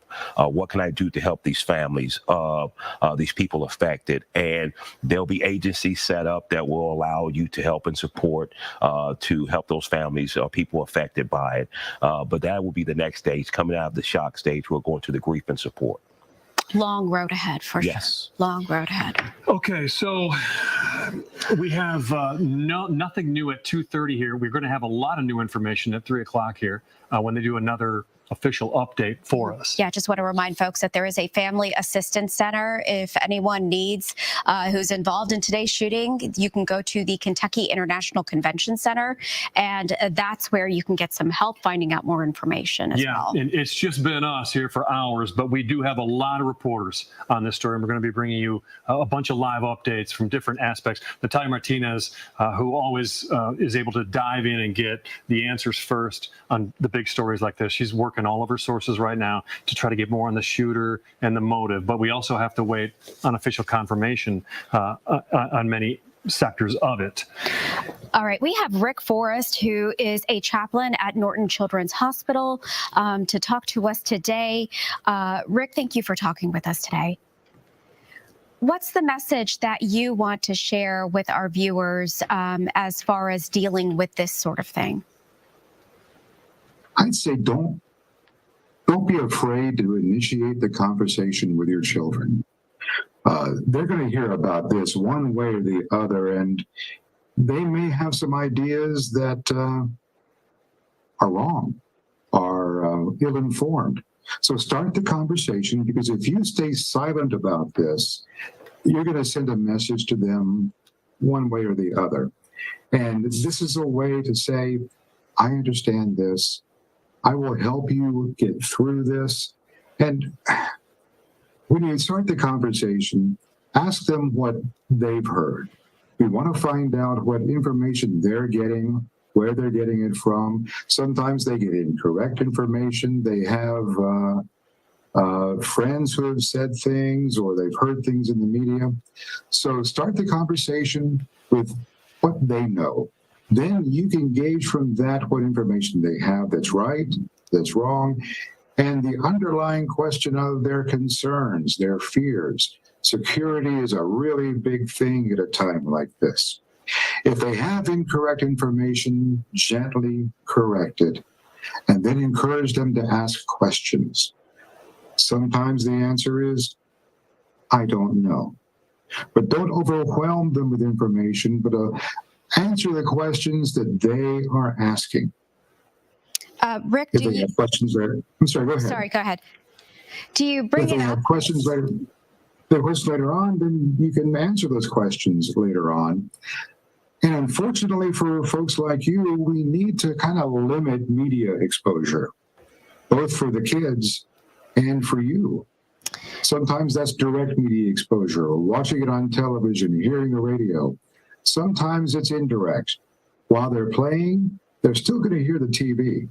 They're still going to hear the radio and take in things that they're hearing. And with the 24-hour coverage that we get these days, they're bombarded by all of this over and over and over again, and sometimes re-traumatized by what they see and what they hear. Rick, I have two little ones, and so sometimes I'm not sure what they hear, what they know, what they don't know. If they don't know, do you bring it up, talk to them about it, or in hopes that they don't get misinformation from somebody else? What do you do?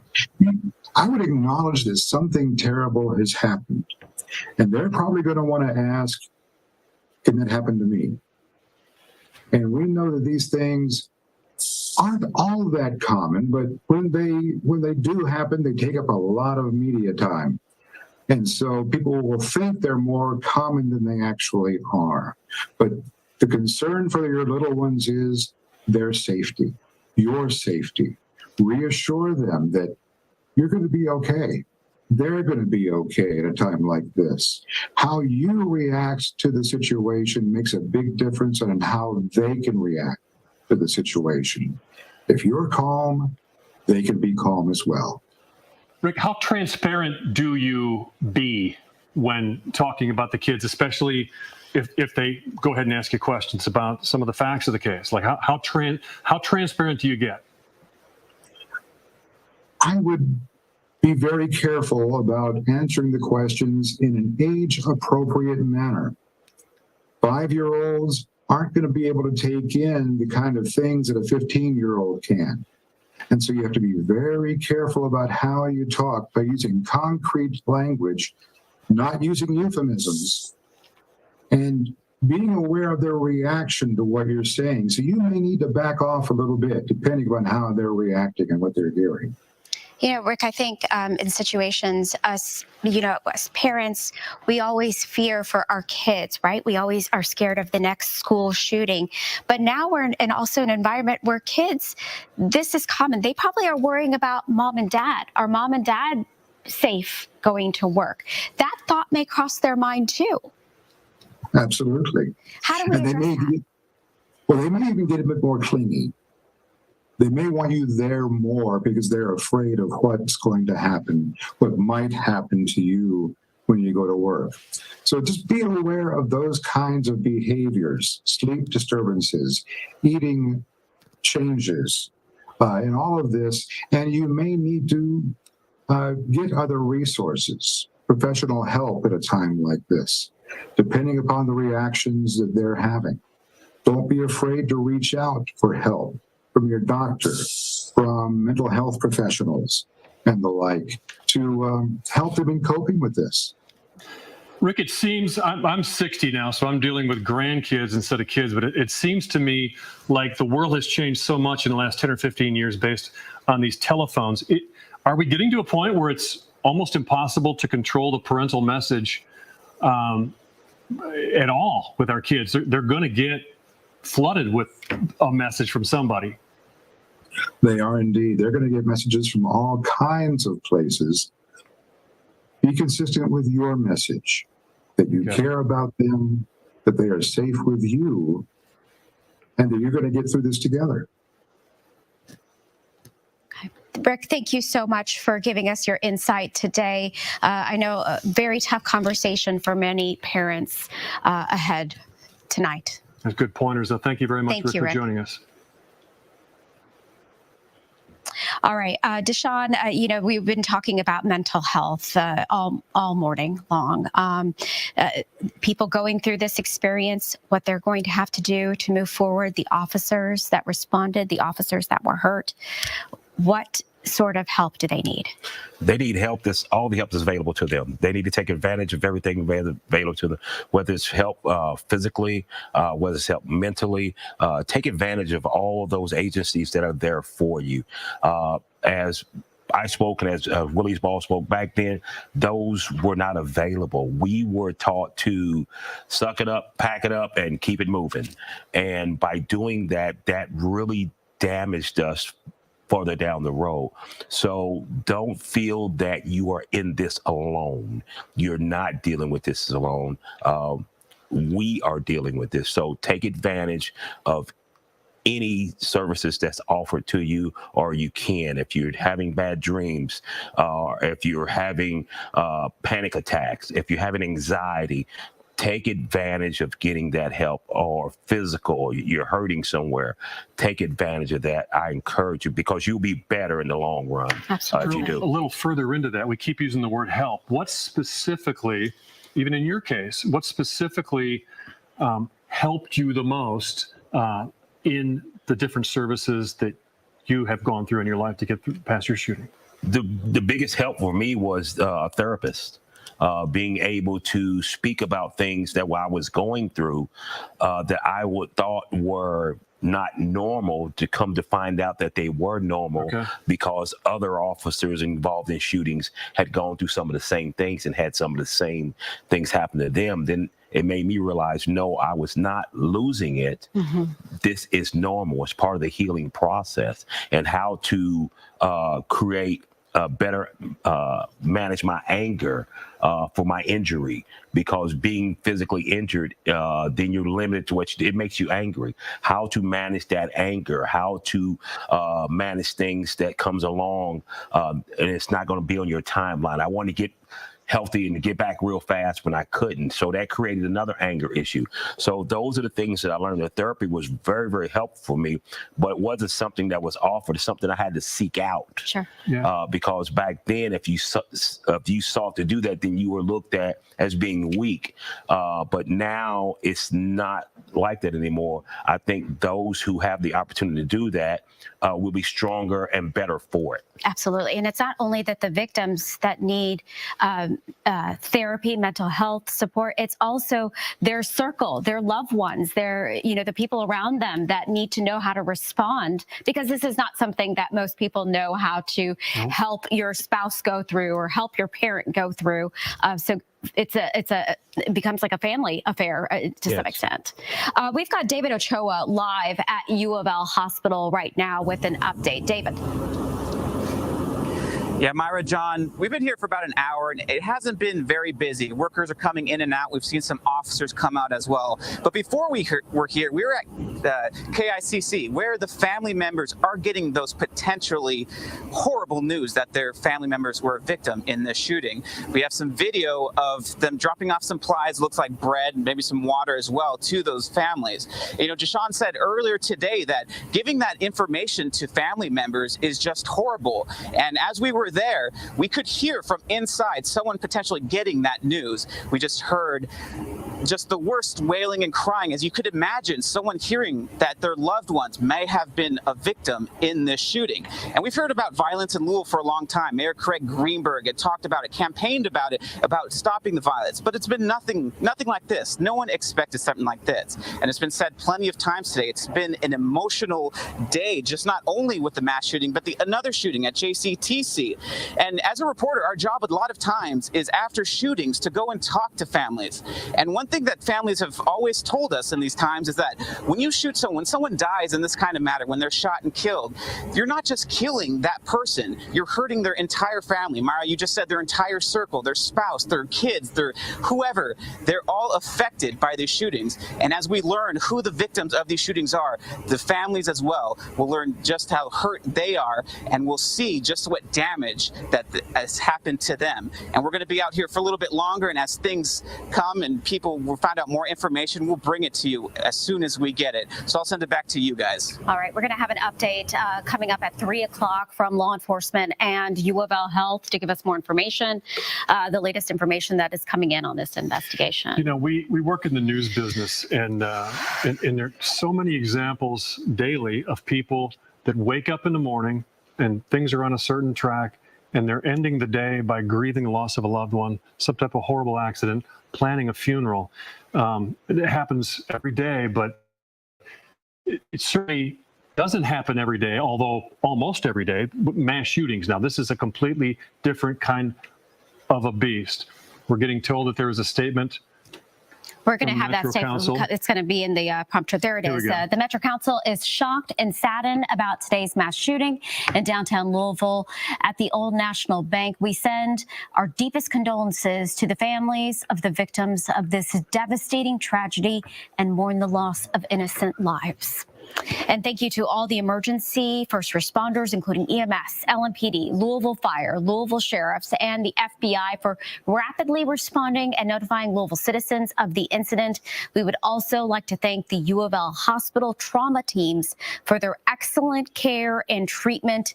And we condemn this heinous act of violence and are committed to working together with the mayor's administration and the state officials to prevent future tragedies from happening in our city again.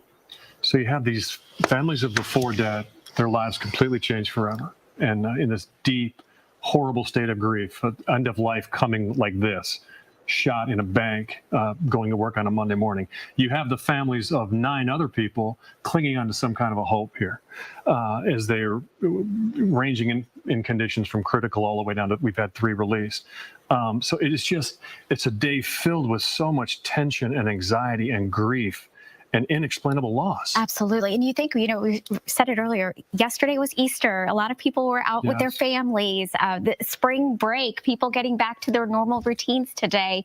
Some of those people that were shot today could have been on vacation with their families the last few days. We don't know, but it's just heartbreaking how in a split second life can just change permanently. Does the digital footprint left by the shooter, does the police departments, obviously they dive right into that. Do they have a specific unit or specific people who are extra good at that? Yes, most departments will have a cyber unit or an IT unit that can handle social media, that knows how the social media infrastructure works, know who to contact if they need something from social media. And that's something that's been in place also, something that we learned how important social media is to people, because some people, social media is actually their voice to get their word out and what they want to do. So yes, they have teams in place that handle those social media and knows how to make those contacts to get what they need from that. This may sound like a silly question, but how does law enforcement then, get your password, your username, and then go into seeing all the messages that you've been sending? How do they go about doing that? Those are warrant processes that they have to go through to get a warrant for their social media and everything. And that's something else they have set in place because it's your private accounts, anything else, unless you have access to it. But once the assailant has passed away, then and they've committed a crime, that warrant process is a lot easier. Is it move fairly fast, slow?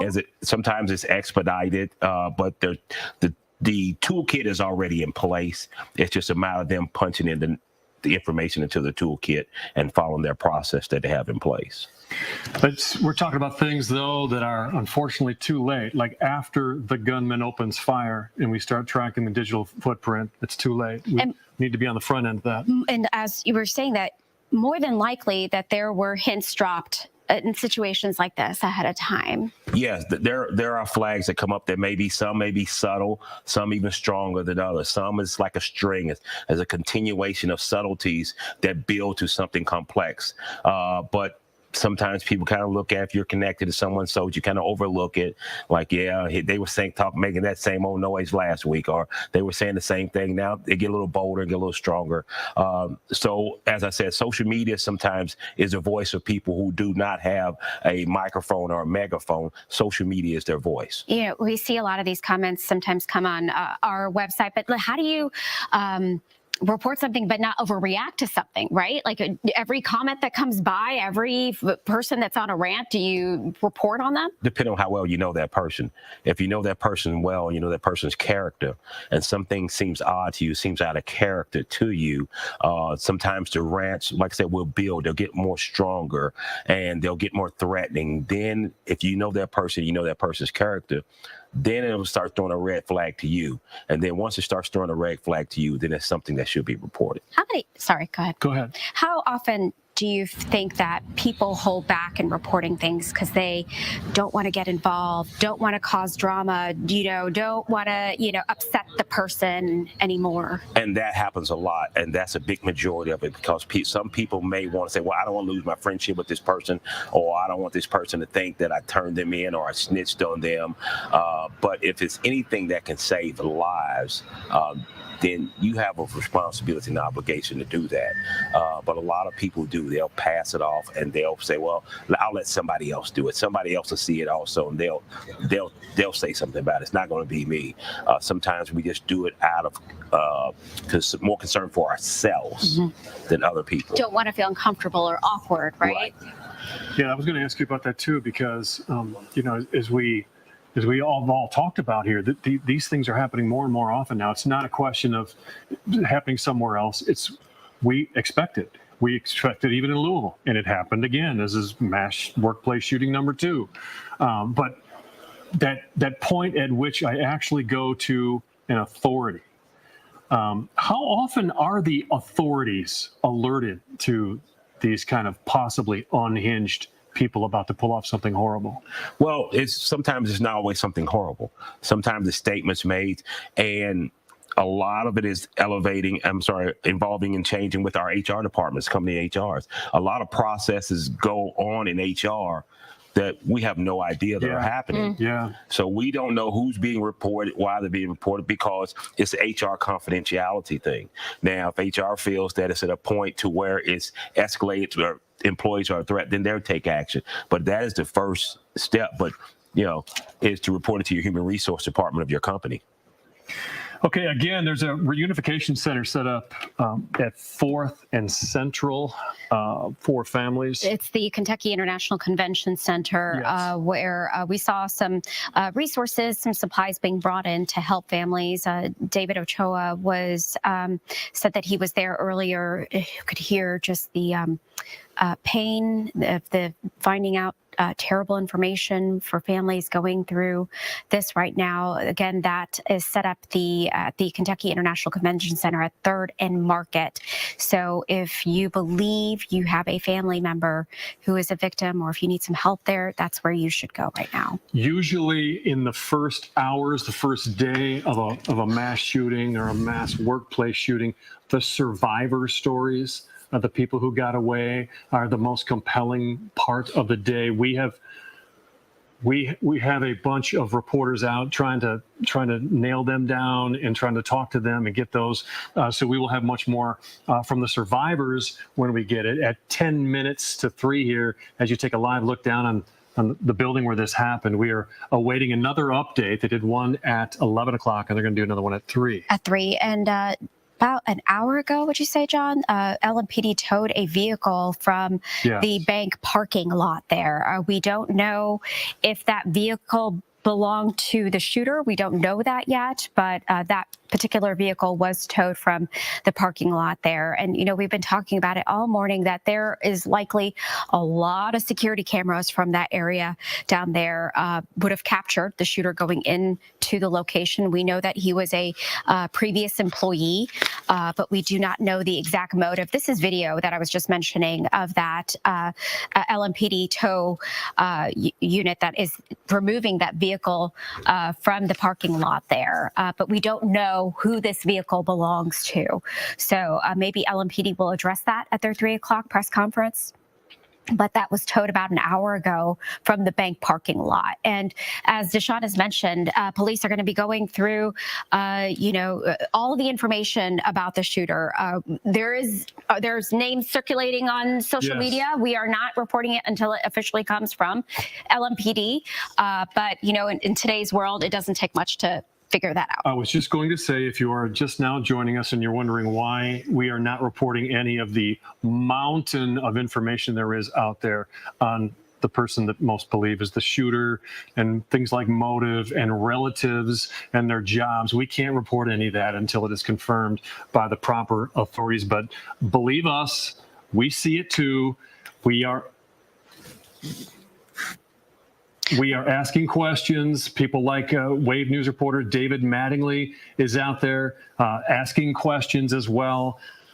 So we're going to hear what they have to say. And David is in the alleged shooter's neighborhood. Deshaun, what is exactly the term that you would use for this vehicle?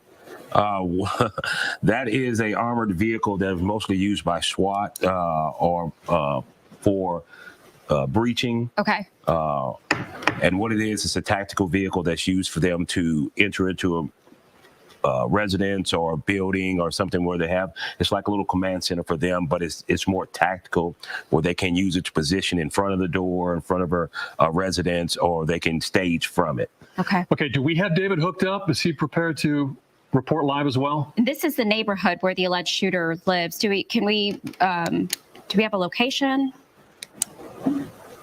We see David there. There's David. Okay, let's go ahead and toss it out to David. David, bring us up to date on what we've got going here and what you've seen so far.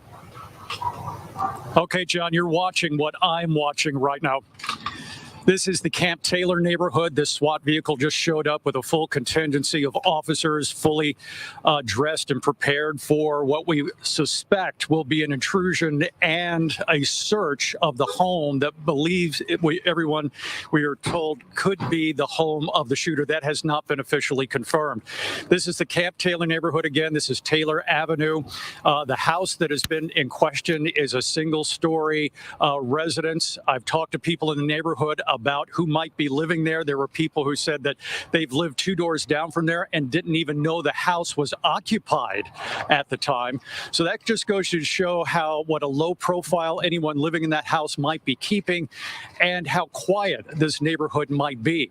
Now, these officers have been staging at a different location, waiting for, we presume, the orders to come in here. This is always a very tense situation after a mass shooting, when you go to the residence of that alleged shooter and then try to gain entry. There's always the concern that there might be traps inside and other things that might cause further harm to officers.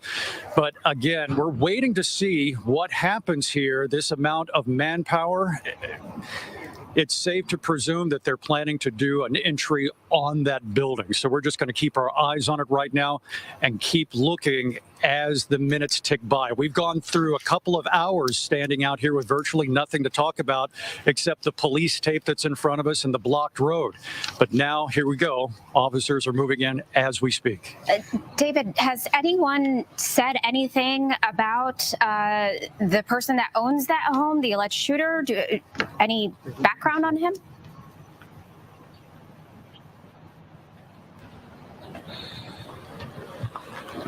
I'm sorry, Myra, what was your question? Do we know, have any neighbors told you any background on the person that lives in that home, the alleged shooter?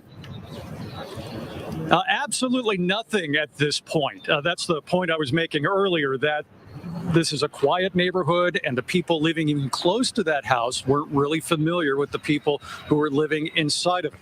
But right now, that home is getting a lot of attention from everyone in this neighborhood, as all those police officers have now moved their way down the street just a little bit. They are now in front of that house that has been roped off by police tape, and that's all we're watching right now. We will find out what happens the minute, as you do, as we continue to watch this. Tell us a little bit more, David, about the neighborhood. You said Taylor Avenue, like how some nearby landmarks for people watching this who might not know where it is. Well, this is the Camp Taylor neighborhood. It is off of Poplar Level Road. It's a lot of small old houses here. This used to be part of the base. Very tight community here. People talking about how every neighborhood has their problems, but they would have never believed that anything like this would be happening here. I mean, really a shock to everyone who came by and said, what all this police presence is about here. And now they're getting their answers. So it looks like that we're going to have a very big and high profile police action just 2 houses down from us right here. Okay, David, stand by. I want to ask Deshaun Johnson here let's get a shot, if we could, of that vehicle again, and tell us a little bit more about its use and what they'll be doing right here. Well, if they were already staged, they were waiting on the initial warrant to clear. So now they've probably got notice that they have the warrant signed and that they can make entry.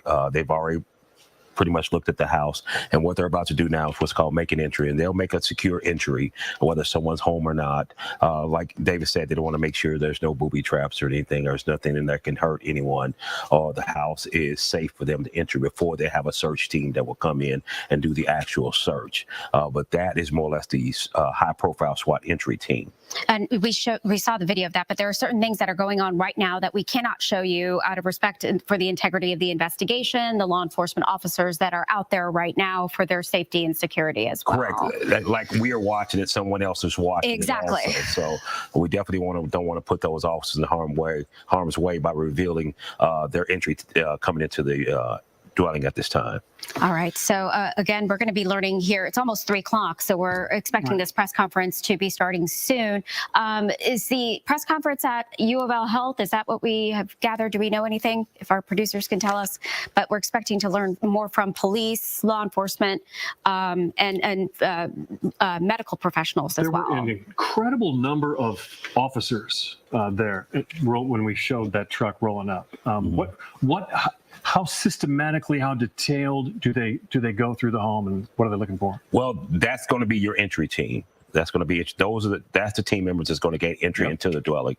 Their job is to gain entry, make sure it's safe.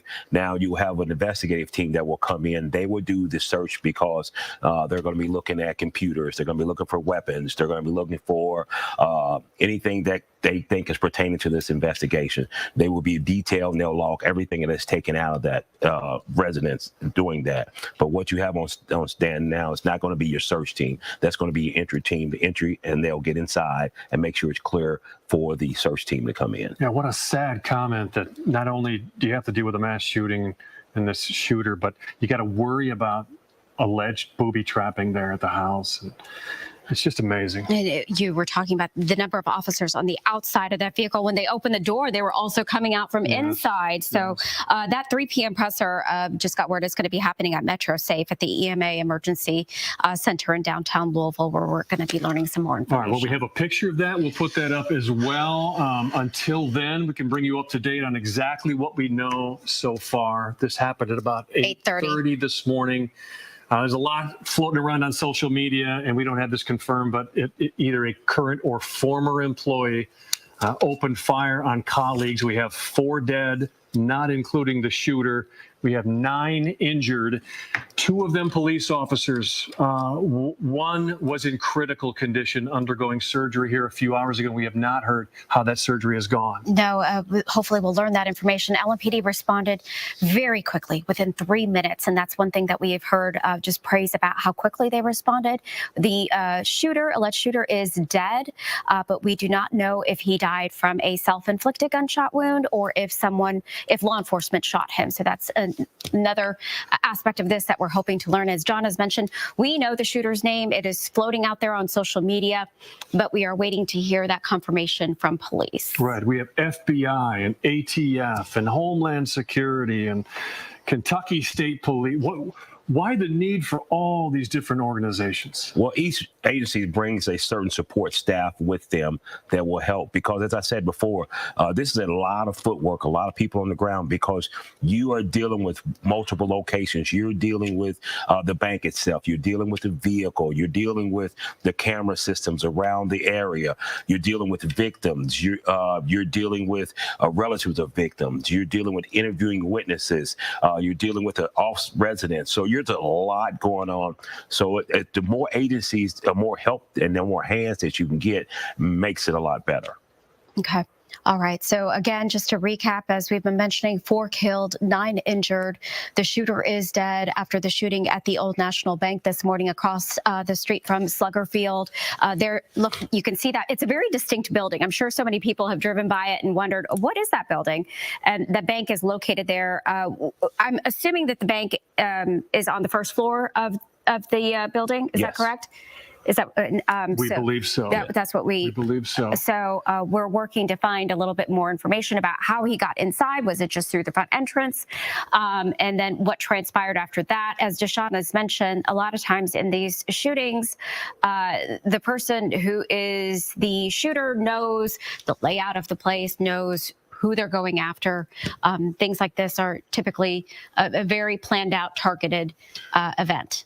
If this has been one of the big things going around, and one of my sources told me, who's directly connected to this, knows what's going on, said this was a person who was let go last week, came back, walked into a meeting specifically, and opened fire on people. If that's the case, in just a few days here, there's not a lot of time really to plan how to do this, but there's more than enough time if you know routines from having worked there. Oh, absolutely. Yes, there's more than enough time, because if you have a couple of days to sit and think about what you're doing, and you have access to weapons and ammunition, then you are an effective mass shooter at that point, because you know what time there's a meeting at a certain time on Monday morning. You know who's going to be at the door. You know who's going to be in the meeting. So you have intel, everyday intel that everyday people would not have. So it doesn't take a lot of thought process to put it together, but it just takes a little while and just the person determined to do it. Okay, so we do not know, though, very little about the circumstances of the shooting. The motive, we don't know. Motive. And if you think about it here, we're through much of the day after this happened early in the morning, and the release of official information coming in very slowly. Yeah, it is coming in slowly. The first press conference that we had this morning, police didn't take any questions. The second press conference, they took just a few, providing a little bit more information. So we're hoping that this next press conference here, that's supposed to be around 3 o'clock, that we'll get a little bit more information about possibly the names of the people who died. We don't know when that'll come out, or the people injured, their status, the officers, the suspect. So many questions.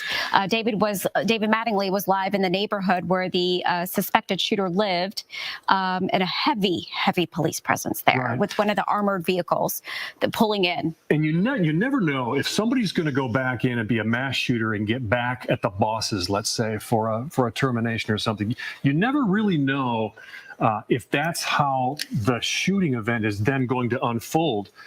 Case in point, the Standard Gravure massacre. He went in looking for some very specific people, and he didn't even check up enough to know that they weren't even going to be in town. Right. The owner of the company specifically gone. So he goes around and he starts shooting people that he knows. There was only one person in the entire litany of 20 people shot, 8 of them dead in Louisville and Santa Gravure in 1989. There was only one person that we know of where the shooter had the presence of mind to say, this isn't meant for you, get out of the way. And then he went about shooting more people, many of whom were his friends. Right. And those who he had grudges against, or at that point in time had something that had done him wrong. So he felt that he'd already committed to the act. So this was the secondary plan. Right. So he just starts shooting people that actually were friends with him, because the people he wanted to get to weren't there. Okay. Well, we're expecting this press conference to start any minute, and when that happens, we'll be taking it live for you. Again, that press conference happening at Metro Safe in regards to this shooting that happened at the Old National Bank in downtown Louisville, across the street from Slugger Field. 4 people killed, 9 injured, including 2 LMPD police officers. One of those officers is in critical condition. The shooter is dead. We don't know officially what a motive, but we have heard from police that he was a previous employee. So again, this is a live look at the press conference that should be starting any minute now. Of particular interest to me is to see how the 2 highest ranking politicians handle this. We already saw Governor Beshear run over because one of the people killed was his friend, and this building used to be his campaign headquarters where he ran, obviously, for governor. And then it is really interesting to see how our new mayor handles this. Yes. After literally having someone walk in his place and open fire, and fortunately, thankfully, missing him 5 times, but one of the bullets going right through his sweater, right next to his skin. 4 months into office, and now talking about the country's latest mass shooting here in our own backyard. So the mayor talking about what we can possibly do. Tackling gun violence has been his top priority. While the governor called this 4 hours ago a safe community, everybody agrees that with the statement, we saw the best from police today. Yeah. I mean, absolutely. To get there in 3 minutes and either take down the shooter or force the shooter to kill himself is really something. That is what it's about, cutting down that response time to get in there to save lives. And it's probably very hard for law enforcement too. I would think that they deal with a lot of criticism, and then on top of it, they go out every day and they do their jobs. This is a situation where they're really being hailed as heroes. Yes. Okay, so as we get closer here, the big questions we have here are about the circumstances of the shooting. We have not gotten a lot of information about that.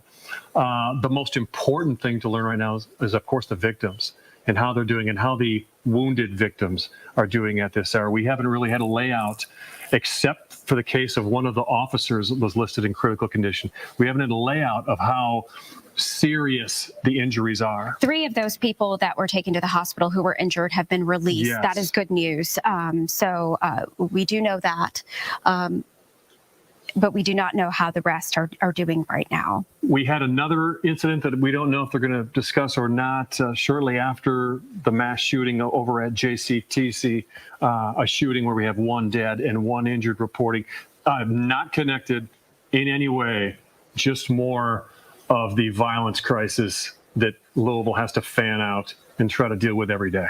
Okay, and so we are waiting for this press conference, just trying to go through emails and everything while we're doing this, and just want to, put our condolences out. I feel absolutely awful for the people that are going through this today, for our entire community. Just going through social media, you can really, John, just see how much people are hurting from all of this. We have to get into our professional mindset of trying to bring you the most information, the fastest, the things you need to know. But we don't oftentimes get time to think about and to digest this. Yeah.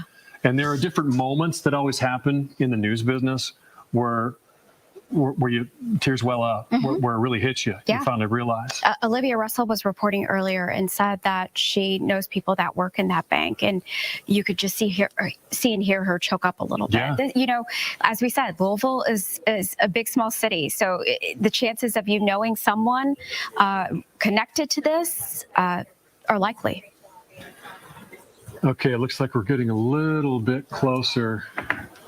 Yeah, you termed it right, Myra. This is a really big, small town where and when you hear about the names, when you finally find out about the people killed, it's gonna just set you back, and you're gonna have a hard time recovering from it. But it's like everybody knows somebody. Everybody knows somebody. Everybody in Louisville. And they may have heard it today. They may have been close by to it. We cannot underestimate the trauma of even the little things of hearing that, of how devastating that is. Let's listen in.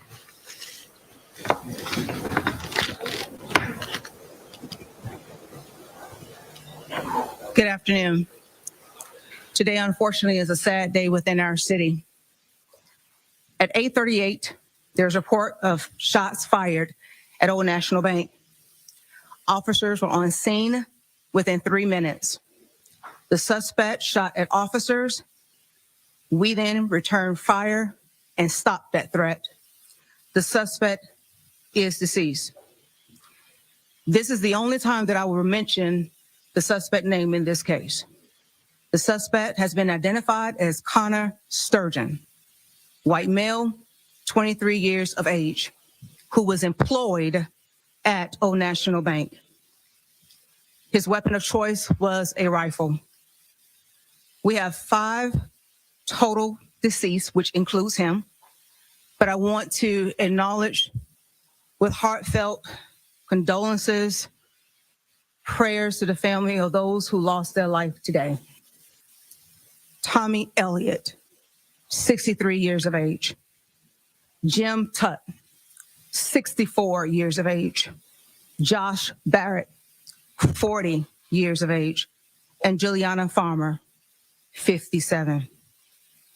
We have a total of 9 victims who were treated and are being treated at University of Louisville Hospital. 3, which are in critical condition, including our officer. 3 who are listed in non-critical condition, and 3 who have been treated and released. The 2 officers who were struck in exchange of gunfire, one of the officers, he was grazed to the left side, and the other officer suffered minor injuries to the elbow. I just want to let everyone know that The officer who is in critical condition today, Officer Nicholas Wilt, 26 years of age, just graduated from the police academy on March 31st. I just swore him in, and his family was there to his journey to become a officer. Struck in the head, engaged in this incident. Nick has come out of brain surgery and is in critical but stable condition as we speak. I've been down there with the family and given my love and support. Been with all the families today to show our love and support for them. And if anything else that they need from LMPD, we will provide that. The next few days are important and very critical for Nicholas's recovery. This will be a long, complex investigation involving local, state, and our federal partners. I'd be remiss if I did not acknowledge our federal partners who have been outstanding, our local partners, ATF, FBI, I thank you. Our local partners, University of Louisville Police, EMS, Emergency Management Services, thank you. Thank you for everything. And for my LMPD officers who took it upon themselves to not wait to assess everything, but just went in to stop the threat so that more lives would not be lost. Thank you. Thank you for showing up, even when sometimes you are just felt like you're not appreciated. But I asked my officers when I addressed them today, if we don't do it, who will? And so they're very committed, and their resiliency showed today, and their professionalism showed today. I want to thank the governor. I want to thank the mayor, who has been with us every step of the way through this trying and critical time. But I want to encourage the public, if you have any additional information, please call 574-LMPD and assist us. This should not continue to happen. Evil should not try to prevail and take over our city, and we let it happen. So I'm encouraging everybody that we unite and that we continue to do the good work, and LMPD will continue to keep this community and this city safe.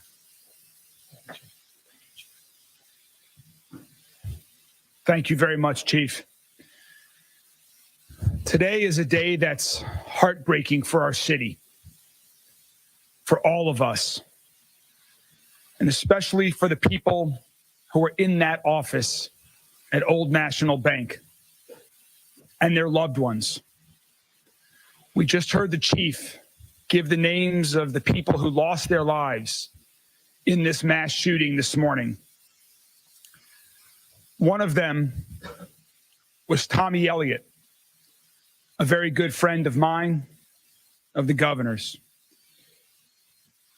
To Tommy's family, to the families of Jim Tutt, Josh Barrick, Juliana Farmer, Rachel and I join you and families across our entire city and beyond in grieving this shocking and painful loss of your lives. The chief, the governor, myself, we visited in the hospital this morning with several of their families to offer them our support and our love during these unthinkable day. We will continue to offer our support and love and anything else we can provide to help them. We were also there, along with several of my colleagues from Metro Council, to thank and support the officers of LMPD for their heroic work today and every day, and say thank you to the new graduating class who was there to support their colleague, Officer Wilt, as he continues to fight for his life. Let's be clear about what this was. This was an evil act of targeted violence. And to add to that tragedy, a few blocks away, shortly after this happened, another man lost his life and a woman was shot in a completely different act of targeted violence The two incidents appear to be entirely unrelated, but they both took lives. They both leave people scarred, grieving, and angry. I share all of those feelings myself right now. This is really difficult for all of us across the entire city to process and accept. I ask that we respect the needs of the families and loved ones of the people whose lives were lost today, and the people whose lives will never be the same. I'm a survivor of a workplace shooting. To the people who survived, whether you were physically hurt or not, I know that you're hurting too. We are here for you as well. To the survivors and the families, our entire city is here to wrap our arms around you. We've set up a family assistance center through the Red Cross to provide support and services to those families today and in the coming days, weeks, and months ahead that we know will be challenging. To provide you with whatever you need to deal with the trauma of this moment. The same applies to our police officers and first responders. Our city is here for everyone impacted. We are a strong city, and we will be here for support. As the chief mentioned, our LMPD officers went into that building knowing that they were risking their lives to save other lives. And that's exactly what they did. They exchanged gunfire with the shooter. To Officer Wilt and his family, we will continue to pray and support you. To the other two LMPD officers who were injured, thank you and all of your colleagues for your service today and every day. I also want to thank all of our other first responders, fire, EMS, Jefferson County Sheriff, state and federal agencies that are helping us at this time. And to Dr. Smith, to you and all of the other doctors and nurses and team at U of L Health for your work today and every day, you too are saving lives in our city, and we thank you. For the rest of us in our city, let's hold each other close and provide comfort where we can. That's what we've done in the past, and that's what we must continue to do now. We've already received offers of assistance from people across this city and country. Thank you. By the end of the day, we'll be providing specific information on how to provide donations to those impacted today if you would like. We will also have more information by the end of the day about a community-wide vigil for the targeted acts of violence that happened today and any day in our city. We will continue to move forward with strength, with prayer, with love, support, and determination. Thank you all. I'm now going to turn it over to Governor Andy Beshear. Governor.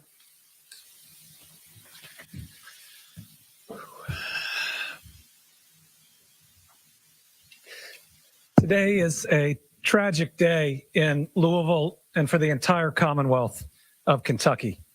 Acts of violence like this hurt. They tear at the fabric of who we are, at our society, at our state, at our country, and the city. Today, I'm hurt, and I'm hurting. And I know so many people out there are as well. We lost 4 children of God today, one of whom was one of my closest friends. Tommy Elliott helped me build my law career, helped me become governor, gave me advice on being a good dad. He's one of the people I talk to most in the world, and very rarely were we talking about my job. He was an incredible friend. We also lost Juliana Farmer, Jim Tutt, Josh Barrick, each amazing people whose families grieve them, whose community will mourn and will miss them. These are irreplaceable amazing individuals that a terrible act of violence tore from all of us. We also pray for our LMPD officer and 2 others that right now, while perhaps stable, are still fighting for their lives with a need for our care and, yes, for our prayers, because I believe, and I believe that prayers lift all of us up, and those families would appreciate them. And while I hurt today, and while I will grieve when I'm able, I'm also grateful. I'm grateful for an incredibly quick response from LMPD, the Jefferson County Sheriff's Office, Louisville Fire and Rescue, Louisville Metro EMS, getting to this scene in 3 minutes. I'm convinced saved other people's lives, and I know saved 2 other of my friends. One, I received incorrect information this morning I thought was gone, and I'd started to mourn. And now I know he's okay. And one I got to see in the ER, that while it's going to take him a while to heal, it was so good to see my friend, see him there with his wife, and know he is still with us. I want to thank KSP, ATF, FBI, every single law enforcement agency that is going to bring their entire weight and their entire resources to bear so that we know exactly what happened in this situation. And you know, there are more first responders than the ones we've listed, because the team at U of L Hospital are first responders too.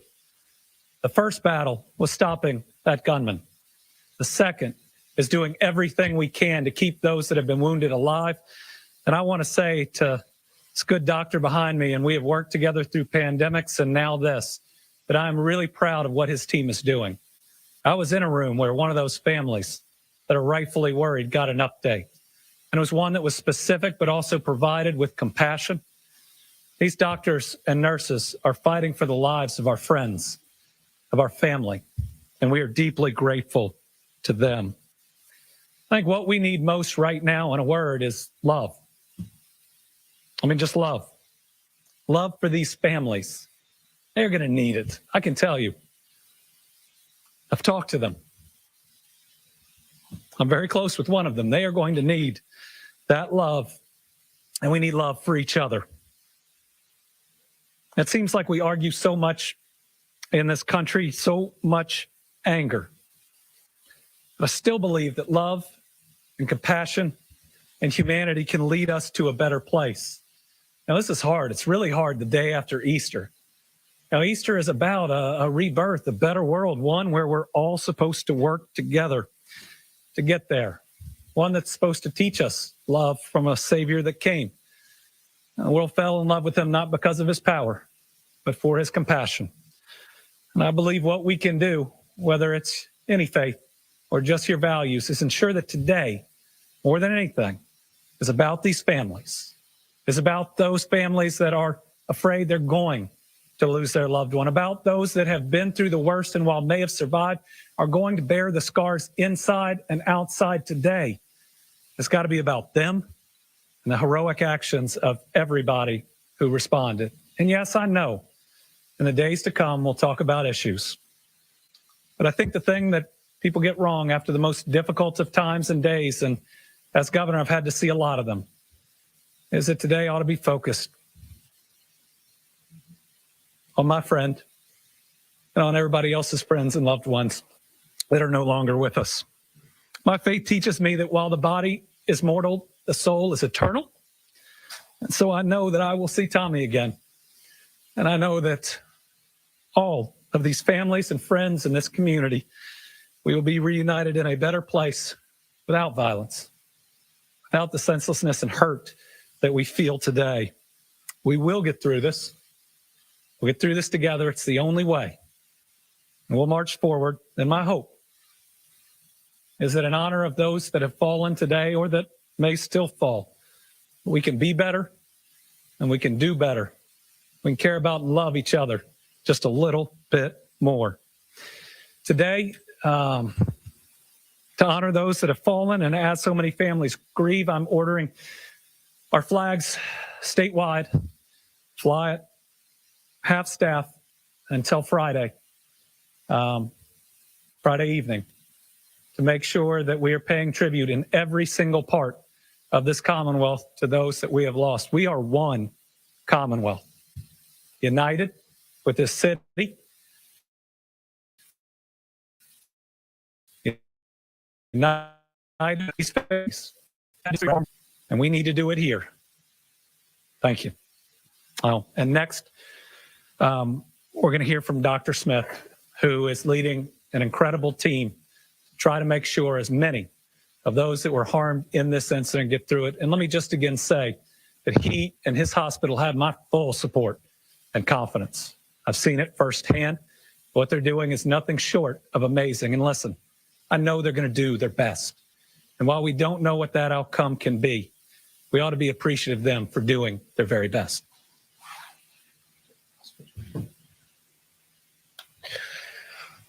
Well, thank you very much for that. As was reported, this morning, University of Louisville Hospital received 9 patients, 3 of which are currently in critical condition. The 3 that are in critical condition did require operative care and from our trauma team and our emergency department services. We were able to release 3, and 3 are currently still in our hospital with non-life-threatening injuries. I want to say thank you to Louisville as a city. I want to say thank you to our police officers and our EMS services. I have no doubt in my mind that they saved lives today.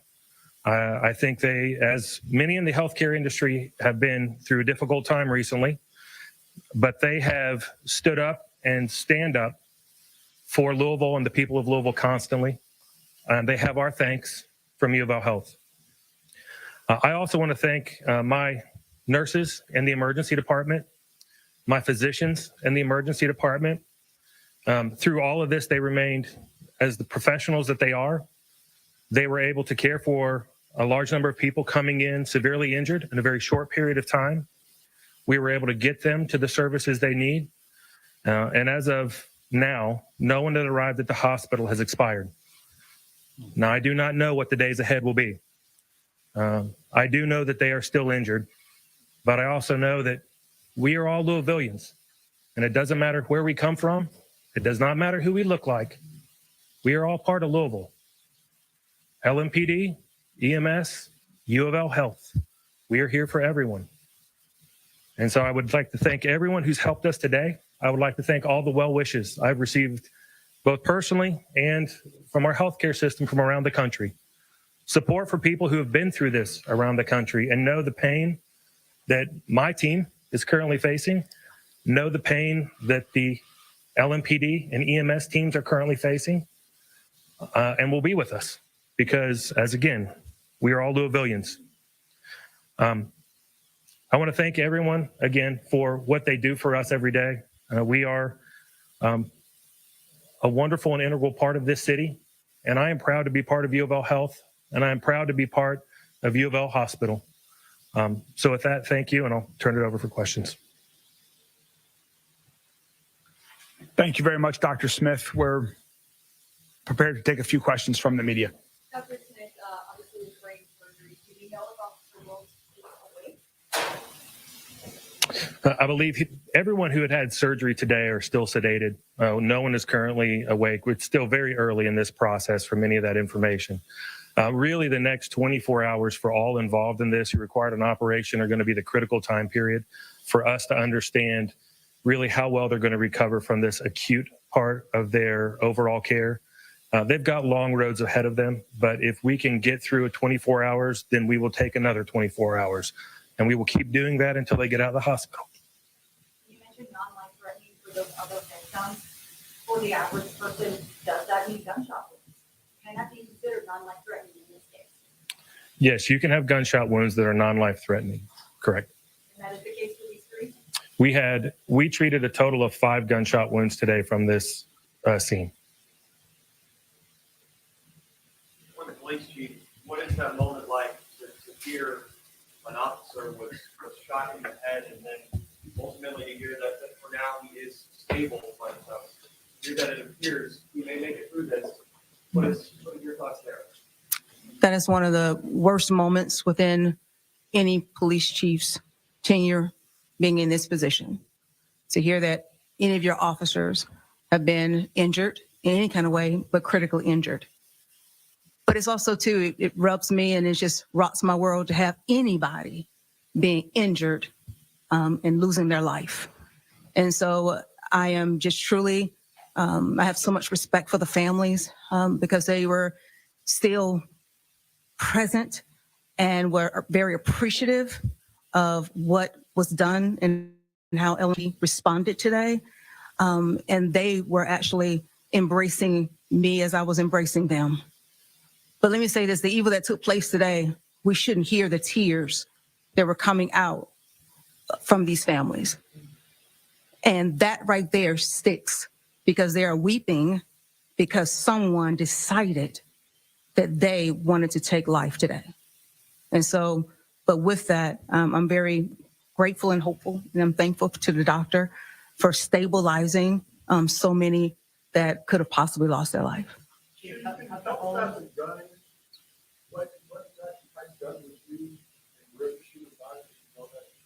I don't know where the shooter got the weapon from, but I just can say that it was a rifle used, as I mentioned earlier. Can you talk more about what happened inside the gun building prior to the shooting this morning? Repeat that again? Can you talk more about what happened inside the bank building prior to the shooting? Again, this is an ongoing investigation. And again, as like the governor has stated, we want to focus in on the families. We want to focus in right now what happened. And as this investigation continues to unfold, then we'll be able to reveal a little bit more. There's a lot of information about stuff being on Instagram. Is that stuff going to be taken down? And was he communicating on Instagram before this incident? I will state this, that the suspect was live streaming. And unfortunately, that's tragic to know that that incident was out there and captured. And so we're hopeful that we can have that incident removed, that footage removed. Has the home of the shooter in this case been searched? Have you guys discovered anything manifest or nothing? Again, it's still ongoing within this investigation, it's still unfolding. And so I don't want to get into any additional particulars at this time. Only gun that being identified and you realized who he was. Had he had any encounters with the police department in his past? From my understanding right now, preliminarily wise, that may change, but my understanding, we have not had any prior engagement with this individual. And is he a citizen of Louisville? He worked at Old National Bank, and so I am assuming right now that he was a citizen of Louisville. And has there been a search warrant conducted on his home as of today? I don't want to get into particulars on that investigation portion of it, but again, it's ongoing, so I respect your questions. She told the victims in police of the bank. Are you able to say, I'm not going to victims who are employees of the bank? Yes. Yes.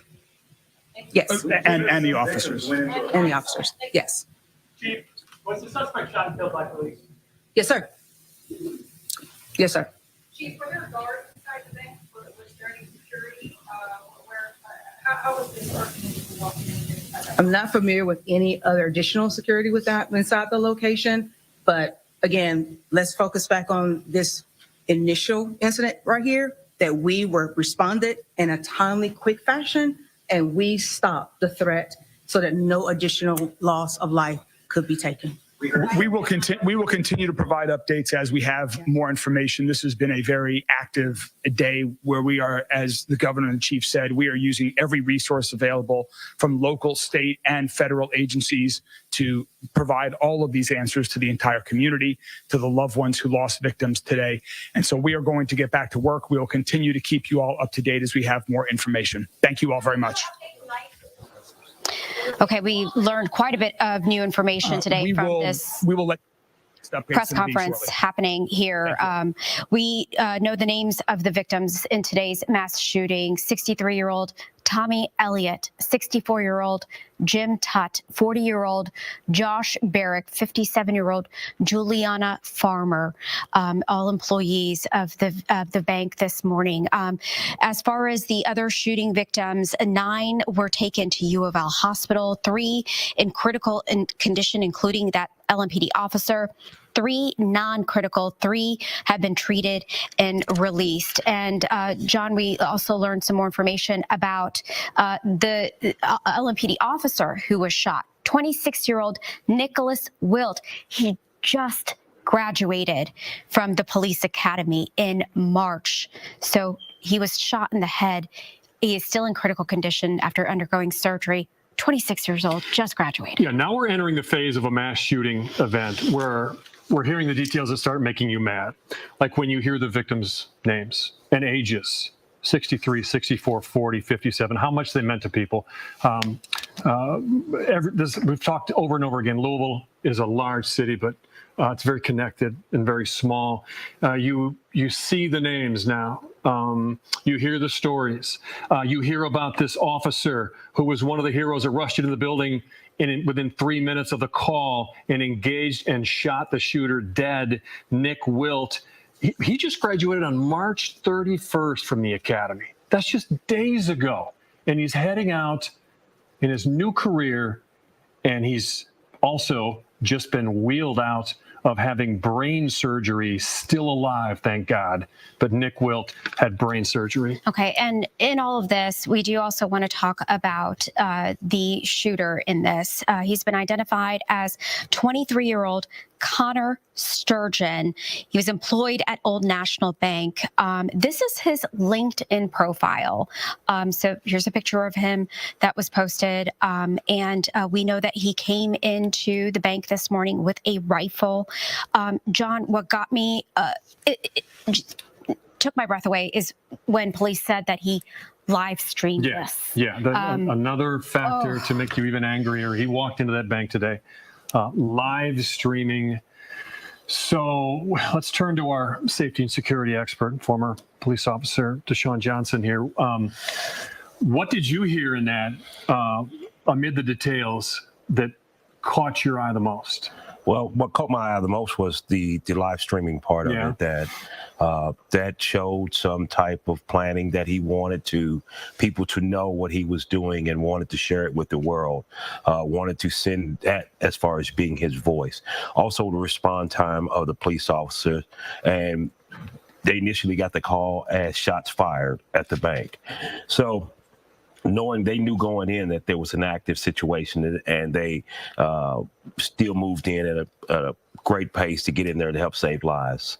So the response time of law enforcement and what they did to help save lives there today is amazing. Okay, there were some other sub-layers going on here too. You heard the police chief, obviously in reference to the ongoing turmoil with LMPD and the DOJ report and all that, the chief saying, thank you for showing up, even if you don't feel appreciated these days. Yeah. In congratulating the officers on what they did. Yeah, and that's one thing that officers' response time, their quick action, although we had, 4 people die in this situation, it could have been so much worse. And you got to see the reaction from the governor. The governor himself says it's his best friend. Well, Tommy Elliott's his best friend, talks to him all the time. All the time. And when he said that, gave him the best advice on how to be a dad. You know, and that's the things that you remember by in this world. It's not your position and what you've achieved. It's not work, not moments like that. Yeah, how you've impacted somebody's lives. Absolutely. Should we go to David Mattingly? Yeah, that's what I was going to say. Let's go to David Mattingly. He is live in the Camp Taylor neighborhood with more.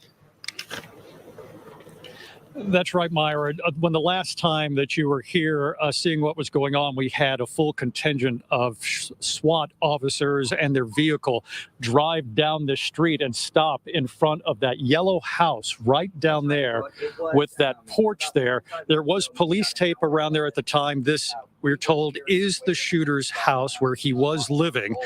And we cut away, not sure what would happen, but I can tell you that this turned out to be a very relaxed situation. There didn't appear to be any forced entry as the SWAT officers gained access to the building. And as quickly as they showed up to the scene, the search was over. They were only in there a few minutes. That team of people just responsible for the entry to make sure the house was secure, they went in there and they were able to do that very quickly. A couple of minutes later, there was a police dog was taken in there, presumably to check around for more possible evidence or more possible problems. That only took a few minutes. And then after that, we saw quite a few plainclothes police officers going inside. They are in the house right now. In cases like this, it's not unusual to seize materials like computers, phones, and other devices that might be in the house and containing evidence. We haven't seen anything yet coming out of the house, and officers have been kind of coming and going through the front door very casually. There's a lot of work to do here, obviously forensic work to be done here to collect all the evidence they possibly can in this case. Now, I can just tell you, right now, this neighborhood is back to what it was before the SWAT team showed up, and this is a very quiet, very relaxed type of neighborhood. People here very surprised to find out that this man might have been living among them for who knows how long. Back to you. Wow. Okay. Thank you, David. So that's, again, the home of Connor Sturgeon.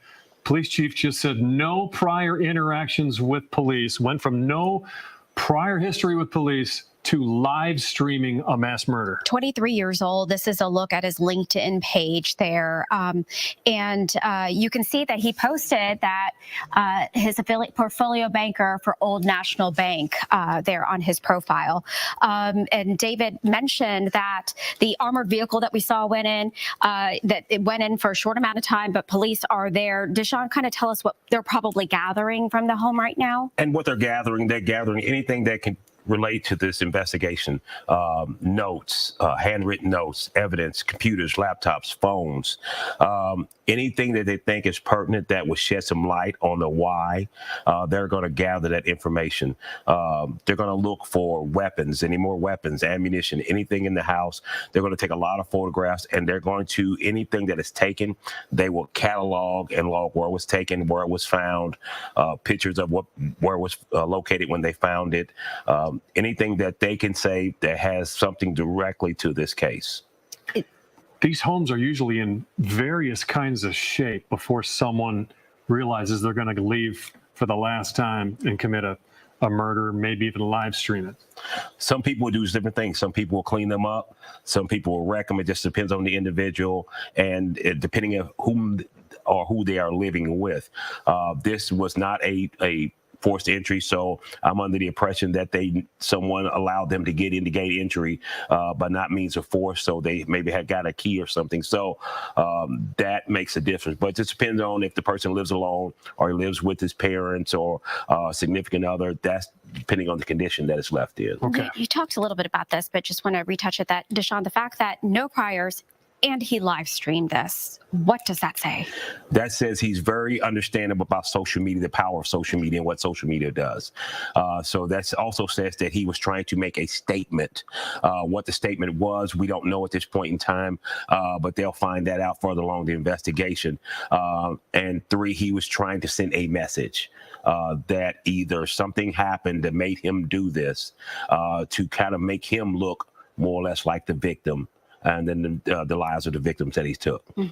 Well, the real victims today were Tommy Elliott, Jim Todd, Josh Barrick, Juliana Farmer, and we're going to get more into their lives. And there's a lot more to get to here. We have so much more to get to just from that press conference that we really haven't touched on yet. Some of the governor's comments and some of the points that the mayor just raised, like he's a workplace violence survivor as well. Our coverage of the Old National Bank shooting will continue on Wave right after we take a break.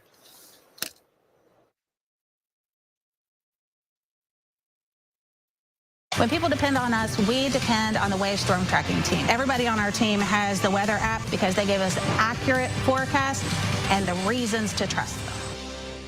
If you've been thinking of getting a new fence for your home, it's time to fence it now. For over 30 years, they've been fencing Kentucky the right way. They install the best and fix the rest. For a limited time, take $500 off your new fence. Stop waiting. Call Fence It Now. Many of our clients at Thomas Law Offices hesitated to call because they didn't know if they could afford an attorney. We cost nothing unless we win, and finding out if you have a case is completely free. Don't hesitate to call Thomas Law Offices today to find out more. Is this your house cleaner?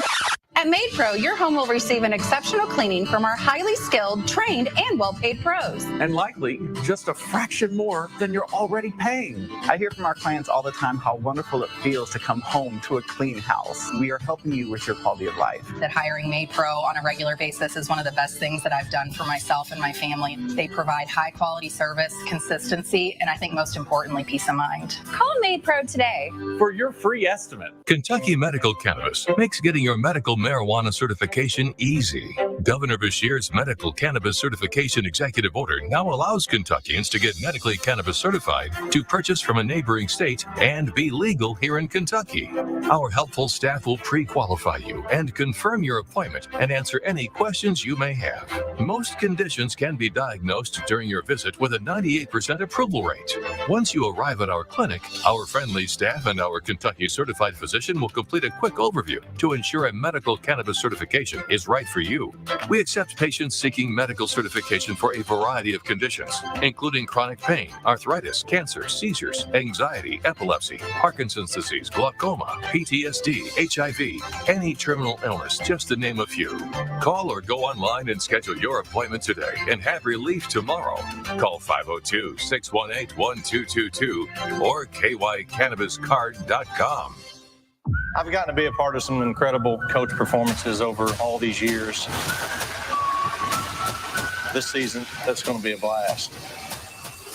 Have you heard about it? It's going to be incredible. You could earn millions in seconds. This means so much for our family. It's our moment. There's no better feeling than winning. With team coverage now, this is Wave News. Welcome back to Wave News, where we just learned that what you've been seeing on social media much of the day was, in fact, true. 23-year-old Connor Sturgeon, with no prior interactions with Louisville police, was, in fact, the person who walked in to Old National Bank today and live streamed the murder of multiple people, four people. And Wave News troubleshooter Natalia Martinez. Natalia, she's joining us now. You talked to a family friend of Connor Sturgeon. Yes, this family friend has known the family for about 15 years. They used to live right across from each other up until about a year ago. The family has two sons, Connor and then a brother. And this family friend is devastated. He said that the family is very nice, close friends with them. They went on trips together. And really, he said, there's nothing more that you could ask of a neighbor. He was shocked to learn today that it was Connor Sturgeon that was being mentioned as the suspect in the shooting. Here's what this man had to say. Just a good family, wholesome family, raised their kids, put them both through college, and they were just terrific, friendly. Out, we did a lot of stuff with them. Just, the best neighbors you could possibly want. He said that Connor was often over his house, nice kid, very respectful, and he used to hang out with his son, as you heard there, and Connor's older brother used to be at their house all of the time. He hasn't spoken to the Sturgeons just yet. We do know that they are in Louisville, and honestly, he said, I just don't know what I would say to them at this point. A family that is devastated not only by the loss of their son, but also by the circumstances in which all of this developed. We'll have more coming up later today. Natalia Martinez, Wave News. Natalia, quickly, a question for you. We spent a lot of the day talking about red flags, things popping up in someone's life that makes you maybe want to go say something to somebody. I'm not hearing a lot of indicators here on Connor Sturgeon of him being a potential mass murderer. What I can tell you is that there are some questions regarding his mental health. I'm working to try to confirm some of that, but no, there hasn't been anything immediately that has jumped out at me or any of my sources telling me that there was any immediate concern. We have seen things on the internet, but of course, you never know what is actually true and what isn't. So we are going through all of that information right now, trying to confirm what is fact from fiction to report to you. All right. Thank you so much, Natalia. We're going to go now to Sean Bowdy, who's also been covering this story all day for us. Sean, who's live at the scene. Sean? Yeah, Myra, you look back to when we got here around 8:45, 9 o'clock, somewhere in that range. One of the most hectic mornings we've had here in the city of Louisville in seemingly a very long time, as long as I've been here. Now the scene obviously much different. The police have mostly moved away. Obviously still a huge police presence here, but there were so many. It seemed like every officer in the city was here early this morning. Now what we're left with is just the police that are here investigating. So what I want to do is kind of get off of the video that we got on the screen. I want to show you the building here, kind of let you guys get a footing of what we're looking at. So this building right here is in the 300 block of East Main Street. So you can see it. You've probably seen the building. You've driven by it if you've been through downtown with the ascending green roof. If you look at the building, we do know the bank is on the first floor there. If you go up the stairs, you can still see some of the evidence markers there from early this morning. The glass doors are completely broken up. You walk into that first area, it's a lobby. You're not walking directly into a bank like you would in maybe some standalone banks necessarily. For example, you could walk in there, get in the elevator, and go up to one of the floors above that without actually entering any kind of businesses. John Ball, you mentioned that this was a place special to Andy Bashir. He had his campaign, some campaign projects up in this building as well. It's also the place where Craig Greenberg first introduced his initiatives for the city up there on the third floor. So not only Governor Bashir, but also Mayor Greenberg having ties inside this building as well. You think about what happened. You think about the fact that this guy walked in here, live streamed the whole thing. I can only imagine how terrifying it was for the people involved. And to be in such a busy place of the city and to see officers get here so quickly, it was definitely impressive to say the least by law enforcement, but still just such a tragic day. As long as we were here from probably 8:30 to 9:30, we could hear for an hour straight, siren after siren coming around each corner.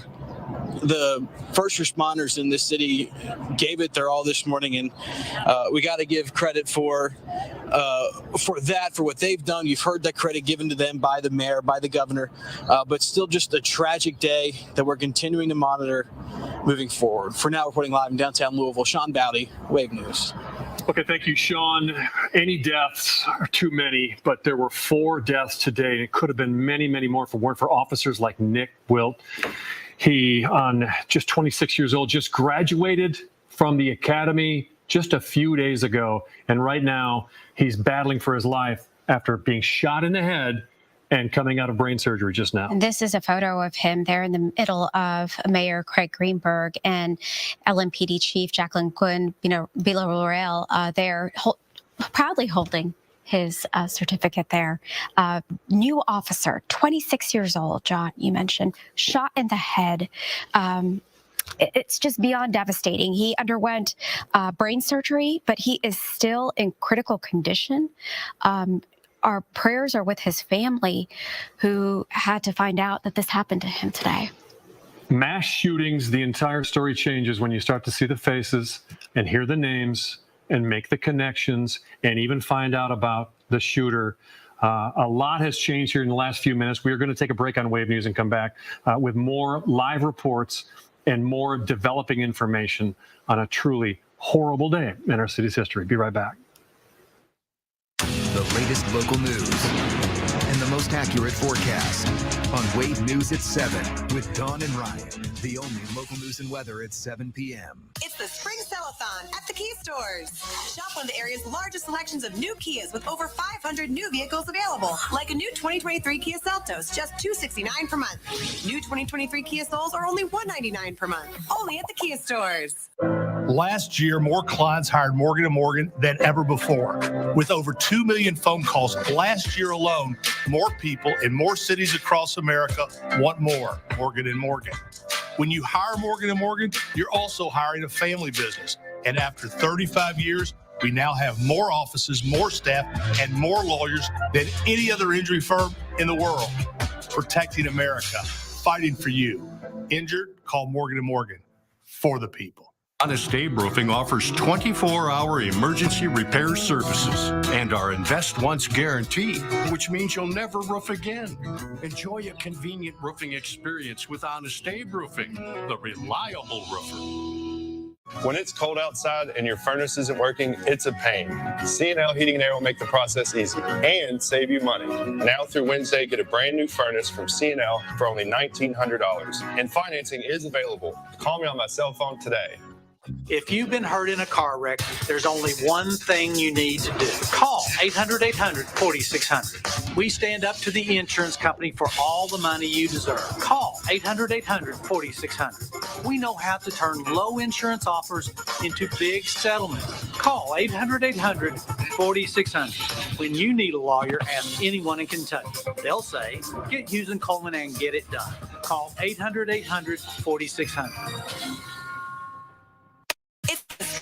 At Kia stores. Shop one of the area's largest selections of new Kias with over 500 new vehicles available, including Fortes, Souls, Seltos, Sportages, and Sorrentos. Take home a new 2023 Kia Sportage for just $299 per month, only at the Kia stores. And we've been monitoring social media. This is a tweet from Senator Mitch McConnell sent out just a little bit ago about today's shooting. It says, Elaine and I are devastated by the news coming